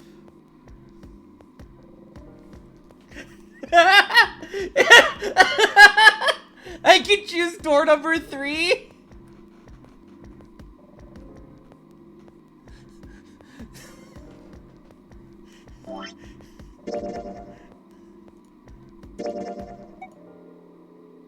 Wait.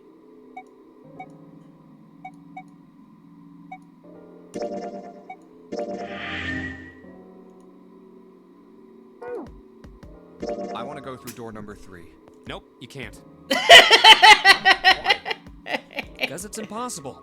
If we split ourselves into 3 and 3, then we give up on going through door 3. Why?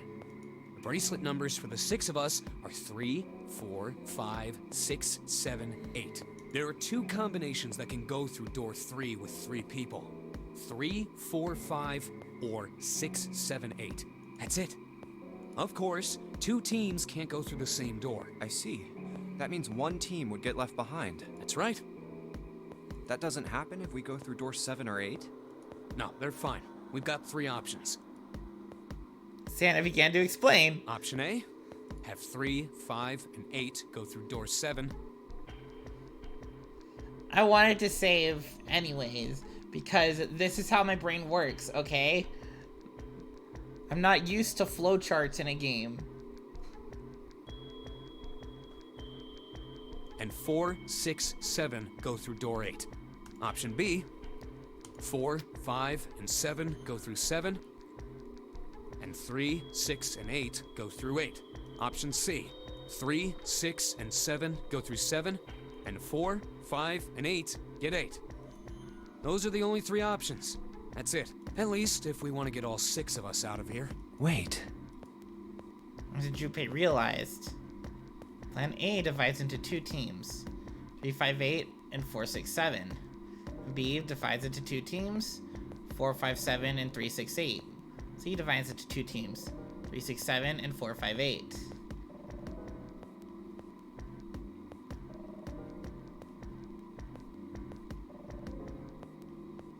But that means...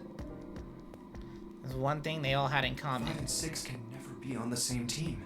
Yeah. If we want all 6 of us to go through a door, then June and I can't go into the same one. Yeah, suck it up, you freaking idiot. June and Junpei had been friends when they were kids. He trusted her more than anyone else on the ship. If he chose 7 or 8, he'd take it away from her. That's something he was prepared to do. Have you mulled it over enough, or do you need more time?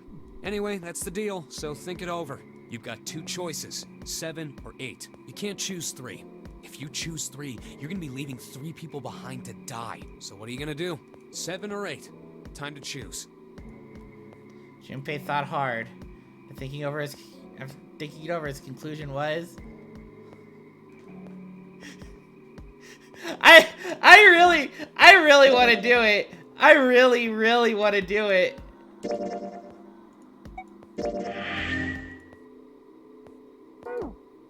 I really want to do it. Sorry, Santa, but I still want to go through door 3. What? That's nuts! You've got to be crazy! Why the hell are you so obsessed with that door? I'm just... I really want to know. He saw the words he'd been about to say. I'm just curious about door 3. That's all. That doesn't explain shit! I've got a reason. I'd be happy to explain it to you if you'll just come with me. At that, he began walking toward the door. Curiosity likely getting the better of them, though the others follow. A few of them looked a little suspicious, but Junpei told himself that wouldn't matter. He kept walking and kept silent. Eventually, they arrived at the number 3 door. Junpei stopped. I'm curious about the red. 7, would you mind authenticating for me? Why? Please, just do it. He stared at Junpei for a moment, then grunted and laid his palm heavily on the scanner. Happy? Yeah, thanks. The number 7 has been entered into the red. Next is June. Please touch the red just like 7 did. Jumpy, what are you trying to figure out? Yep. I think. Junpei thought about his answer for a I moment. might have found another way out. What? Really? Really? Look, I don't think that Lotus's reaction. I don't think she believes him. That got them excited, just as Junpei had intended. Please, June. Oh, okay. 7 plus 6 equals 13. 1 plus 3 equals 4. Those 2 numbers in the red, Junpei had what he wanted. Casually placed his own hand on the scanner, and the third asterisk blinked on. 4 plus 5 equals 9. The only people who haven't authenticated now are Santa, Clover, and Lotus. So, what's your point? You don't get it. Think about it. Huh? What's the sum of your number and Clover's? 12. And what's the digital root of that? 3. Which is Santa's number. By the way, Lotus, what's the number that's currently in the red? 7 plus 6 plus 5 equals 18. It would be 9, right? Yes, and what will the digital root be if you add 3 to that? 3. The door's number. There you go. Hey, wait a minute. What the hell are you up to? I'm not up to anything. I'm just waiting. Waiting for what? I'm waiting for the balance to shift. Santa, or Lotus and Clover. Once one of you moves, the others won't have a choice. So I'm waiting. Holy shit. Oh my, this is like evil villain shit. This is awesome. Bitch, you tricked us. Think all that stuff you were going on about is all bullshit. Bullshit? Huh. I don't think so. Didn't I tell you I'd figured out another way to get out of here? Why the hell would you do something like this? Junpei glanced at June. Jumpy. You did this just so you could go through the same door as June. That's it? Yeah. Santa was furious. His face was red and flecks of spit flew from his lips as he spoke. Junpei closed his eyes calmly and then opened them again. Who's it going to be? Santa or Lotus and Clover? Shit! Lotus, Clover, ... Santa, ... Let's go! Lotus leapt forward. She grabbed Clover by the sleeve and ran for Junpei at the door. Caught by surprise, Santa froze for a moment, then shot forward like a bullet from a gun. Lotus had a head start, but Santa had the advantage in size and speed.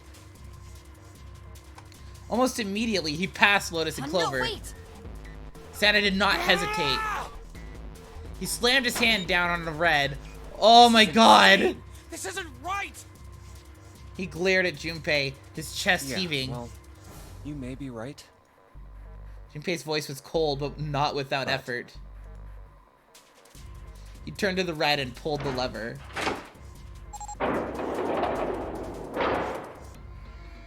With the sound of metal on metal, the door opened. It would only remain so for 9 seconds.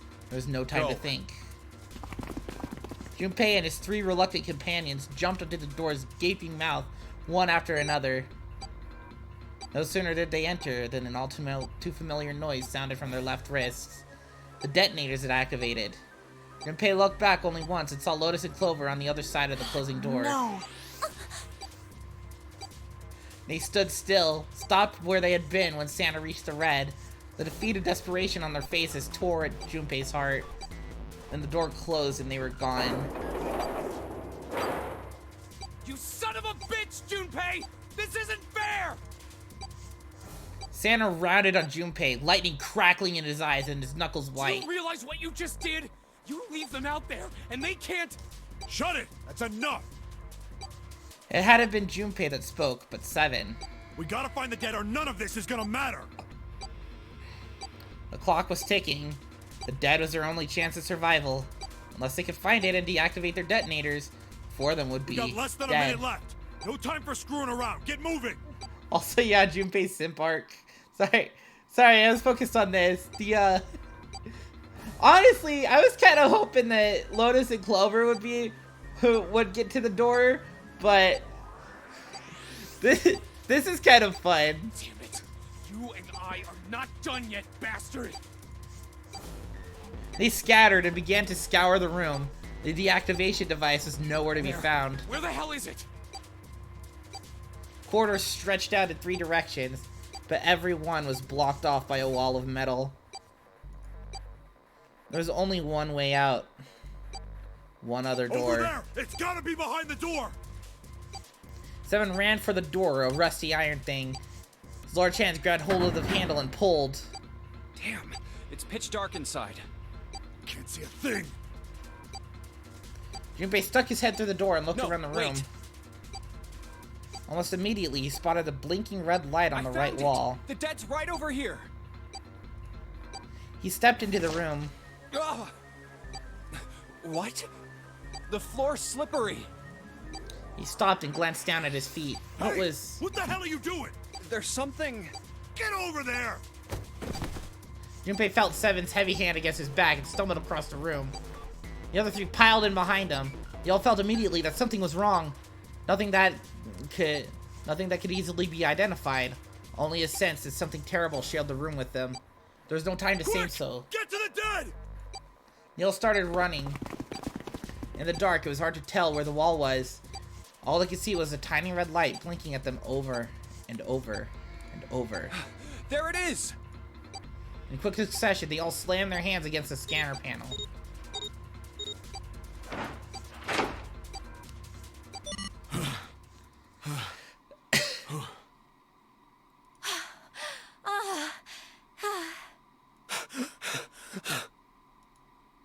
Seven leaned against the wall, gulping air. As his breathing began to return to normal, he glanced at his left wrist and grunted. It stopped. It stopped.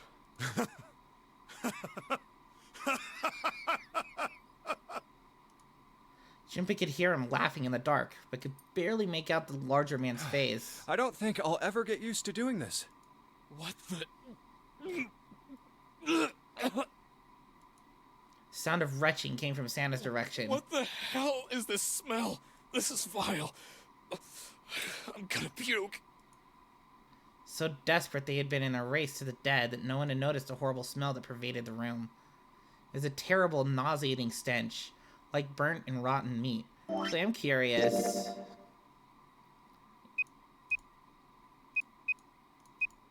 Oh, no, even, yeah, they couldn't even, they wouldn't even be able to get through a door. Adrenaline had drowned it out, but now it rolled over Junpei in waves, forcing itself into his nose with every breath he took. So I wonder... Yes, I did go on the right side! Oh, you're right. Oh, this is... He felt his stomach clench and bile rise up in his throat. Let's get the lights on first. There's a switch over here. The light that spilled in from the door barely illuminated a small switch plate next to the door. Slowly, with the toll of the last few minutes apparent in his gait, Seven walked toward it.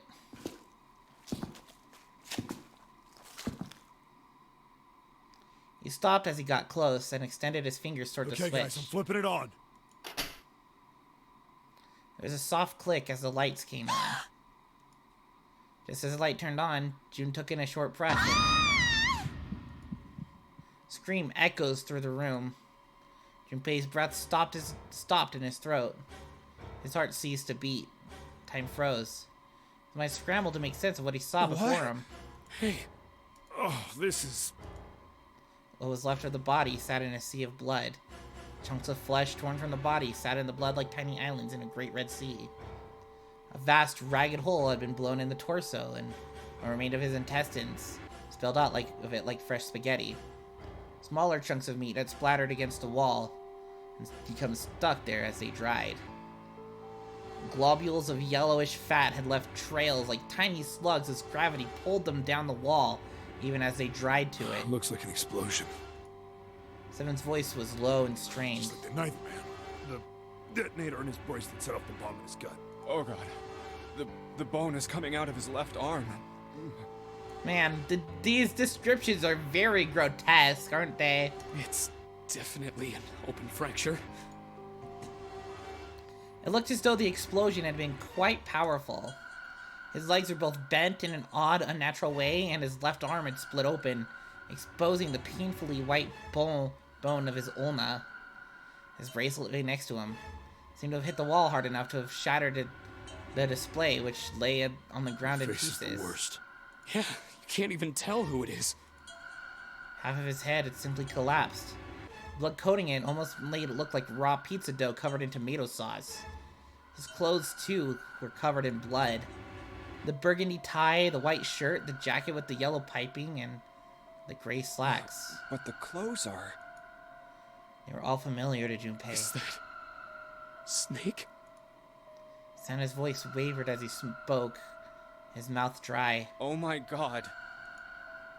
Finally, Junpei spoke. Why did this happen? No! Suddenly, June was screaming, her voice broken. It was an eerie scream full of insanity and not entirely human. No! No! No!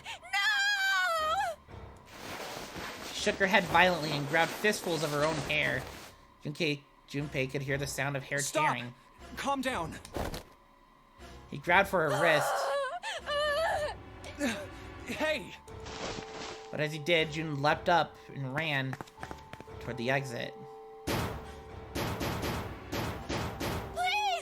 Get me out of here! You have to let me out of here! She screamed at the door and her fist slammed against it with a hollow sound. Junpei could see drops of blood on her knuckles. Why are you doing these horrible things to us? What did we do to deserve this? June. She screamed again, a desperate, mindless cry. Her fist flailed against the door. Get me out of here! Please! Please! Just let me out! June. Junpei couldn't watch anymore. He ran to June and wrapped his arm around her, pulling the screaming girl away from the door. Calm down. No! Get off of me! Let me go! Let me go! Please, calm down. She scrambled for a moment, her legs skittering across the floor, but her resistance didn't last long. As suddenly as her outburst had begun, it was over. The manic energy disappeared and her body went limp in Junpei's arms. June collapsed toward the floor and Junpei knelt down with her. He felt drops of something warm and wet. Was she crying? A moment later, she began to sob.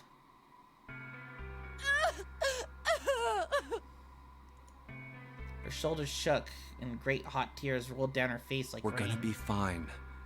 It's gonna be alright, June. It's going to be okay, Connie. Her name was a whisper. I'll be here with you, okay? She nodded once. Thank you. Thank you so much, Jumpy. Her trembling voice pulled at Junpei's heart. He stroked her hair gently. His face was so close to her.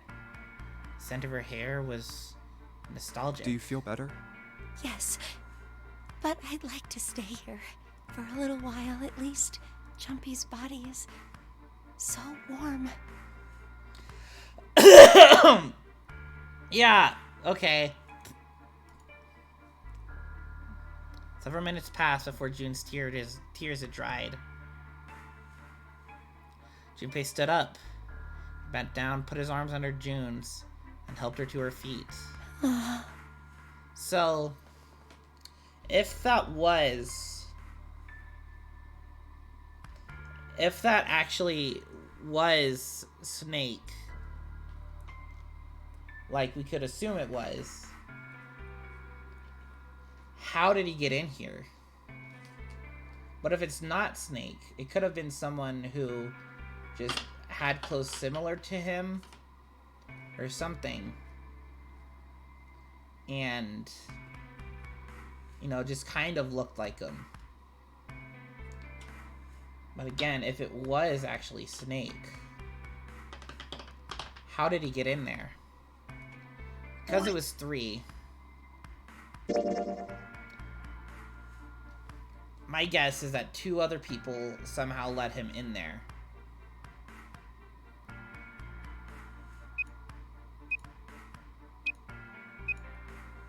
No. I have a vague suspicion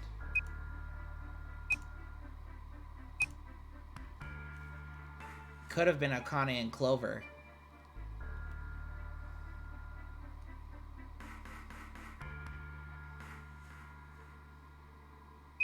Because we know it would have been Junpei.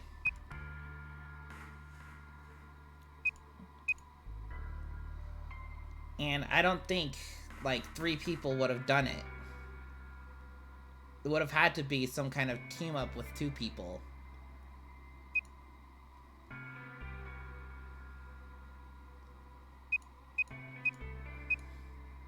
It couldn't have been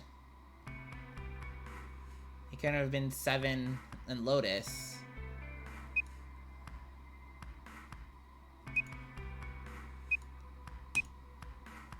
I don't think Santa would do anything, but it could have been Santa and 7. Santa did stay behind. Santa stayed behind.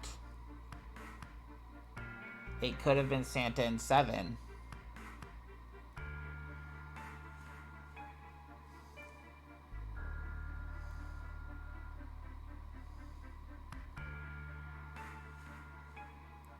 Like, if this is, like, I'm just kind of, I'm really just, like, speaking out of my ass, mostly. Because, like, if that is Snake, there's only a few options it could have been.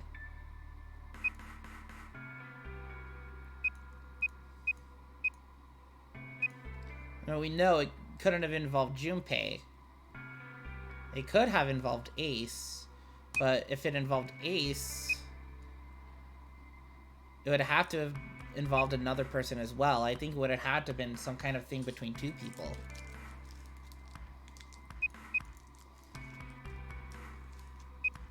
Because that just makes it 1. And we don't have a 9. Because we couldn't use 9, could we? We wouldn't be able to have used the Ninth Man's bracelet.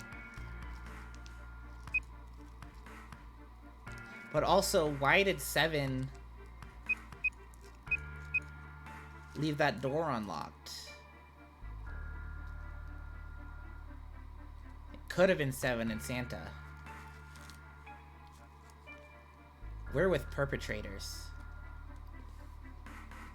Because if it wasn't Akane and Clover, it would have had to be 7 and Santa who led led Snake in through the door, thereby killing him.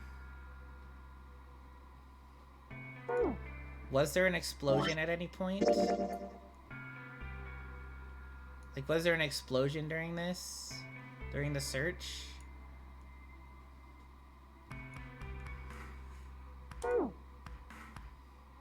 This is me thinking. This is just me thinking out loud. No explosions were heard. Or at least not like the... Well, not really explosion, but I mean like the ship rumble. The ship rumbling. He didn't speak. It's your guys' fault, isn't it? You guys are the perpetrators. Neither did Seven or Santa. A person was dead. They died in that room in a terrible way. Junpei knew there was no way he could make himself forget that. There was no way any of them could forget it. But mourning would do no good. They spread out to search the room, but each felt as if their heart was made of lead. We better get to it.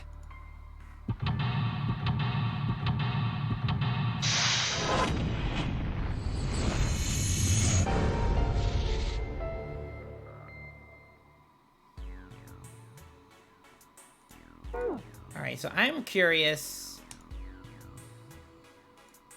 Those letters written in blood. LLR.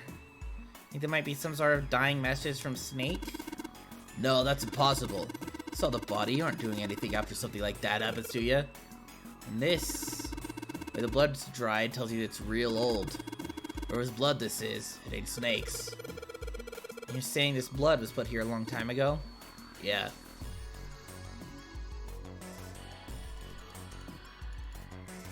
What about that? Oh, that's the lights. Ooh. You might do something with that. And then door. Just the blood message.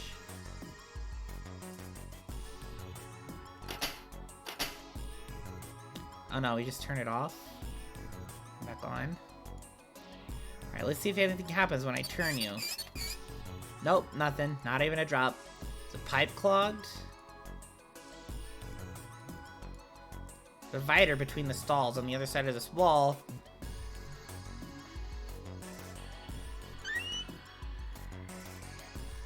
This is a bucket. Dear God. And a broom. Junpei reached for the broom, and as he grabbed it, he heard a soft voice from behind him. The It was rabbit June. hutch. Huh? Huh? Turned around, June still looked sadly pale, but there was a smile on her face. You just reminded me of it. The rabbit hutch, I mean. How did I remind you of something like that? Jumpy and the broom. You're always playing around with the broom in front of the rabbit hutch. I was. Don't you remember? Junpei stared at the broom in his hand. You mean, you don't remember that summer either? She looked very sad. He shook his head. Of course I remember. How could I forget something like that? It was terrible.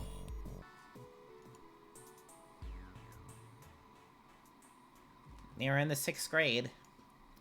Junpei and June had been assigned to take care of the classroom pets, the rabbits. Their chief duty was to clean the hutches every morning. Final day of school before summer vacation began, Junpei overslept. He rushed to school and found June standing in front of the rabbit hutches. No sooner had Junpei arrived than June began to cry. No idea why until he looked behind her into the rabbit hutch. First thing he saw was blood. The hutch was filled with the dead bodies of the rabbits. Even after their teachers and friends came to see what the commotion was, June couldn't stop crying. I just kept crying and crying until you came over.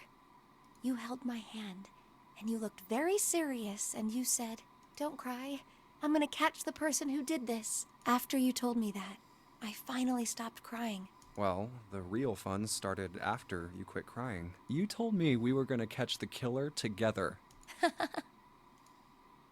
June smiled, and a little of the flush of life returned to her cheeks. Then we decided that we'd ambush them. Yeah, I remember. The school also kept roosters and guinea pigs. Junpei and June had decided the murderer would likely return to finish off the rest of the animals, who had ambushed the killer at night. Junpei and June hid behind the hutch at dusk and waited. It was a warm summer night. The quiet sound of crickets whispered through the air. As the sun went down, the stars began to wink at them. And from the sky, in June's, Akane Kurashiki's face, that night was something Junpei knew he would never forget as long as he lived. But the murderer never showed up. We waited for them all summer vacation, and they never showed up. The murderer was Akane. Akane and Clover killed Snake. Yeah, but the animals didn't get attacked either. I think all that work amounted to something, you know? He felt the same way, but it was good to hear her say it. Although, you know, if you think about it, we were probably taking on a lot more than we could handle. What do you mean? She looked up at him, confused. Come on, we were just kids. If whoever killed the rabbits had actually showed up, they probably would have had a knife or something. I mean, you must have been pretty worried, right? I wasn't worried, because you were there with me. She blushed furiously. Well, you know, no one else wanted to take care of the animals. Clearly embarrassed, she tried desperately to change the subject. I was the only one who asked to do it at first.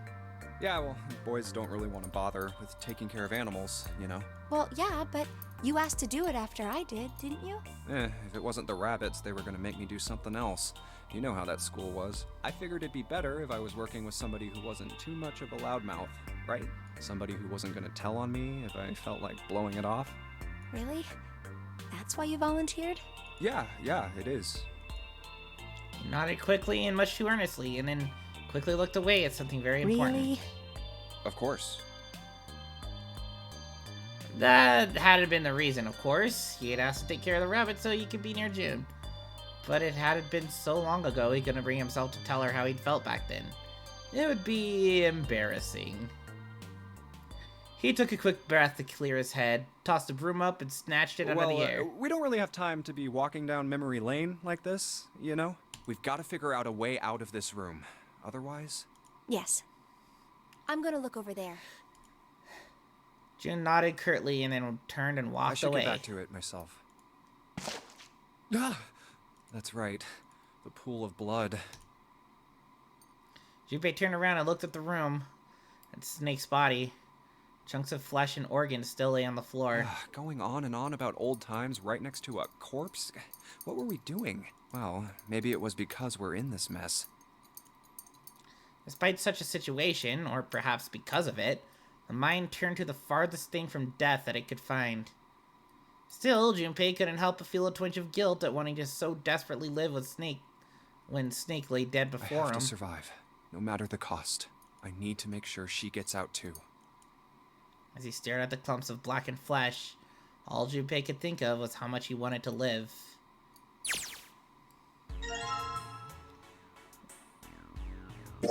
Combine the broom and the bucket! How dare you? Thick pipe that stretches across the floor. What's in this one? A toilet!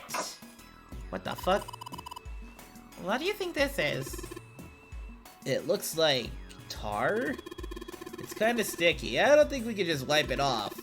I doubt just pouring some water on it's gonna help much either. What about hot water? Hot water? If we had some really hot water, like boiling hot, then maybe that could wash it off.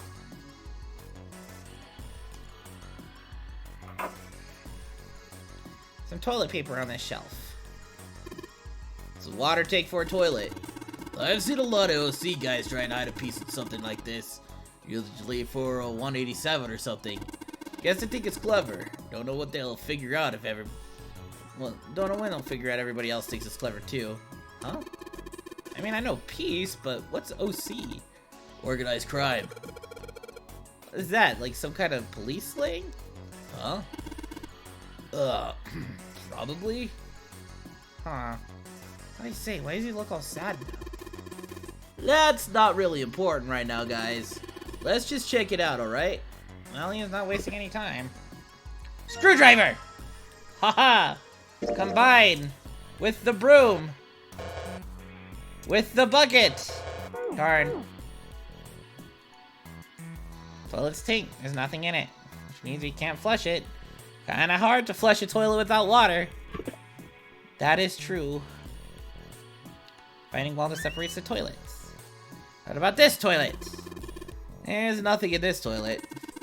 If there was, that would be gross.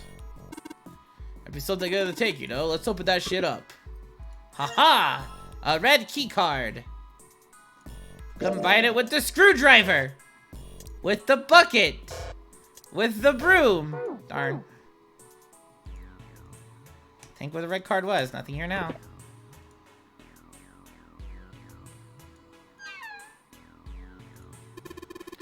I already checked all 3 toilets, you know. Nothing unusual there. What about this? Ooh. Oh, it looks like there's something down there on that grate. I think it's a card. Yeah, it's the blue card. Can't reach it though. It's too deep. Canned screwdriver! Now we can grab it! Hey Junpei, isn't this card kinda like that red card? Yeah, it looks similar. Talking about the one we found in the toilet, right? Yeah. Red card floated, didn't it? Yeah, it did. So? Well, then this blue one probably floats too, right? Float. Yeah, it might.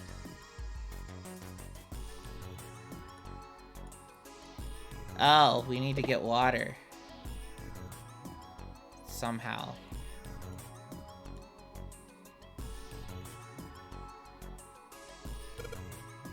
Nothing happens when I press these buttons. It looks like the power's on. I'm wondering what the deal is with those things that say lock up there, though. Oh.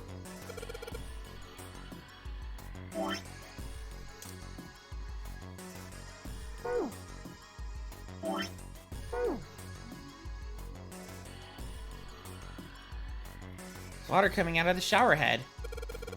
Shit, that's hot, really hot. Ooh, ooh. He needs a shower here to fill the bucket with hot water. Hey Seven, could you turn on the shower? I'm gonna put the bucket under the head. Okay, sure thing.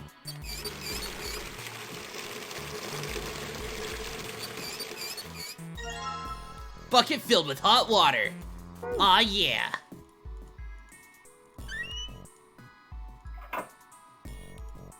Something in that looks like tar inside the toilet bowl. Push the hot water from the bucket, that should clean it up. Oh, I gotta put it in the tank first.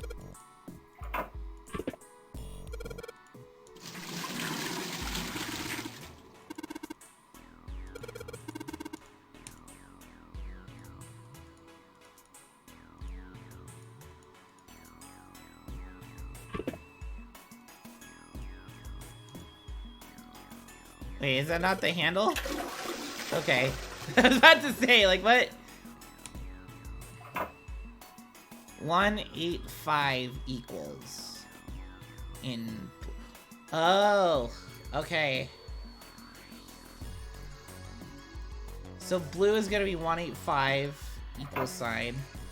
And then red is gonna be LLR?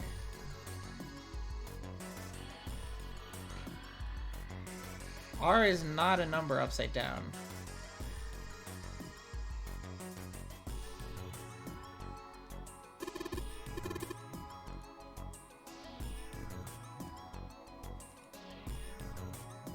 What is this?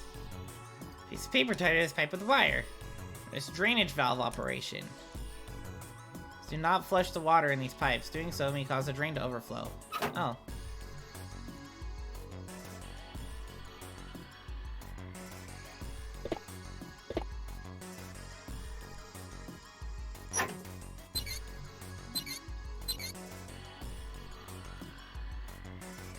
Okay, so... Which one was it that...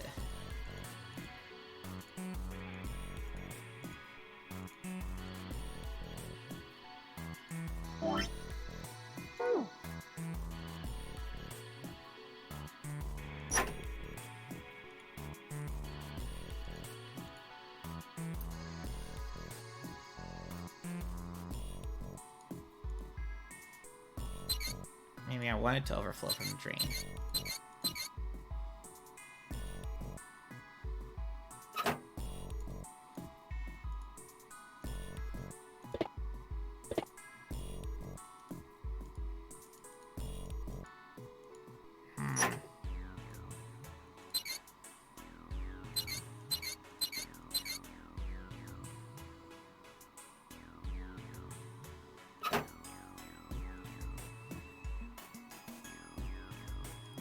What items do I have? I have card, broom, screwdriver.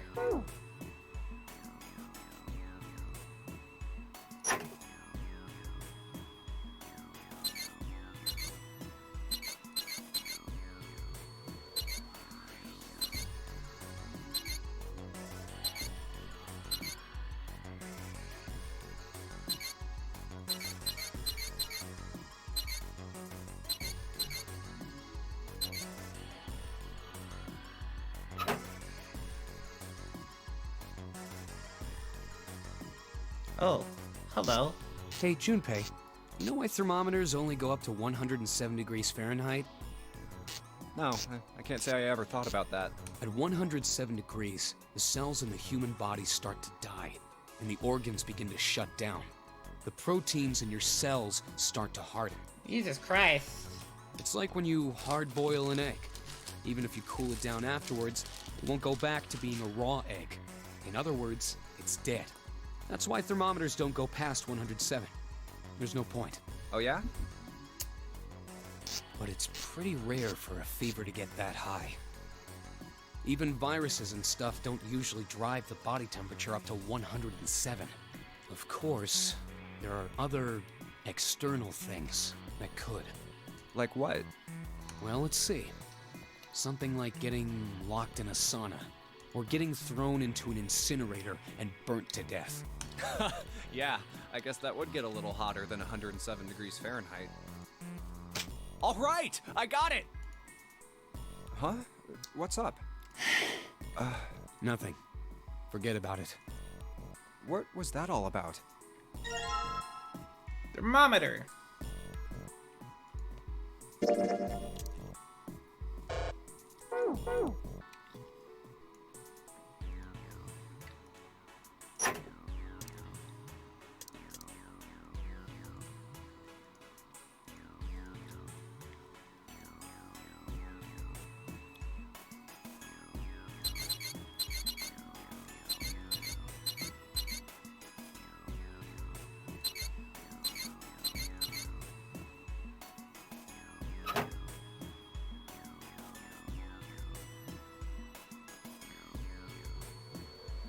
LLR. What do we need this thermometer for?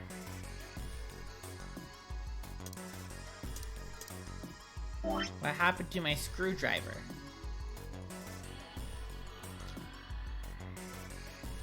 It's saying it's 20 degrees Celsius here. I mean, it's 20, not 25, right? No, that is 25. 25 degrees Celsius here. Wait, up here. Wooden box, there's something in here. Luminol.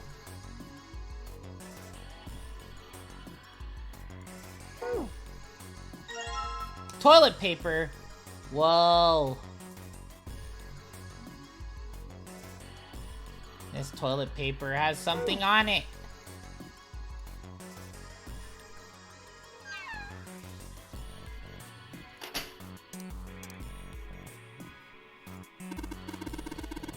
You really think we're supposed to use luminol here, do you? Yeah, it does seem kind of weird to use it here. Maybe I should try it just in case. Ha ha! Ha ha ha! LLR, LRL. Gotcha. There's some more letters showing up after the LLR. See? It says LLR, LRL. So left, left, right, left, right, left. Left, left, right. Left, right, left.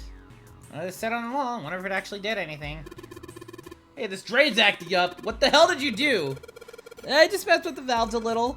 Nothing big. Must be water flowing through the pipe on the right. Water pouring out of the drain. Blue key card, and it has the Mercury symbol. This would be needed for the Mercury door, right?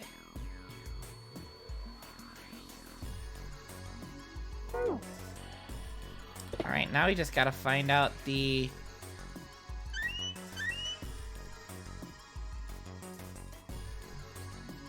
Are you sure about that? Oh, we don't have the luminol anymore. Fuck you.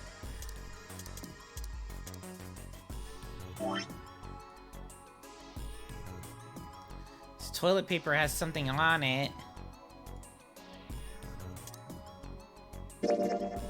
Combine the thermometer with the toilet paper. With the broom. Combine the toilet paper with... Wait. Combine the toilet paper with the broom. What if I wrap the toilet paper around the... Let's go! Broom wrap the toilet paper, yeah.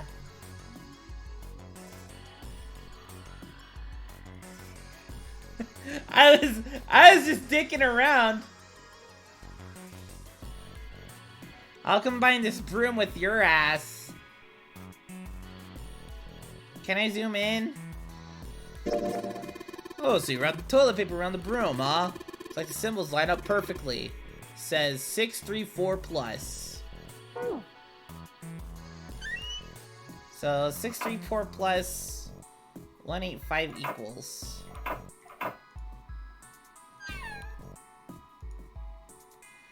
Alright, so swipe the red card. Sick.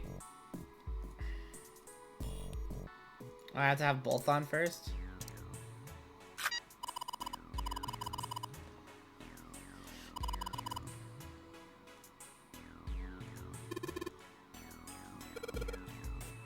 So the E and C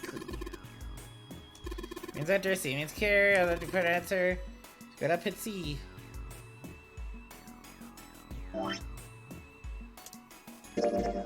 Six, 3, 4 plus.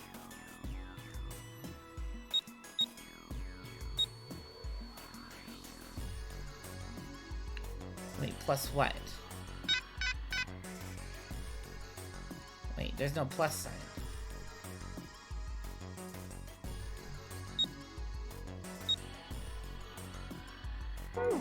Hold on.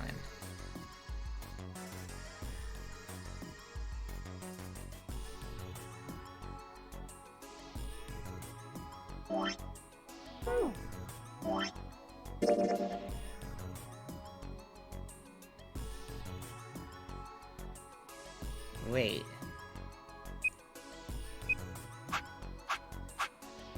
Wait, hold on.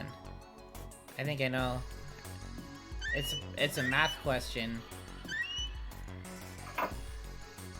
634 plus 185.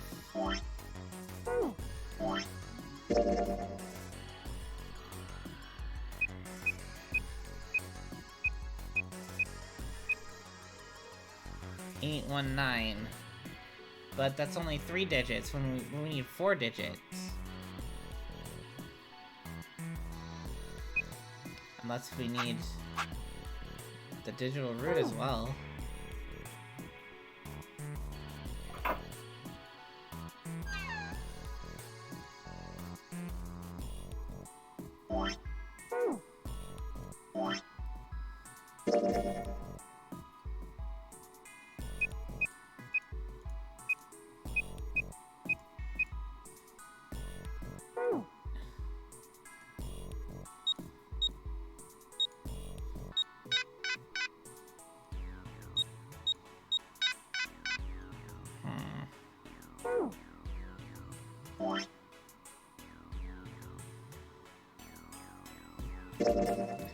Six, 3, 4 plus.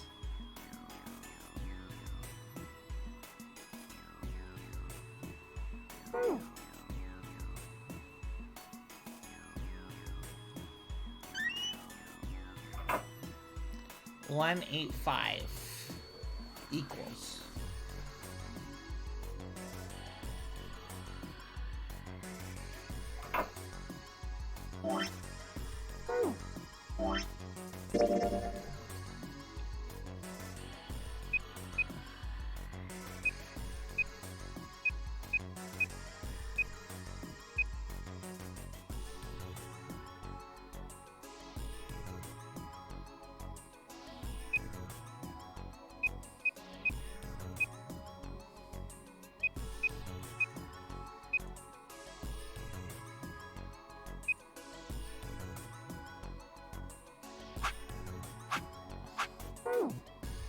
Wait, what is this thermometer for?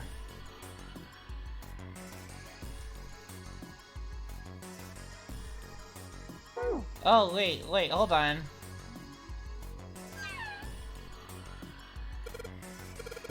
Need this hot water in the thermometer, maybe.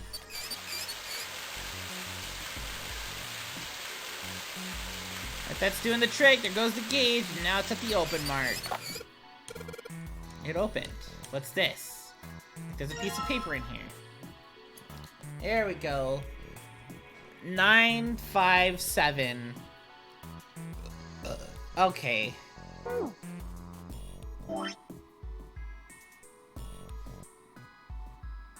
957 plus 634.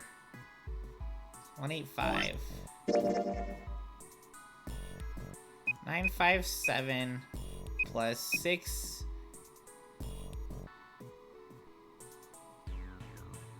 Shit. What was the fucking number again? I've forgotten. I'm not very good at remembering. 634.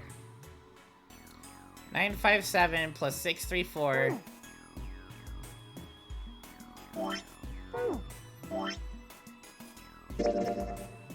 957 plus 634 plus 185 equals 1776.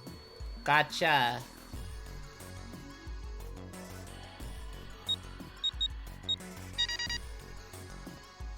Open.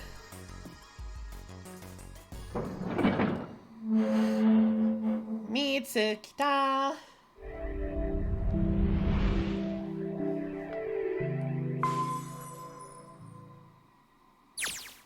There's a large iron door at the end.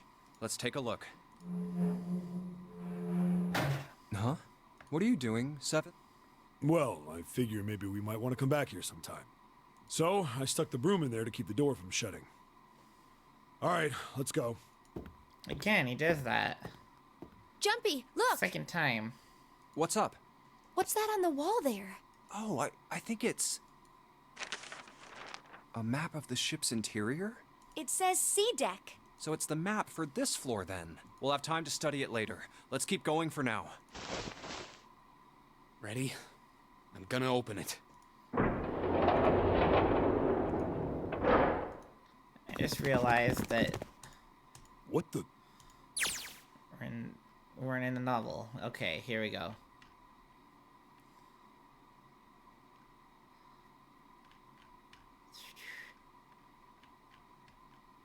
Outside of the shower room was a hallway that extended to the left and right. He moved a few steps toward the door when Junpei heard the sound of metal on metal. Oh, wait, this was... Yeah. Turned around and Seven was doing something to the door of the shower room. With that, he stood up and began walking down the hallway. He brushed past Junpei and kept going. After a moment, the rest of them followed him. Before long, they found themselves at a large iron door. They'd only been there for a moment when June spoke up. He turned. There on the right side of the hallway was a piece of paper attached to the wall. Junpei ran over and peeled it off. Junpei folded the map and stuffed it in his pocket. Back at the door, the four of them lined up in front of it. Santa stepped forward. He grabbed a hold of the door and then turned to look back at the rest of them. They nodded. Santa nodded back and threw the door open. All four of them leapt through. You're shitting me. Took only a moment for them to realize where they were. Back. They had been there only a short time ago. The large hospital room filled with countless beds. Lotus and Clover looked up as they entered. Ace was there as well. Although he looked as though he'd only just woken Clover! up. Lotus! And Ace! I'm glad you're all okay. Lotus? What are you... The moment they spotted Junpei, Lotus and Clover headed straight for him. As she neared him, Lotus drew back her hand, slapped him open palm across the face.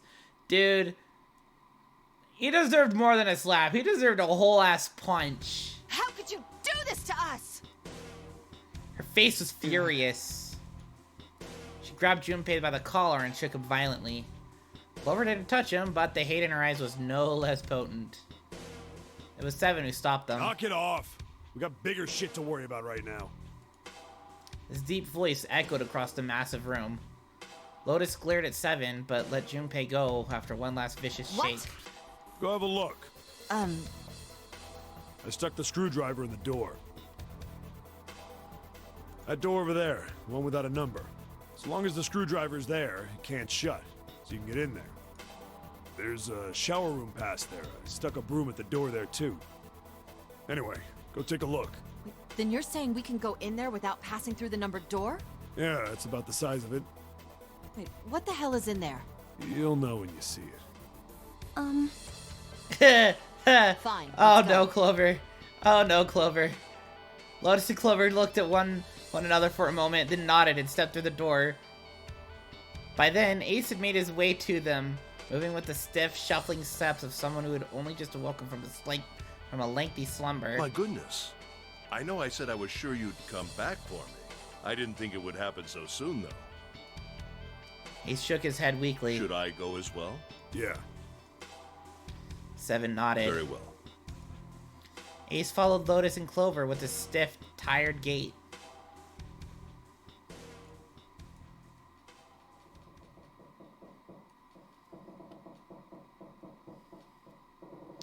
The squeal of tortured metal made Junpei's teeth curl. It sounded like the noise a ghost would make. No matter how many times he heard it, he never got used to it. Every time it put him on edge. Didn't help that there was a girl nearby who looked far more like a ghost than a living human should. It was Clover. She sat on the edge of her bed, her head drooping listlessly into her chest. Her eyes were blank and stared across the room at nothing. Her breathing was slow and mechanical. Aside from the rise and fall of her chest, she didn't move. Junpei felt as if even a nudge might cause her to shatter into 1,000 pieces. Snake was probably murdered. Chances are he was killed the same way the Ninth Man was. Seven lowered his voice, likely in an effort to keep Clover from hearing what he had to say. There were 4 other people in the room with Junpei and Seven. Ace, Santa, June, and Lotus. Seven looked at each one of them in turn and continued. It's pretty straightforward. Not that hard to figure out how they did it. First, the killers got Snake to authenticate on the red to open door 3. Then they shoved him into it, alone, and waited 9 seconds for the door to shut. Once that door shut, it was all over for Snake. But he didn't give up. He probably knew it wouldn't do him any good, but he probably ran into the shower room looking for the dead. It was a small chance, but it wasn't like he had anything to lose.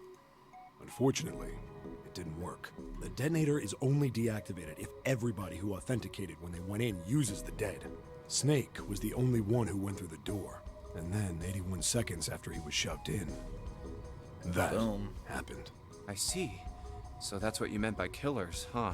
You need at least 3 people to open one of the numbered doors, including Snake. It wouldn't open for Snake and a single killer. Yeah. That means we're looking at multiple perps here. Junpei crossed his arms and grunted. Just in case, I want to make sure. Let's say you're right. When do you think Snake was killed? When we all split up to look for the parts for the Reds, I think. Right after that was when we noticed he was gone. Then that means none of us have alibis. We were all off searching the rooms we'd been assigned, looking for those parts. Yeah. That means anybody could be a killer. Wait a minute. What are you talking about? June seemed shocked. How can you say that so casually? You're implying that one of us is a killer. Well, not just one of us. If I'm right, then at least 2 of us are murderers. At least 2 of us. So like I said, 2, 4, 6. opens the 3 door. Otherwise, it'd be 2, 3, 7.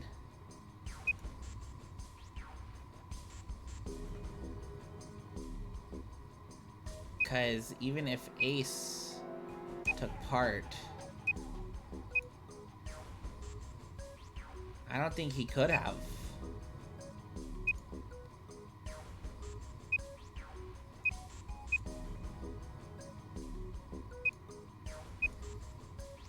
Because I know it wasn't us.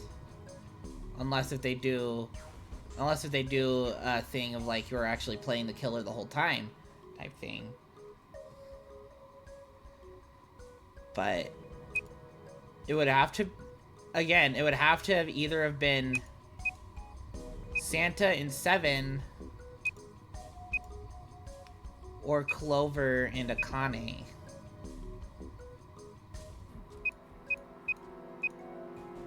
Because anything with Lotus doesn't add up.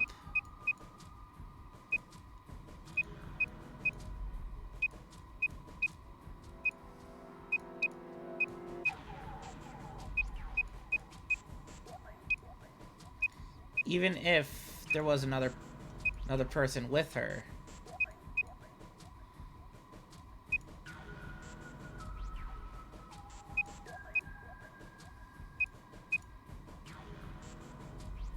Yeah, you need another number 2 if it were Lotus.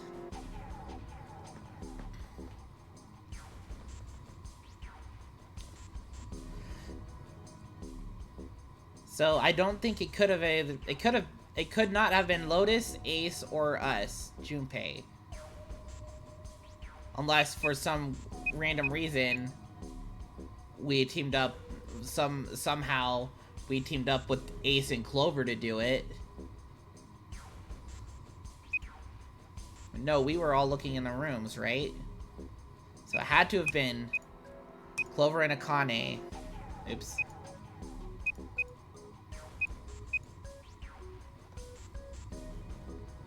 And Junpei would need another 5, Ace would need a 9. But again, that's only considering if it was 2 people. Because remember, a max of 5 could open the door. So it could have been like multiple people being murderers rather than just 2. Could have been more than 2 as well. Like 7 just said, at least one of us. I think it's Clover and Akane. That's my guess. Because with that flashback we just saw of all the dead rabbits, Akane was there. I think Akane killed all the rabbits and then faked the crying for Junpei. Faked all the sadness and everything. She killed the rabbits. And when they were on the stakeout, that's why they could have found another murderer. Because she was the murderer all along. So then, how did she get Clover in on it? Well, maybe Clover also had something secretly out for her brother or something. So she went to do the kill.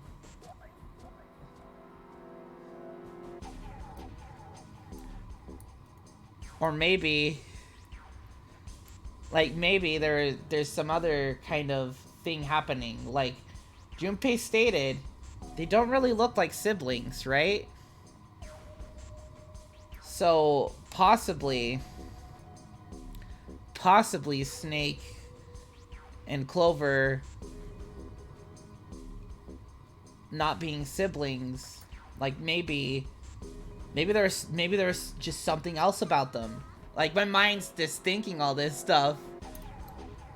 Like I could be so wrong. And it'll be fun if I'm wrong and it shows me something that I would not even fucking expect. Why don't you calm down a bit, Seven? What are you going to gain by being so suspicious? That's what Zero wants, you know? What Zero wants? Exactly. This game was set up by Zero, wasn't it? Any game has a winner and loser. Whoever makes it through door 9 is a winner. and those who don't are the losers. Zero is trying to make us fight against one another for that victory. Then you're saying that Zero is trying to split us up by making us fight each other?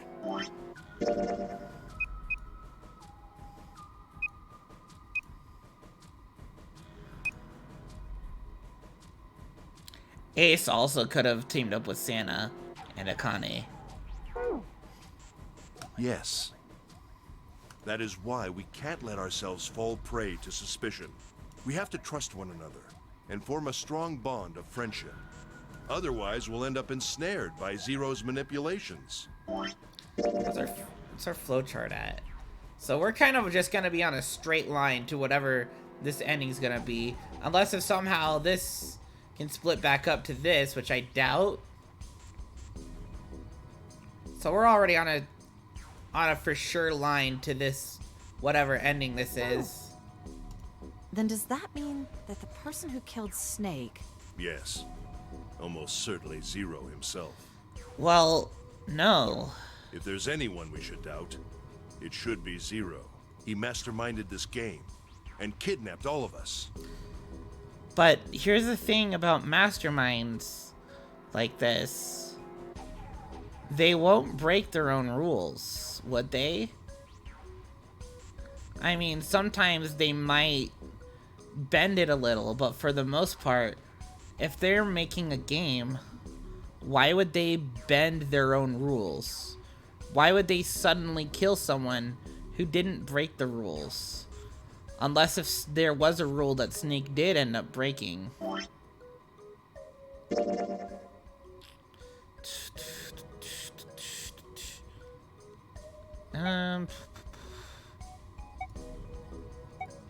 These are escape tips. No, I'm trying to look for the...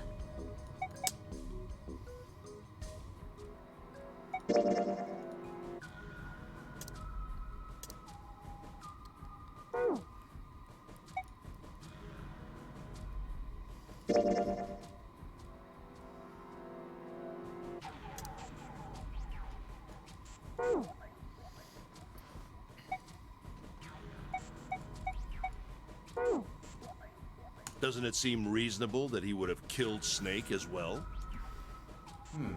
Good question. Junpei hadn't really considered If Zero that. killed Snake, then Zero is on the ship with us. Junpei. Was Zero still on the ship with them?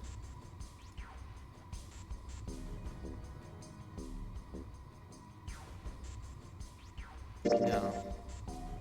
Wasn't sure. Something's still strange. What was that? Well, I'm just wondering about one thing. And what's that? How can you be so sure that Zero's on this ship? Ace's eyebrows Really, shot up. Junpei? I confess I'm a little disappointed. Usually you're rather sharp. Isn't it obvious? Wait, it is? This ship. Huh? Zero said, "this ship," several times when he addressed us.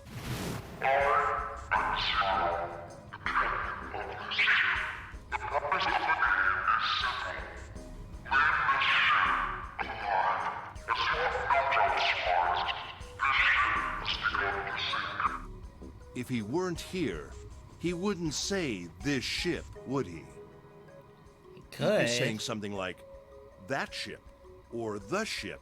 Oh, yeah, I guess that makes sense.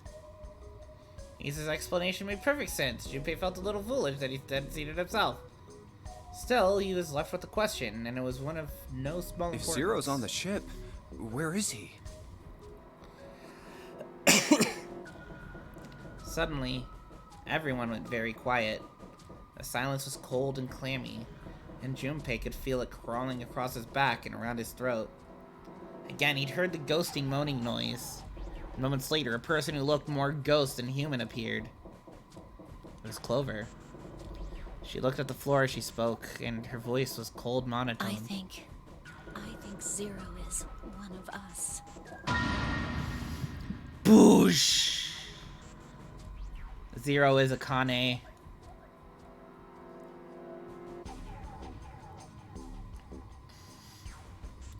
Every human body in the room froze. The only sound was the muffled rustling of breath. Eyes darted from face to face. One of those faces was the face of their jailer. But who? Was he one of them? Well, that's possible. Huh? Like Clover said, Zero might be one of us. What are you saying, Jumpy? Didn't you hear what Ace said? Exactly. I said we shouldn't suspect one another for no reason. No reason. I've got a great reason. And what's that? The bracelets. He held out his left Why are arm. the bombs in our bodies connected to the bracelets? You're all thinking Zero's hiding somewhere watching us, right? If he's doing that, then he could just detonate the bombs by remote control if someone did something they weren't supposed to. It would be a lot more precise and a lot easier. But if that's the case, then why is the bomb set off by the detonator in the bracelet? You got a point. I'm not done. Try applying the same ideas to the Nonary game. All of the puzzles here run all by themselves. In other words, Zero doesn't have to be controlling them for the game to move forward. Why's that? Why would Zero bother to do something like that? Junpei let the question hang in the air and looked at the others. It was Santa who answered. So let's say you and Clover are right. Zero's one of us. If that's the case, then it'd be really hard for him to keep track of all of us or control anything remotely. That's why all the puzzles run by themselves. That's what you're getting at, right? Yeah. Junpei nodded. 7, when we were talking earlier, you said any one of us could be Snake's killer, right? Yeah, something like that. Alright then. I've got a question for you, Ace. You said something like Zero must be the one who killed Snake, right? Yes, something like that. I can't think of any other explanation. So what do we get if we combine those? They fit together pretty well, I think. Something like this. Whoever killed Snake is Zero. Hence, Zero is one of us. 7 and Ace's theories aren't mutually exclusive. They actually complement each other pretty well. At least they do if Zero is one of us. No one spoke. Their faces were grim, but Junpei wasn't sure if they believed him or not. Finally, Lotus spoke up. What were his motives? His motives? Yes, isn't that pretty important? Why would Zero want to hide as one of us? Oh, well, that's because, Junpei choked. He hadn't thought of that, and he had to be honest with himself. He had no idea. I don't know. Lotus Oh, sighed. so much for making a persuasive argument, Junpei. In other words, you only had circumstantial evidence. I don't really think that's enough to go on, you know? Junpei was painfully aware of their eyes on him and their disapproval. Tried to find something else, anything else to look at. And in that horrible silence. Oh shit. 3 o'clock. It's 3 in the morning. That means we have 3 hours left. Then we need to move now. 7, Clover, Junpei. I know how you feel, but you do understand that right now it's important we trust one another, don't you? You're right, but...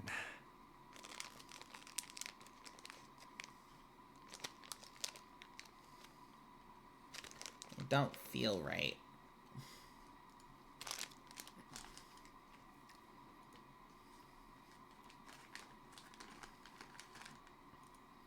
Junpei couldn't bring himself to respond. He swallowed the words he wanted to say and sighed. Clover, 7 and Clover remained similarly silent. Their eyes were looking at something somewhere else very far away. We must go. We have very little time left. Ace's words put their feet to moving. Y'all knew where they were Our going. next destination is Mercury. Here we go. They stood in front of the elevators next to the stairs that led to the casino and the kitchen. In the 2 elevators was a card reader with the Mercury symbol engraved on it. Junpei stood in front of it with the Mercury Oh, key card. that's the...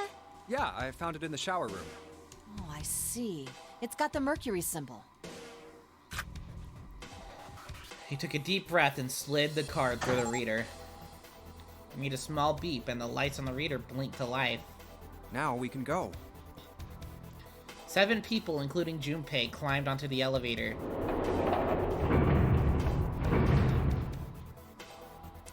Looks like there's only 2 floor buttons working. C and bottom. The rest were destroyed or did nothing when pushed. Time to head down then. Junpei hit the bottom button. Door closed. Slowly, they began to move downward. Sometime later, all 7 of them stopped off the elevator and onto the bottom deck. Stepped off and saw that the hallway to the right ended somewhere between 20 and 25 feet from them. Hallway in front of them was a dead end, but not a regular dead end. This is a numbered door. Yeah, it's door 2. Immediately, we began to discuss who would go through it. So who should go through the door this time? We don't need to be discussing who we're leaving behind this time, right? Right. It's set up so we'll be able to meet up again once we get through the numbered doors. Then there's no need for arguments at this point. We should figure out who's going in first. Very well. Would anyone like to volunteer? I'll do it. First to speak up was I'll 7. go too. Then I suppose I need to go too then. Junpei followed suit, which meant Lotus was, by default, the 3rd member. 5 plus 7 plus 8 equals 20. 2 plus 0 equals 2. All right, we're taking off. Okay, please be careful. Jesus. You 2 are acting like you're married, you know that? Oh, June blushed. So did Junpei. Don't be silly. Cut it out. Perhaps in an attempt to hide his emotions, he quickly turned away to pull the lever on the red. And through the 2 they go. The door opened. As they'd come to expect, there appeared to be a short hallway on the other All right, side. let's go. Lotus was the first through the door. Yeah. Let's do this. 7 is next, and Junpei brought up the rear. Where the hell is it this time? I don't see it. Oh, there it is. It's right there. Fortunately, it took them only moments to find the dead. It had been placed just inside the room, right next to the numbered door. Gathered around it and quickly scanned each of their bracelets.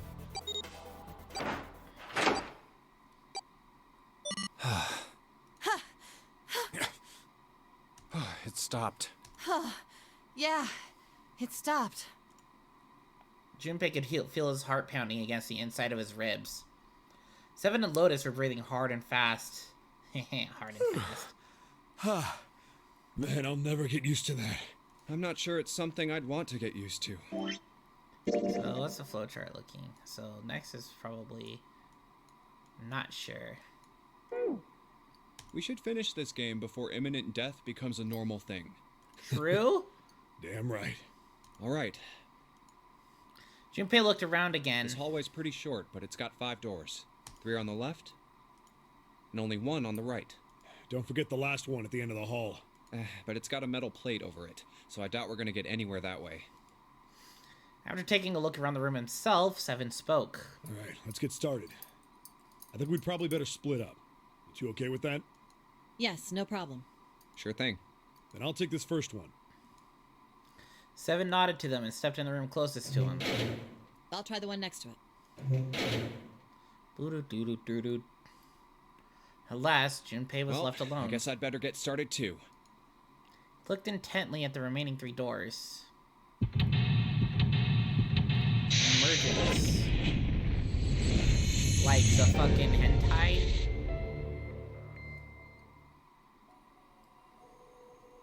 Confinement room, front hallway. Alright. The hell's this supposed to be? Like a drawing of a whirlpool or something? Well, if I had to guess, I'd say it's trying to look like water. A little tile in the drain. Doesn't look like we're gonna be able to pull it out of here. Why don't we use our heads on this one? Alright, let's figure this thing out. Oh, looks like the water doesn't work. No matter how much 7 turns that thing, the water's not coming out. Has the water been shut off from somewhere else? Probably.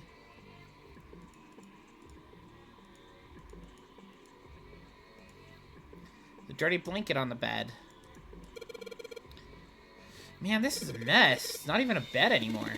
I'd say I'd want to sleep there.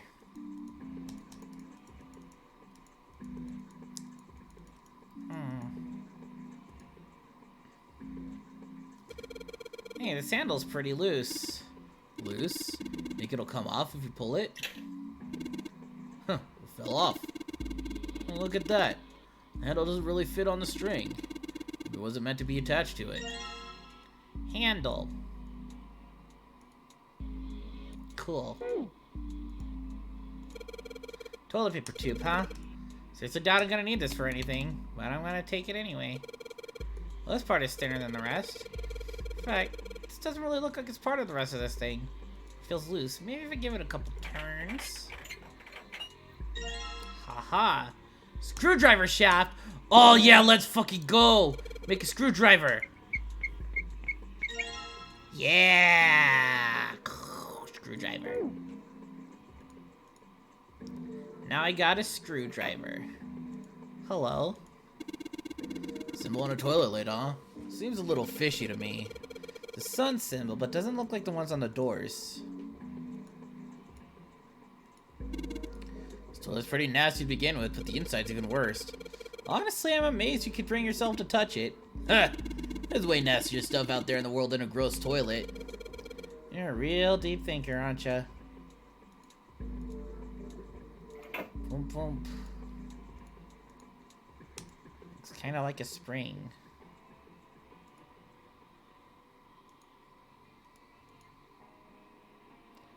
Huh.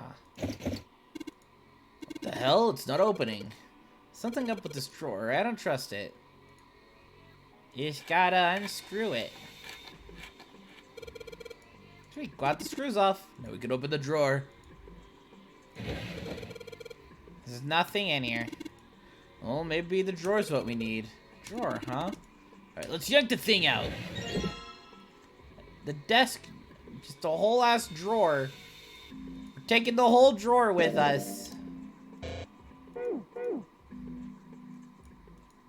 I already took the drawer out of this desk. We sure did.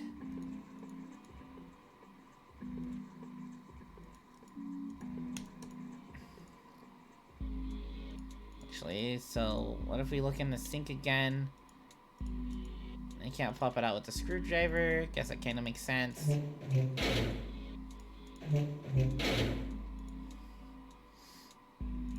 Now it's a river. A drawing of a blue scarf? No, maybe not.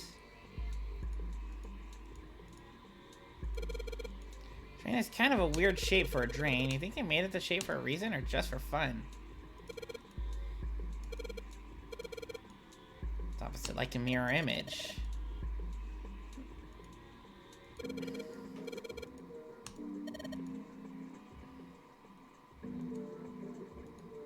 Find a knob or something that can work as one. Like this. Pulling the string must be the toilet that flushes.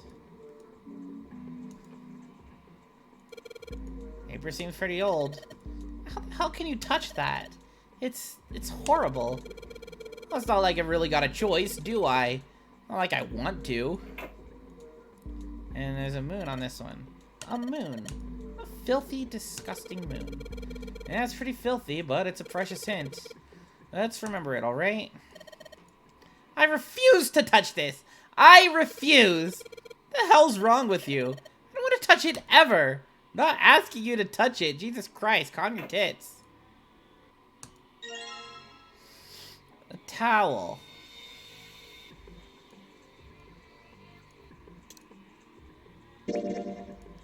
Combine the towel with the drawer.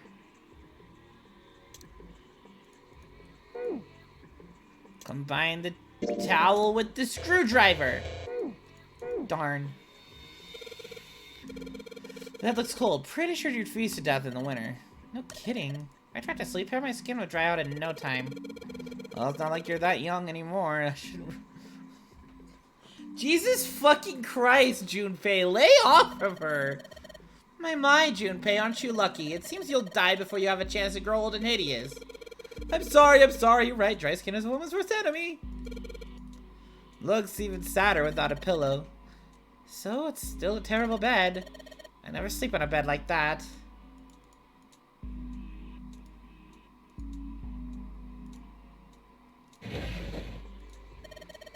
Nothing in the drawer. Yeah, something's not right though. The handle of that drawer doesn't really fit, you know? It just looks messy. Why don't you take it out? Center room drawer.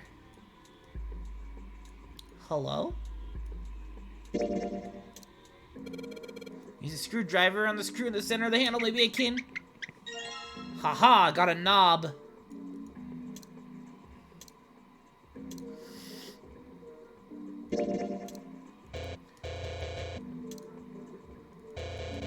I cannot combine the drawers to make a double drawer.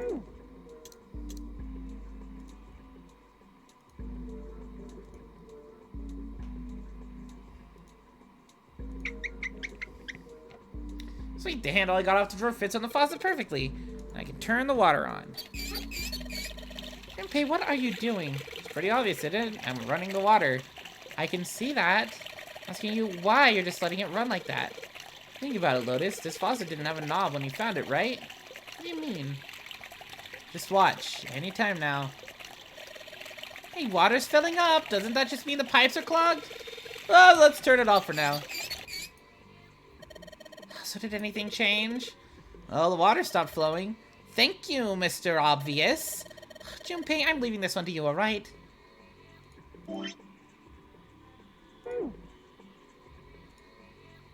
Sink is totally filled with water. Aw, yeah.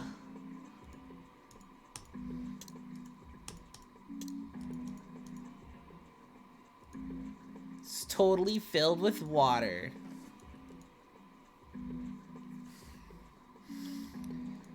Okay.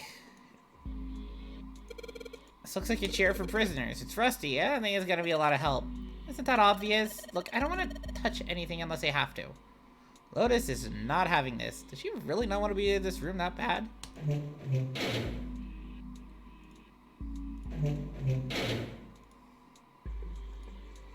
Air seems really high. If I get so high, it's kind of hard to see your reflection. But no light shining on it.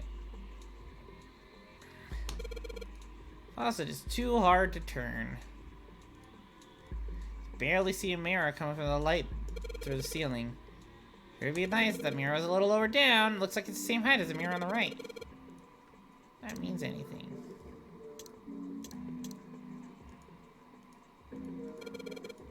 Yeah, we could probably use this mirror to reflect the light. Gotta figure out where to reflect the light.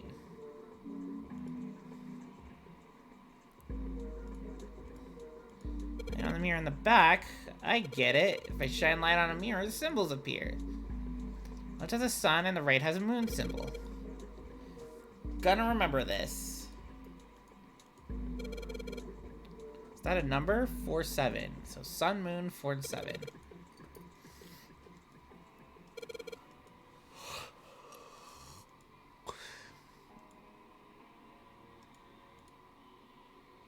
And what shows we use the pipe?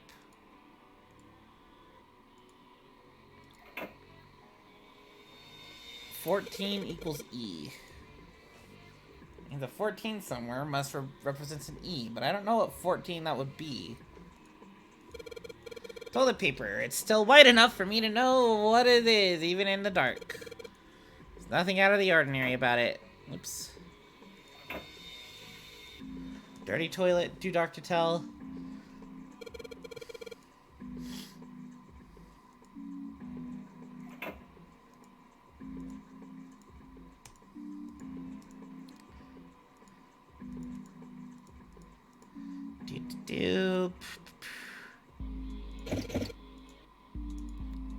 Oh, that one's just stuck.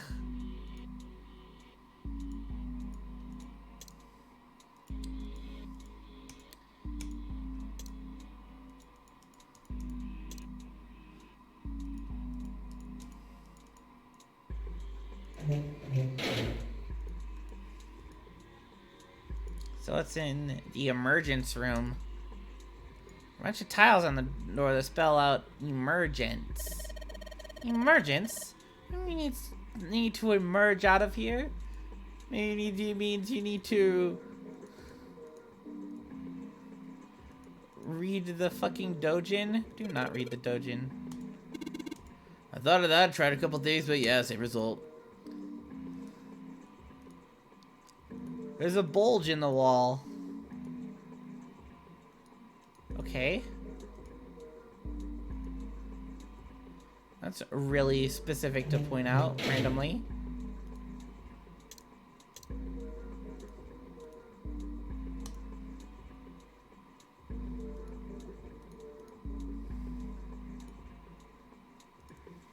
Oh hey, the tile came out.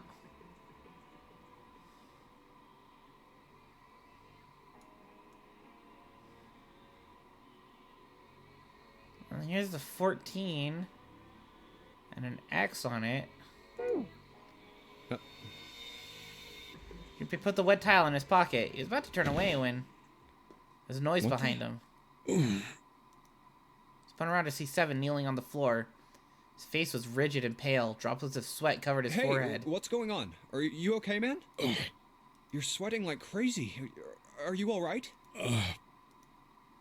He was concerned. He'd never seen Seven like this before. Slowly, the other man lifted himself on his feet, on shaky legs. Yeah, I'm fine. Just got a little dizzy, that's all. His face was pale and his breathing was heavy. So it was pouring off his face and staining his shirt. That's definitely more than just a little dizzy. Are you sure? You don't look so good. Seven didn't answer. Half of his face was twisted, as if distorted by extreme pain, and his eyes were glazed. Finally, he spoke. What am I doing here? Huh? Words made no sense. What are you talking about? We opened the number 2 door and walked in here. Don't tell me you forgot. No, that's not what I mean. Shook his head several times as if trying to clear something from it. It ain't much, but I think some of my memories came back. I think I've been here before. Oh shit. Huh? I said I've been in this room before. You were here? When? Why? Aoi. Light. Nona. Aoi. Light. Nona. Must be people. Seven's hoarse voice trailed off. Junpei couldn't make out what he said. What the hell was that? Seven's brow furrowed furiously, and he ground his teeth back and forth. It's right there. He's been in a nonary game before. I feel like I'm this close to remembering everything, but I just can't. Seven stopped, frustrated. He pulled his hat off and ran a hand through his hair. Suddenly, he looked up, his eyes wide. Right, an experiment. There was some kind of experiment going on this ship. An experiment? What sort of experiment? They were trying to control people, or something like that. What the hell are you talking about? Junpei didn't know what to make of Seven's story. Instead, he simply stared as Seven continued. Aoi, Light, and Nona. Those were their names. Well, some of them. The kids that were in the experiment, I mean.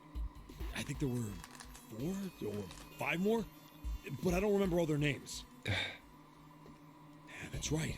That's why I'm here. Seven began to mumble to himself and wander aimlessly about the room. He looked confused. So far as Junpei could tell, man was simply rambling, and there were odd twitches to his movements. Experiment. Cradle Pharmaceuticals. Those kidnapped kids. Was I working that case? Seven continued to mumble to himself about things that meant nothing to Junpei. Junpei didn't have any answers for him, of course. He couldn't understand what was happening to Seven. All he could do was wait. After a few minutes, Seven finally stopped. This bed. He crouched down and looked under the bed. His face registered mild surprise. He began to mumble to himself again. The home's gone? No, maybe it was a different room. There's gotta be a ton of rooms on this boat that look just like this one. At last, Junpei could contain himself Hey, no longer. What exactly do you remember? Maybe you could stop talking like a crazy person and tell me what's going on here. Seven stood up slowly. Well, it's not like I really remember everything. I've only got bits and pieces, and they're scattered and don't make much sense. I don't care. Tell me the bits and pieces then. Junpei could feel it. Whatever Seven had remembered, it was very important. It was important. Very important. Seven drew a large, muscled hand down across his face. As he wiped the sweat from his brow, he spoke. From what I can remember, I think I was a cop. A cop? Yeah. I was looking for that group of kids that got kidnapped 9 years ago. You remember that, right? It was all over the news. Yeah, I was still in school. I don't remember all the details, but I do remember some of it. I think it was a bunch of kids right around my age. They all just disappeared. Nobody knew why. 16 boys and girls? Oh my god, they ended up in a Danganronpa. It was all over TV and the newspapers every day. So you're saying you were investigating it? Yeah, that's what it looks like. And I guess I found something. There was this medical company called Cradle Pharmaceuticals that had something to do with those kids. After I figured that out, I managed to get some information out of somebody who worked for them. I think it was... Tonight, a ship is set to take the children to a large passenger liner docked offshore. Yeah, that had to been it. That's why I went to the wharf. In the shadows, I searched the harbor until I found the ship he was talking about. There was a bunch of movement near it. Men in black suits, many of them carrying large bags. Bags.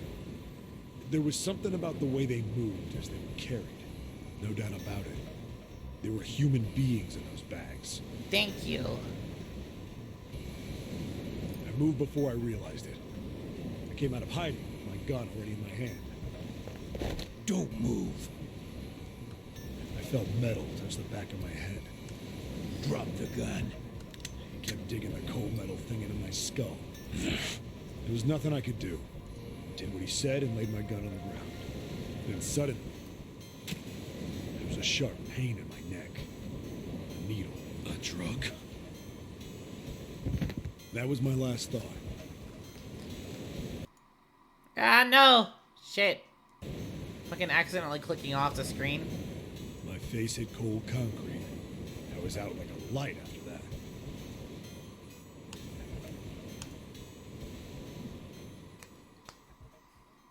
I woke up on a hard floor. Damn it.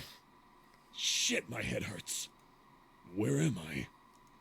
A small, shabby bed, a dirty sink, a toilet with no privacy. I'd seen it countless times as a cop. I'm in a cell, huh? Facing the toilet was a door set into the wall. I was still pretty woozy, but I made my way over to it. I pushed and pulled on it, but... it won't open. Damn. Not like I expected much else. Would be dumb enough to put me in a cell and leave it unlocked. Threw myself against the door a few times, but it wouldn't budge. I knew it. I gave up and made my way back to the bed, and sat down. I sat there for a very, very long time. Who knows how long. Then, I heard a faint voice. The voice was far away. I couldn't understand what it was saying, but I could hear one. It was pretty high, probably a little kid. Huh? No, it was several. I hear 5 or 6, maybe more. Where? Where are they coming from? I pressed my ear to the wall and tried to listen through it. No, that's not it. Left. It's coming from under the bed? I hauled on the metal frame and flipped the thing over. And there it was. The bed had hidden an air vent under it. The hole in the wall was covered by a metal grate. I dropped flat on the floor and peered through the grate. I couldn't see shit, but I knew it in my gut. This was where those voices were coming from. Hold on. Why are there kids here? And then what my inside man told me popped into my head. Tonight, a ship is set to take the children to a large passenger liner docked offshore. Whoa, whoa, whoa. Am I on that ship? It didn't matter. All I knew was I had to get to those kids. I checked out the metal grate. Could I fit? I stuck Probably my not. fingers in and grabbed it. And then...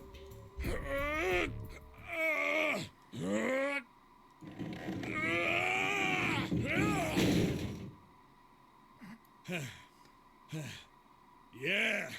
How do you like that, you son of a bitch?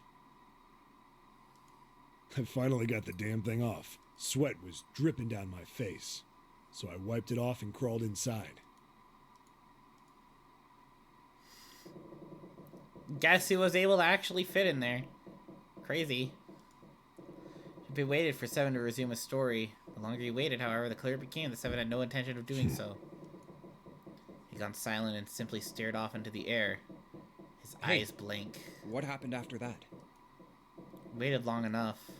Seven shook his head. I don't remember what happens after that. I think I found some kind of door out of the duct. And I think I found some kids, too. Not good. Why can't I remember what happened next? Ah, man, what happened to the kids, Seven? Did you save them? I don't know. I don't know if it was me. I've got this feeling. I think one of the kids died. A girl, I think. Huh? Deep in his heart, Junpei felt something very cold. Seven's head dropped, and Junpei saw it on a look in the sadness, the likes of which he'd never seen on the man before. Large man's eyes blinked rapidly, as if he were fighting back tears, and he swallowed hard. His sigh was like the melancholy setting of an old abandoned building. He shook his head and spoke. Anyway, just please don't ask me anymore, okay? I really don't remember anything else. After that, Junpei could hardly try to force any answers out of the other man. It's fine. Don't push yourself. Going by what he said, Junpei left Seven to pull himself together and, instead, began thinking everything over. the children who had been kidnapped 9 years before, apparently a company called Cradle Pharmaceuticals had been behind it all. They'd taken the children to the same ship we're on now. They'd been brought here for an experiment. Seven said it had something to do with controlling human beings. The 16 children who had been kidnapped were the subjects. Seven had said 3 of their names were Aoi, Light, and Nona. I think that's all I got. Oh, and Seven is, or was at some point, a cop. I can't really use any of this information anyway. I didn't learn anything about the Nonary game or Zero. Why were we brought to the same ship where they'd done those experiments 9 years ago? And just what the heck is this about controlling human beings? That's nuts. Did they really conduct an experiment like that? So why would... Maybe Nona is Zero. Why would it be a Nonary game?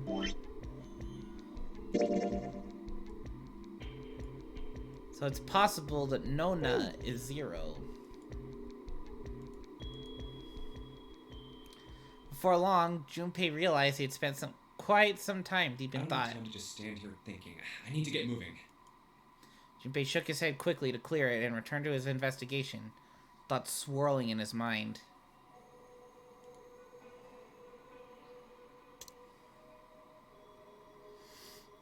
So, 14... E.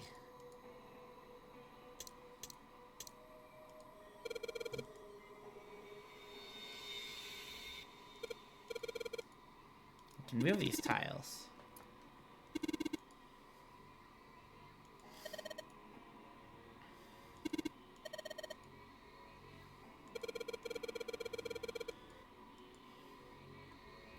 I have to find more tiles. I'm getting tired of this.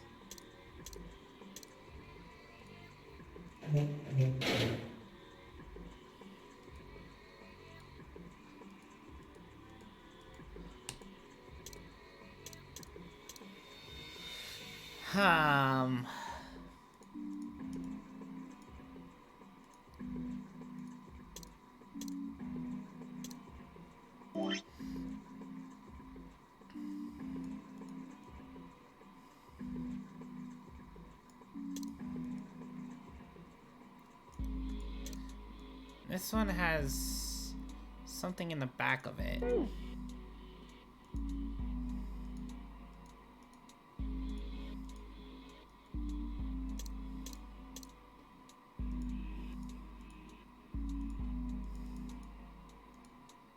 No. 14 equals E.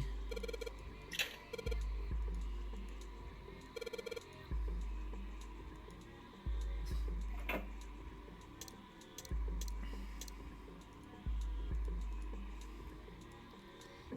4, 7. That's a sun, and right looks like a moon.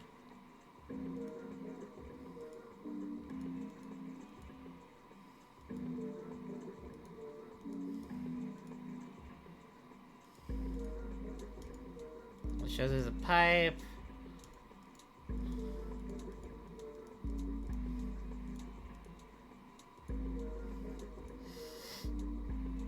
But you know what? In the terms of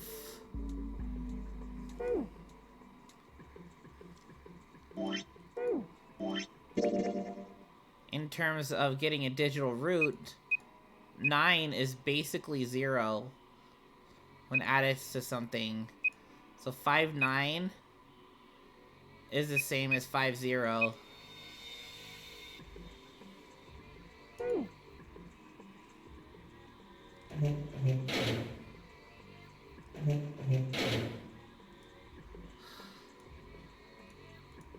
Sink is totally filled with water. Sink is totally filled with water. Sink is totally filled with water. Sink is totally filled with water. Whatever, end of spring, is it?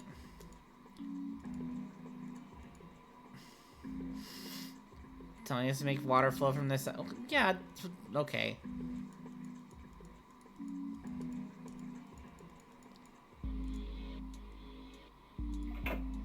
And moon.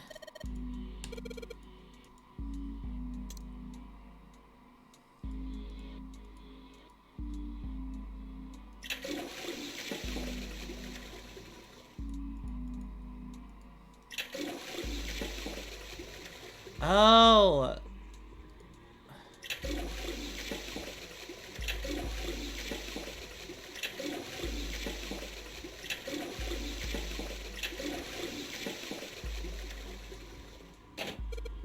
Huh?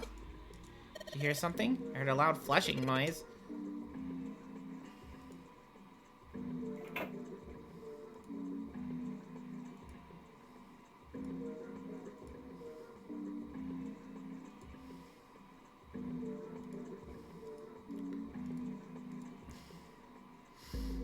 Something unlocked. Maybe. Nope, this is the one I was just in.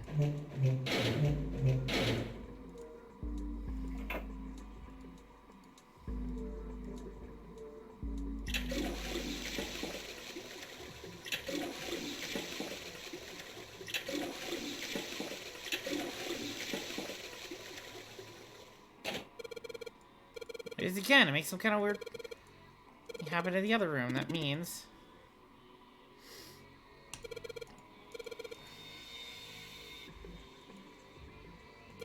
that leaves the dark room, which means probably that drawer unlocked. Maybe. Haha! 2 tiles.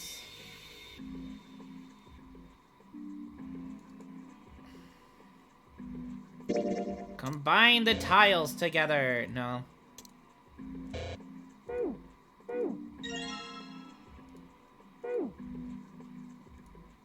Do these tiles that mean 14, basically.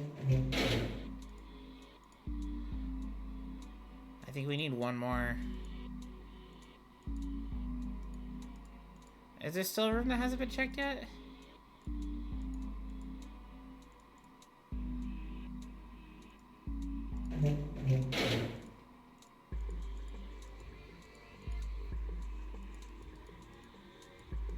Well, it won't flush.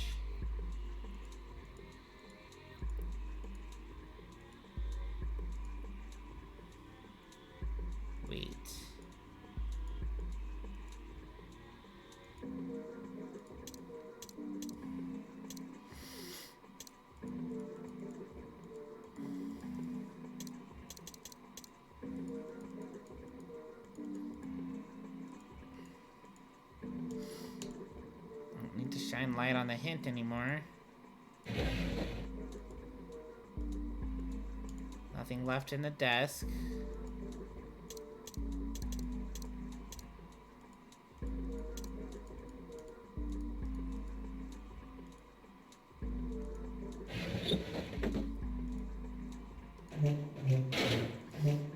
So the one drawer here.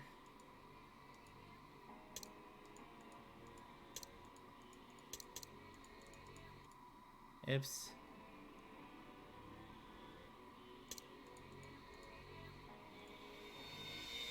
I already tried to combine them.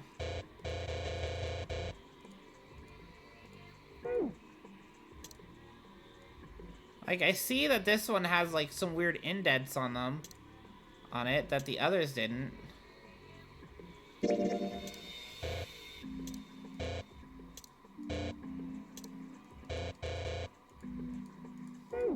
But I'm not sure where that goes.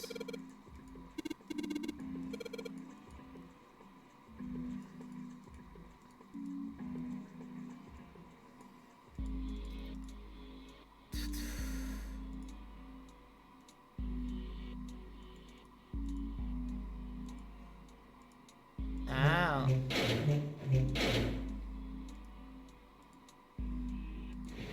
There's no indication about that.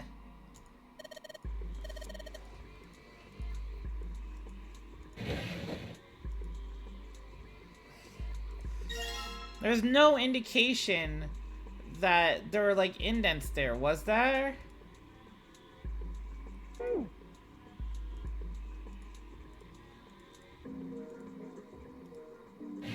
I did not see anything in there. Only mystery left is that door. Alright, let's crack the mystery then. We got 4 tiles, and there's a bunch of tiles that are same size up on the walls. We replace 4 tiles. What tiles do we replace? We replace the E's. Oops.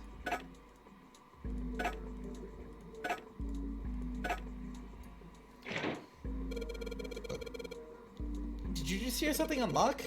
Does that mean we got it right? Yes, looks like we did it. 14 hidden on the tile. If we convert it to hexadecimal, it's an E. Basically, the E's in emergence are the 14s from the tiles. So if we place it, that gives up the answer. I really care why it worked. Let's just get out of here. There was a hint on the darkroom toilet, though.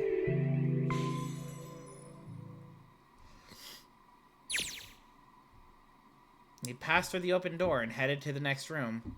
He jogged down the short staircase and looked around. What the hell? Oh, what the hell is this place? Words had sprung unbidden to his lips, but it was clear why. Junpei shivered. Lotus at 7 reached the bottom of the stairs and stopped short, terrified. Ooh, this room is really creepy. I think we ought to get the hell out of here now. Jogged up the stairs on the opposite side of the room and shook the door on the wall next to the catwalk. Didn't open, and he muttered to himself. Figures. It's locked, isn't it? Yep. Don't know why I thought this wouldn't be any different. So, what is this room for, anyway? Junpei looked around the room again. Well, there's a chair in the center of the room. Oh, looks uncomfortable to say the least. I'd rather not sit in it if I can avoid it. The back of it was covered with electrodes connected to a nest of wires. Looks like it's placed over some kind of glass panel. Too dark to look through it, though. Junpei turned to look at the right side of the room. It's a table covered with a piece of cloth. This must be a torture room. This isn't dried blood on the tablecloth, is it? Probably. Top of the table were a number of metal instruments.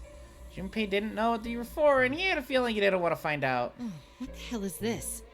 What are these tools for? Torture? That's not something I even want to think about. Obviously torture.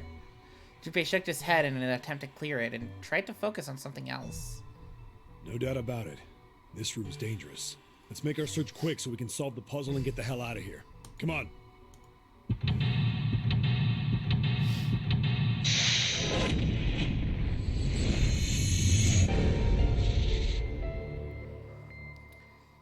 Seek a way out again. The torture room. Oh boy. Balls. Chair. Really creepy chair. The manacles make me think it was used to torture people. Well, you can't open these manacles without a key. Some sort of weird symbol on them. Kind of symbol. If it's red, I think it's the sun symbol.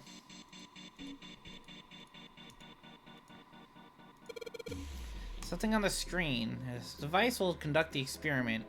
Once the experiment has been completed, the door will unlock. First, adjust the switches to match the blocks of the sample above.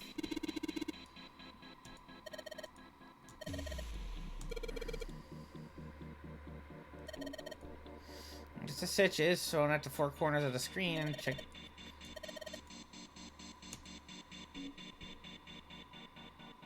Yeah, I want to go back.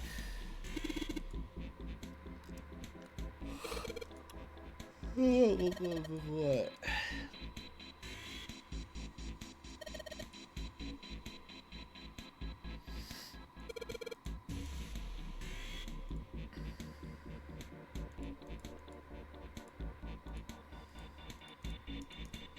So turn on.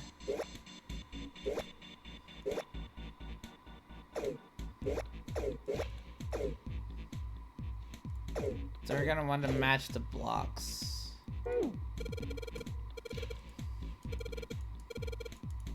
Whatever blocks are.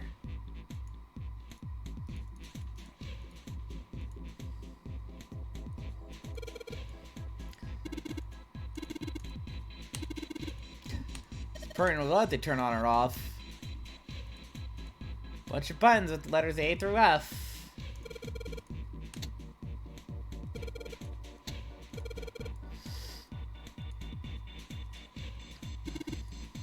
Ton of knobs here. Doesn't seem like I need to do.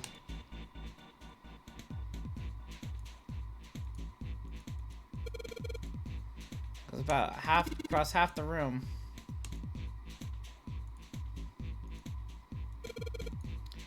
Thought there was a hole here, but I guess it's got a cover over it. Not gonna be able to get that off. It's bolted on there pretty good. There's something around here we could use to get that thing off of here.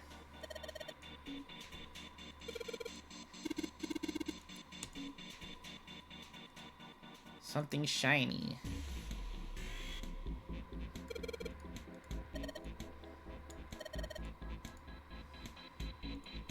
It's almost 5. Oops. I'm probably gonna keep going until I get to the ending here, because got an adze and a hammer, a pair of forceps, and these other things are too old or broken. I have no idea what they are. Doesn't this wrench look way too new to be here with all this other stuff? I noticed till you mentioned it, but it's not rusty at all. Wrench.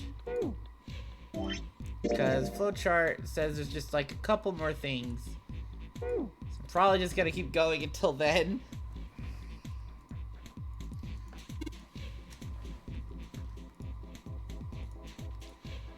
Boop, boop, boop. Should be able to get the bolts off with the wrench.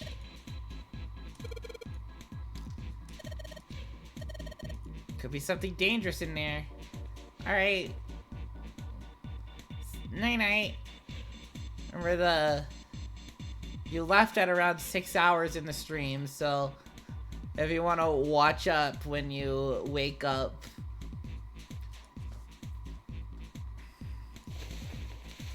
Here we go, arm into the hole. I think I feel something. Small, cold, and hard. Doesn't feel like there's anything else in there. Alright, let's see what this thing is. Sun key.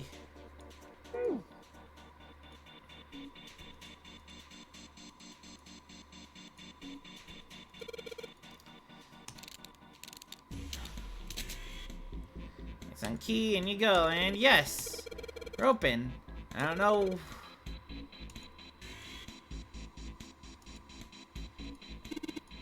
Well, they're open. What are you gonna do now? Let's look around some more.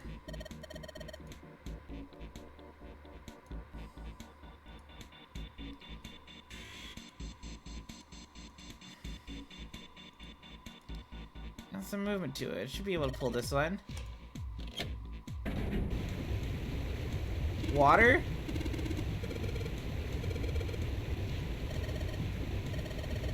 Here's the floor. Oh. See through the glass now. Holy shit. EDBF. Couple letters in the blood written on this shark's belly. It's dead. Looks like the letters are E, D, B, and F.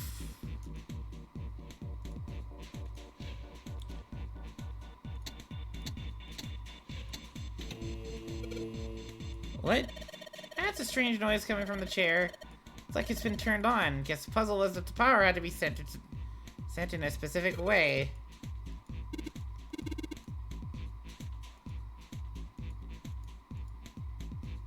Covered in rust. They're all rusted.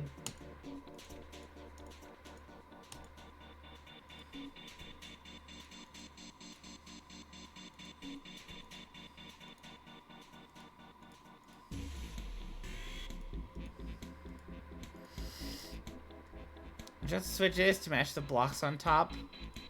Press the check button.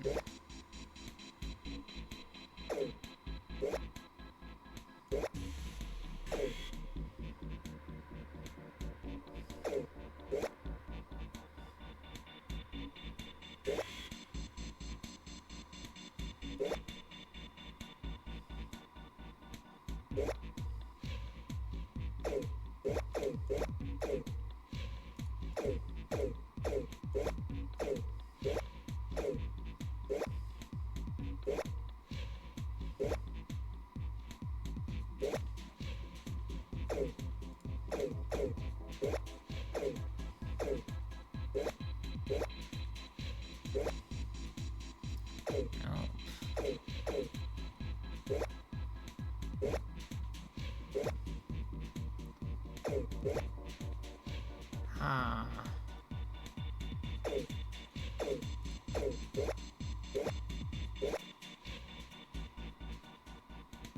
Almost.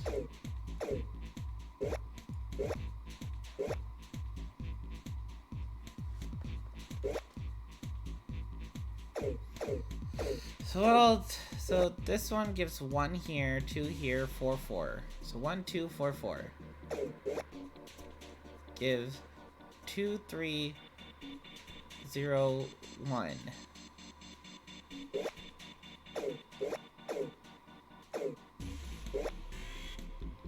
Green 1, 2, 3.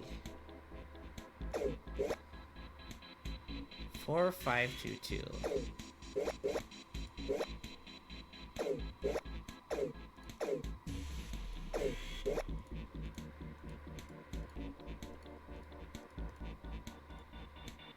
Oh, what?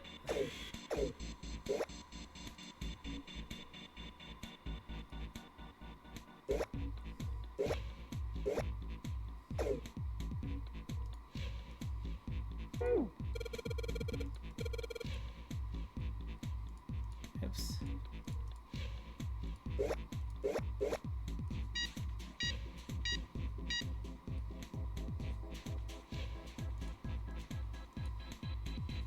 In the experiment, data must be collected from subject. A subject of chair. Oh, I thought we solved the puzzle already. What does it mean by preparation? I don't know. I've got a bad feeling about this. It means one of us has to sit in a chair. Well, someone's never gonna fit at that thing. It's either you or me, Junpei. Collecting data. I wonder if it's gonna run electricity through the subject. You have an ad on the screen. Maybe it's gonna zap the brain with a little electricity.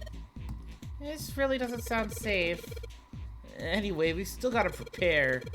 Talk about this after we figure out what it means by preparation, alright? Well, if it wants us to prepare, maybe we ought to ask it what we'll need to do. Please see subject and device. Well, like we thought, it's not going to work unless someone sits in it. How ironic that this would be the situation in which this slim, beautiful body is useful. Are you sure, Lotus? Lotus, are you sure? I can sit in it and you can solve. Junpei's right. If we screw it up. Is Evan gonna bring himself to finish the thought? His eyes fell to the floor. Junpei followed them. Beneath them was the dead shark, floating underneath the glass. Has to be killed by an electric shock. Fine. Even if I fall in, the shark is already dead.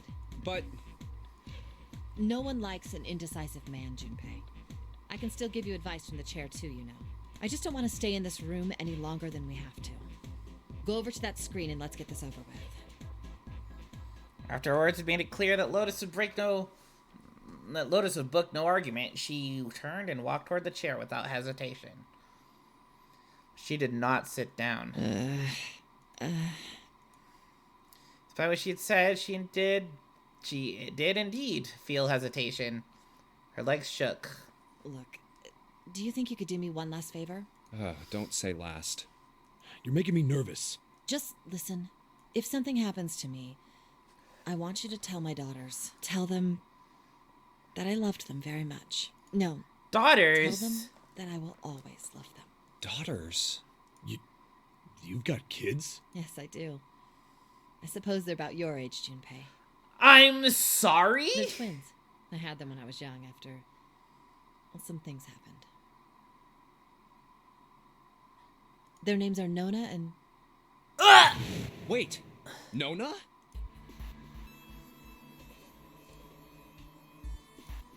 Aoi, Light, and Nona. Those were their names. Well, some of them. The kids that were in the experiment. But what the hell? What's wrong with you? Lotus took a step back from Junpei. Oh. Seven looked just as shocked as Junpei. He blinked his eyes rapidly, as if he weren't sure if he was completely awake. It couldn't. Lotus, is your last name Kashiwabara? Lotus's eyes went wide. How do you know that? Are you serious? What the hell is this? There's no way you're that kid's mom. That kid? Wait, what do you mean that kid? Why are you acting like you've met her? Seven's brow furrowed. I have. What? Yeah, I met one of your kids. When? 9 years ago. Where? On this ship. Why were you... It's not a short story. Look, I don't care how long it is. Tell me, please, what happened here? Fine, I'll tell you. Seven glanced at Junpei and turned back to Lotus and began to speak. The same story Junpei had heard only minutes before. Every single detail. But... And then, that was when. From there... So let's look at the flowchart. Okay, so there was like a little novel there. It looked like... just as if, finally... That's all I remember from 9 years ago. Last, Seven finished. Lotus shook her Oh head. my God. Everything I've been looking for. For the last 9 years. The person who had all the answers was right here. Looking for? Yes, that's right. 9 years ago, my daughters disappeared. Then 9 days later, they came back. They never told me what happened to them over those 9 days. Man, they really like the number 9. I took them to the doctor, but I was told they hadn't been hurt in any way. Still, I was sure that they had been through something terrible. So I couldn't bring myself to force them to talk about it. If I did, then I'd force them to relive whatever horrors they'd been through. I didn't have any choice. I had to try and ignore it and move on. A few months passed. Gradually, they started to act like they always had, before they disappeared. They smiled and made jokes and did all the silly things kids do. It got harder and harder for me to ask them about what happened. How could I ask them to remember that? Eventually, I knew there was no way I could do it. But I'm still a mother. I couldn't simply forget that something terrible had happened to my children. So I decided I would investigate what happened on my own. I would find out what happened during those 9 missing days. What did you find out? Nothing. The police pretended to be concerned, but they didn't do anything. Once the 16 children who'd gone missing came back, things were just... Even the media didn't talk about what had happened. I figured someone was probably paying or threatening them to keep their mouths shut. Cradle Pharmaceuticals. No, probably something even bigger than that. Cradle Pharmaceuticals. Have you heard of them before? No. It's the first time I've ever heard that name. 7. How did you find out that Cradle Pharmaceuticals was connected to the kidnappings in the first place? I figured finding out whatever the victims had in common would lead me to the culprit. That's what any good cop does. What did they have in common? Every single one of the kids who disappeared had gone to this one hospital at some point. The hospital was one of a bunch that were under the control of Cradle Pharmaceuticals. After that, it was just about connecting the dots. The hospital. The hospital. The hospital. For a while, I was trying to get some kind of information out of the kids at the hospital. One of them told a weird story. What was it? Have you heard about the Gansfeld experiment? Gansfeld? I guess all these kids had to go through it while they were at the hospital. I think it was passed off as some sort of counseling. What did you call it again? Oh, the Gansfeld experiment. This is how it's set up. First, subjects Q and A are put into separate rooms, far away from one another. Then a series of video images are shown to subject Q, who is told to send the images to subject A by thinking about them. Subject A, on the other hand, is put in a large reclining chair and given a blindfold. With their senses cut off, A is asked to guess what images Q is looking at. Oh, yes, I've heard of that. It's a famous telepathy experiment, isn't it? Telepathy. Telepathy? That's how the experiment on this ship was supposed to work. The experiment to control people, right? Yeah. I don't know if any of the telepathy stuff really exists, but maybe someone from Cradle Pharmaceuticals bought into it. Lotus grunted. Seven had been thinking hard for the last several minutes and finally spoke. Even if that is the case, I still don't get how that has anything to do with any of this. The notary game, Zero, why we were kidnapped. What does any of that have to do with telepathy? I know I brought all this up, but I have no idea. Maybe none of this stuff is connected after all. Then at that moment of silence, cold voice echoed down from the ceiling. No subject has been detected. Unless a subject is detected within 60 seconds, all power will be shut down. System recovery is estimated to take 1 hour. If you wish to proceed with the experiment, please seat subject in the restraining device. Whoa, that doesn't sound good. Yeah. Okay, I'm going. Oh, no, that's not what we... Just hurry up and get it over with. Junpei, I'm counting on you. Right. Okay. Lotus sat down on the chair. Junpei looked at her one last time, then made his way to the monitor. Lotus, please, tell me right away if you feel anything weird. You worry too much. Now get on with it and be a man, or June's gonna leave you. So Lotus was putting on the best act she could manage. Her legs were shaking so much that if she hadn't been sitting, she likely would have fallen down. Failure was not acceptable. Let's do this. Junpei took one last deep breath and stared at the monitor.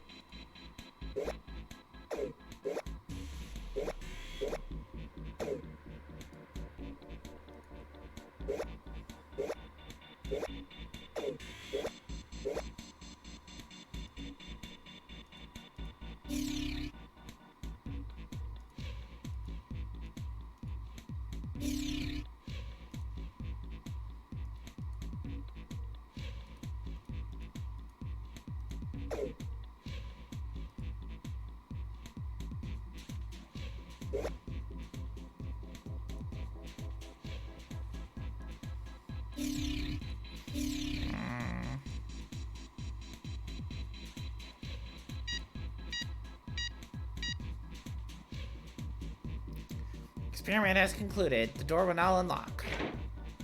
Hear the door unlocking. Now we've got a new message. Release subject from restraining device. Lotus, are you alright? Yes, I am. I'm glad nothing bad happened, but I do think my life just got a little shorter. Hang on, I'll get you out right away. Shouldn't take long for 7Me to get her out of here. Let's get out of here now. Being a guinea pig is not for me. Damn straight. I don't ever want to see this thing again.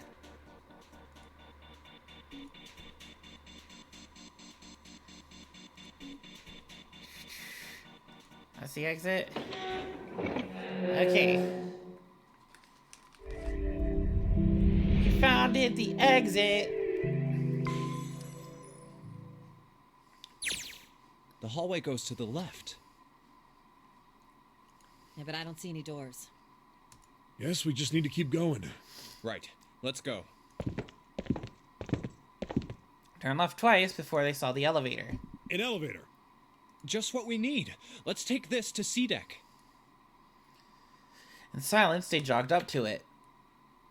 Junpei pushed the C button. Elevator moved round away, and before long, they found themselves once again on C deck. Door opened, and they stepped off. Expected to find 4 other people waiting for them. There were none. No one's here. Where did they go? I have no idea. Lotus shrugged. Something in the pit of Junpei's stomach stirred. Tried to forget the feeling and took off down the long hallway before him. We should follow him. Seven and Lotus followed at a run. They ran and ran and ran. Hallway seemed endless. I know where we need to go. The door behind the central staircase. There was a sun symbol on the keyhole of that door, and I happen to have the sun key in my pocket right now. This should open that door. That was why they ran for the central staircase. They had run for quite some time when they arrived at the door that ended the hallway. Junpei stopped. All right, time to open this. Laid his hand on the doorknob, his breathing heavy. Seven laid a hand on his arm. Hold on a sec there. Huh? We don't have the key for this one yet. The Jupiter symbol engraved over the keyhole. That's... Oh, it's the Jupiter symbol. Someone was right. They had no Jupiter key. We key. can't open this door. Unfortunately, no, we can't. Jeez, the sun door's gotta be just on the other side of this, you know? We can't just stop... Frustrated, he twisted the doorknob. The door opened. It opened. What? Yeah, the others must have found the Jupiter key. Well, what are we waiting for? As he spoke, he shoved the door the rest of the way open. Rushed through. And stopped cold. What? The terrible scene before them made their blood run cold. Holy shit. 3 people lay dead on the floor, covered in blood. Why? Junpei felt a cold sweat trickle down his spine. Akane was the killer. It really was Akane. He couldn't breathe. His legs shook. His body felt cold. Deathly cold. But his blood was boiling hot. He could feel his mind begin to fade. He couldn't think. He couldn't concentrate. His mind was blank. What the hell? What the hell happened? Seven's voice was weak and broken. He edged towards the bodies, his movement stiff. Clover. He bent down over Clover and pressed his fingers into her wrist. Nothing. She's dead. Suddenly, Lotus moved. Before he understood what was happening, her hand was in Junpei's vest pocket. Hey, what are you doing? He leapt back. Lotus looked up at him, terrified. Give me the sun key. Why? Why do you think? We have to get out of here before the murderer comes back. The murderer? The murderer. The murderer. Once again, Junpei looked at the dead bodies. Santa, Clover, and Ace. 3 people, 3 dead bodies. That means that the person who had killed them was... Akane. No. No, it can't be true. Give it to me! Before Junpei could react, Lotus dove back into his pocket and came out with the key. Without waiting for Seven or Junpei, she ran straight for the central staircase. They followed. Junpei shut his eyes and swallowed his emotions. Morning would have to wait. Soon they stood in front of the door. But now...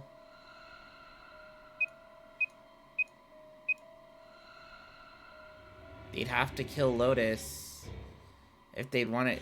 Like, they can't get out of there. Oops. Because they're 2. They need to have 3. In order for them to escape, Akane would need to kill Lotus.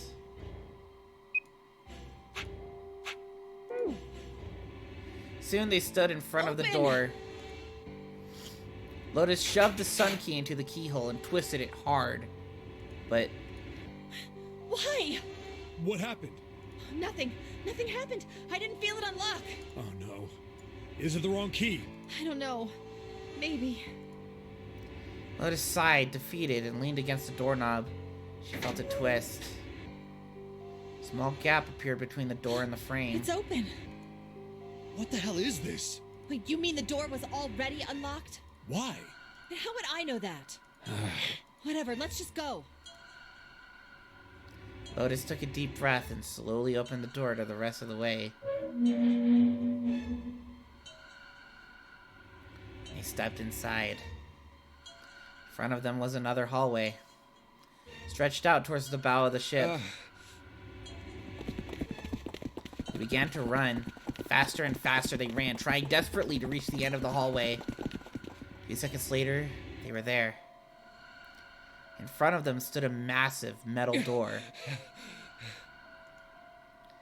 They were all breathing heavily as Junpei spoke. What the hell is this door? I can't see anything that looks like a doorknob or switch or lever or card reader or anything. How the fuck are we supposed to open this? We don't have a choice. We're gonna have to go back. No, I'm not going back there. There is a murderer back there. There was more stark terror in Lotus's voice and authority. She was almost But begging. I don't see any other doors. As he spoke, Seven stepped toward the door in front of them, as if to illustrate that it was the only door. And it opened. No way. It opened by itself. It's an automatic door? Look, guys, I've got a really bad feeling about all this. The other doors were already unlocked, and this one's automatic. We haven't seen anything like this before. Bad feeling.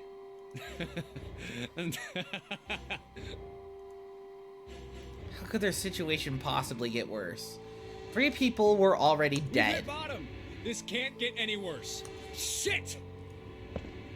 Hey, Junpei! He stepped through the door. I can't take this anymore. No one can. And whatever hope Junpei had managed to summon disappeared. No. It's a lie. It's gotta be. This can't be real. No. It's impossible. If it's a dream, just wake up already. Someone please tell me it's all just a joke. I'm imagining things. Yep, that's it. This is all obviously a lie. It's a big, elaborate trick. An illusion or something, or a dream. It's made up. It wasn't real, right? June. No. The Codemaid's in it nothing now.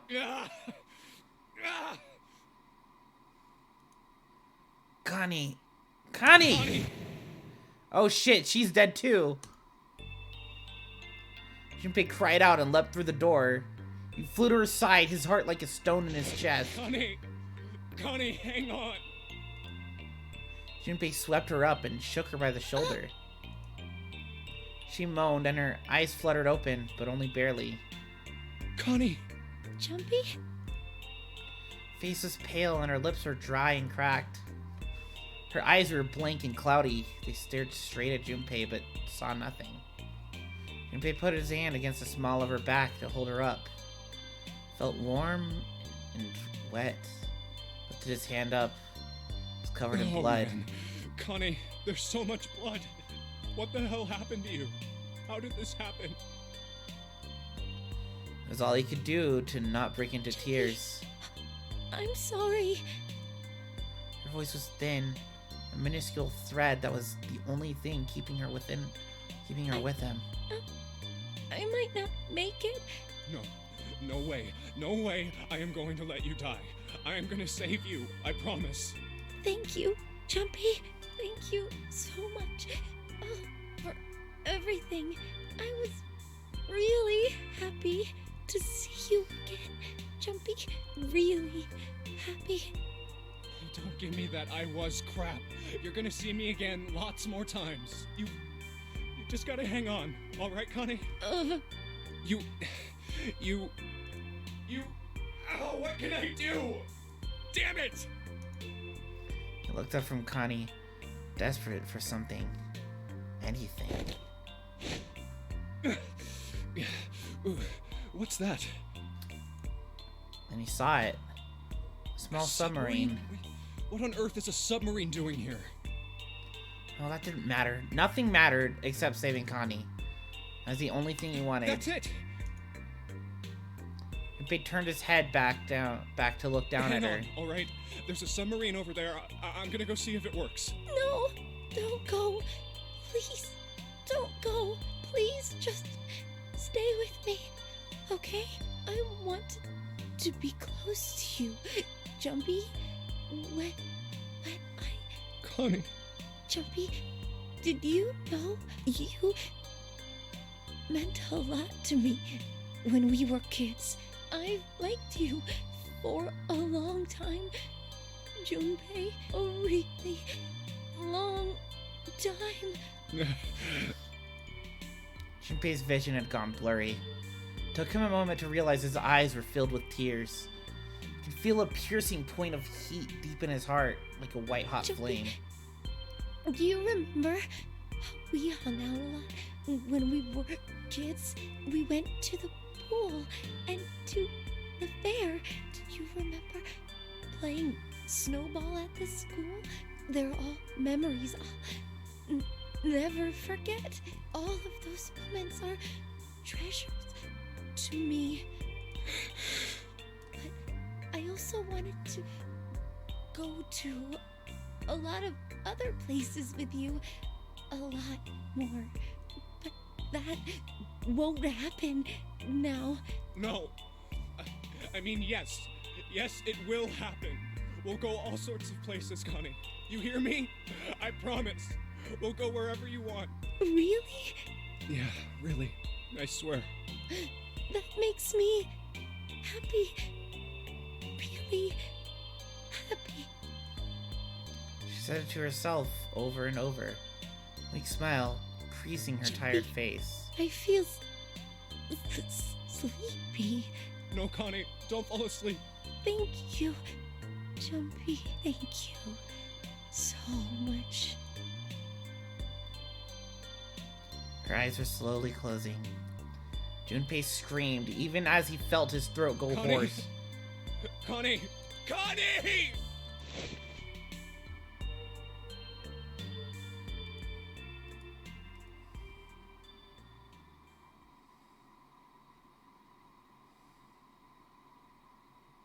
Time passed. Junpei wept, curled around Connie's body. He cried and cried until he had no tears left. The last tear fell. Junpei was no more. His body remained, but only as an empty shell. Somewhere he heard a bell ring. It was the clock at the central staircase.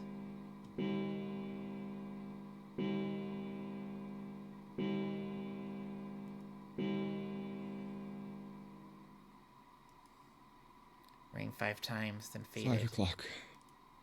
Quietly, gently, softly, set Connie down on the floor. Slowly, Junpei stood. Only then did he realize that Seven and Lotus had not followed him. Where had they gone? Slowly, he looked around the room. There was nothing. No sign that they'd ever been there. It felt as though every part of Junpei's body was made of lead. Slowly, he made his way to the door he'd come through. As he approached it, it opened. sliding apart with a sound like grinding stone.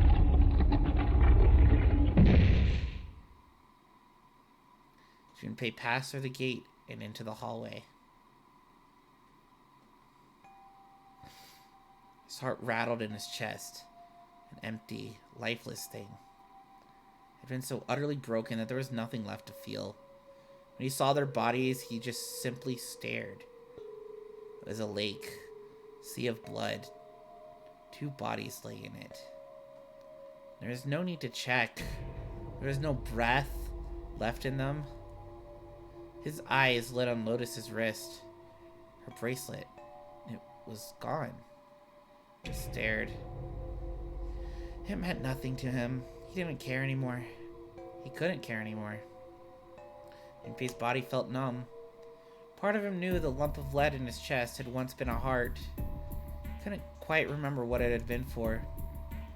Tears poured from his eyes in great streams, and he wasn't sure why. He gave up trying to make them stop. He turned around, and the door opened again. Slowly, numbly, he walked through. He kept walking. Why stop? An object set in motion, simple inertia carried him forward. Eventually, he found himself in front of the submarine. His arm reached for the hatch. And he was floating in the water. His eyes stared down into it. He couldn't see the bottom. His back was hot. Dimly, he felt a blade of a knife in it. Who? One dead body lay behind door number 5. The body of the 9th man. Another lay in the shower room. The body of Snake. The central staircase were 3 more. Ace, Santa, and Clover. Just outside the door were 2 corpses. Those of Seven and Lotus. In this very room, the body that had once been Connie. Now, Junpei would join them. Who, then, had killed them all? Who?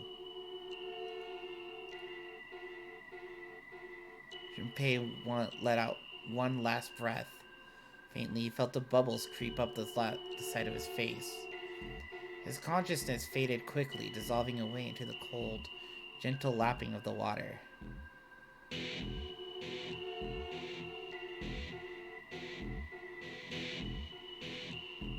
Woo! I got the bad ending! Let's go! I got the worst fucking ending! Yeah! What a way to start it out. Ria Tanaka, she voice Clover? She probably does.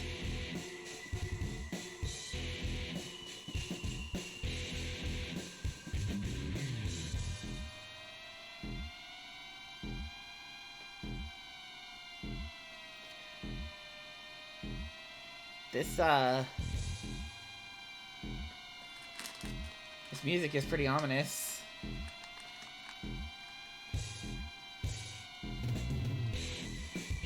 So there were some answers, some questions, but also nothing was answered. At the time where everything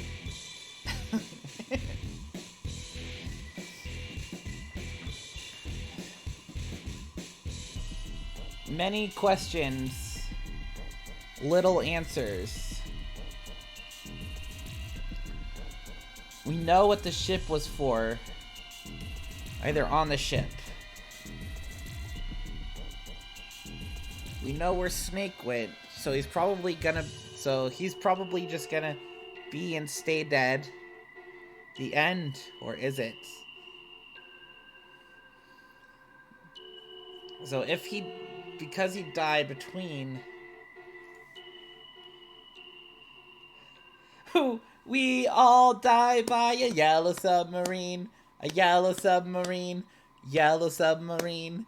This game has multiple endings. In order to experience all the endings, you need to play through the game multiple times.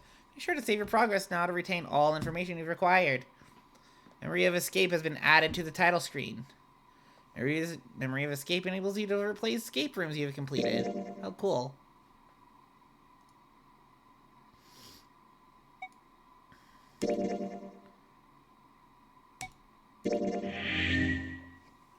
Save complete. Access the flowchart or return to the style screen from the beginning. Alright, so I went completely down the right side of the flowchart. Next time, next stream, I will be going down the left side.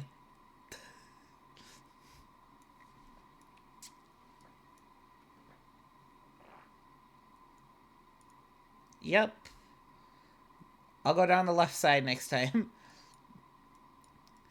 And then we'll see what goes down. Well, at least the left side from here. So, you know, I'll start from right here. And then, you know, go down the left side from the choice. Which means I won't... Which means I'll go in... what was it? Was the 4-door? Yeah, yeah, behind. I'll go through the 4-door with, what was it? Akane, Lotus, and... Yeah, it would have been Akane, Lotus, and, Snake. No, not Snake. Fucking... What's his face? Santa. Fucking Rean Schwarzer. Anyways... Let's see if there's someone for us to raid or not.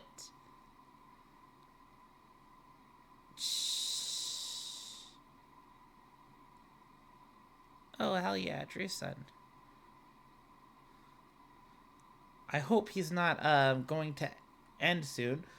That would be awkward. Alright, so... Thanks, everybody, for tuning in, for watching. Anybody who's lurks, anybody who chats, I appreciate every single one of you. I know we went on for a while. Bit too long. But yeah, next time I stream will probably be tomorrow night, or tonight night. But I don't think I will be playing Zero Escape. I might play something else. Because this is long. This will take a while. So I'm going to save this for probably Wednesday, which is my next day off. Or if I call out, I might stream. But yeah. So anyways. Oops. I didn't want to do that. Anyways, ending soon button. There we go. I am ending soon. Let's...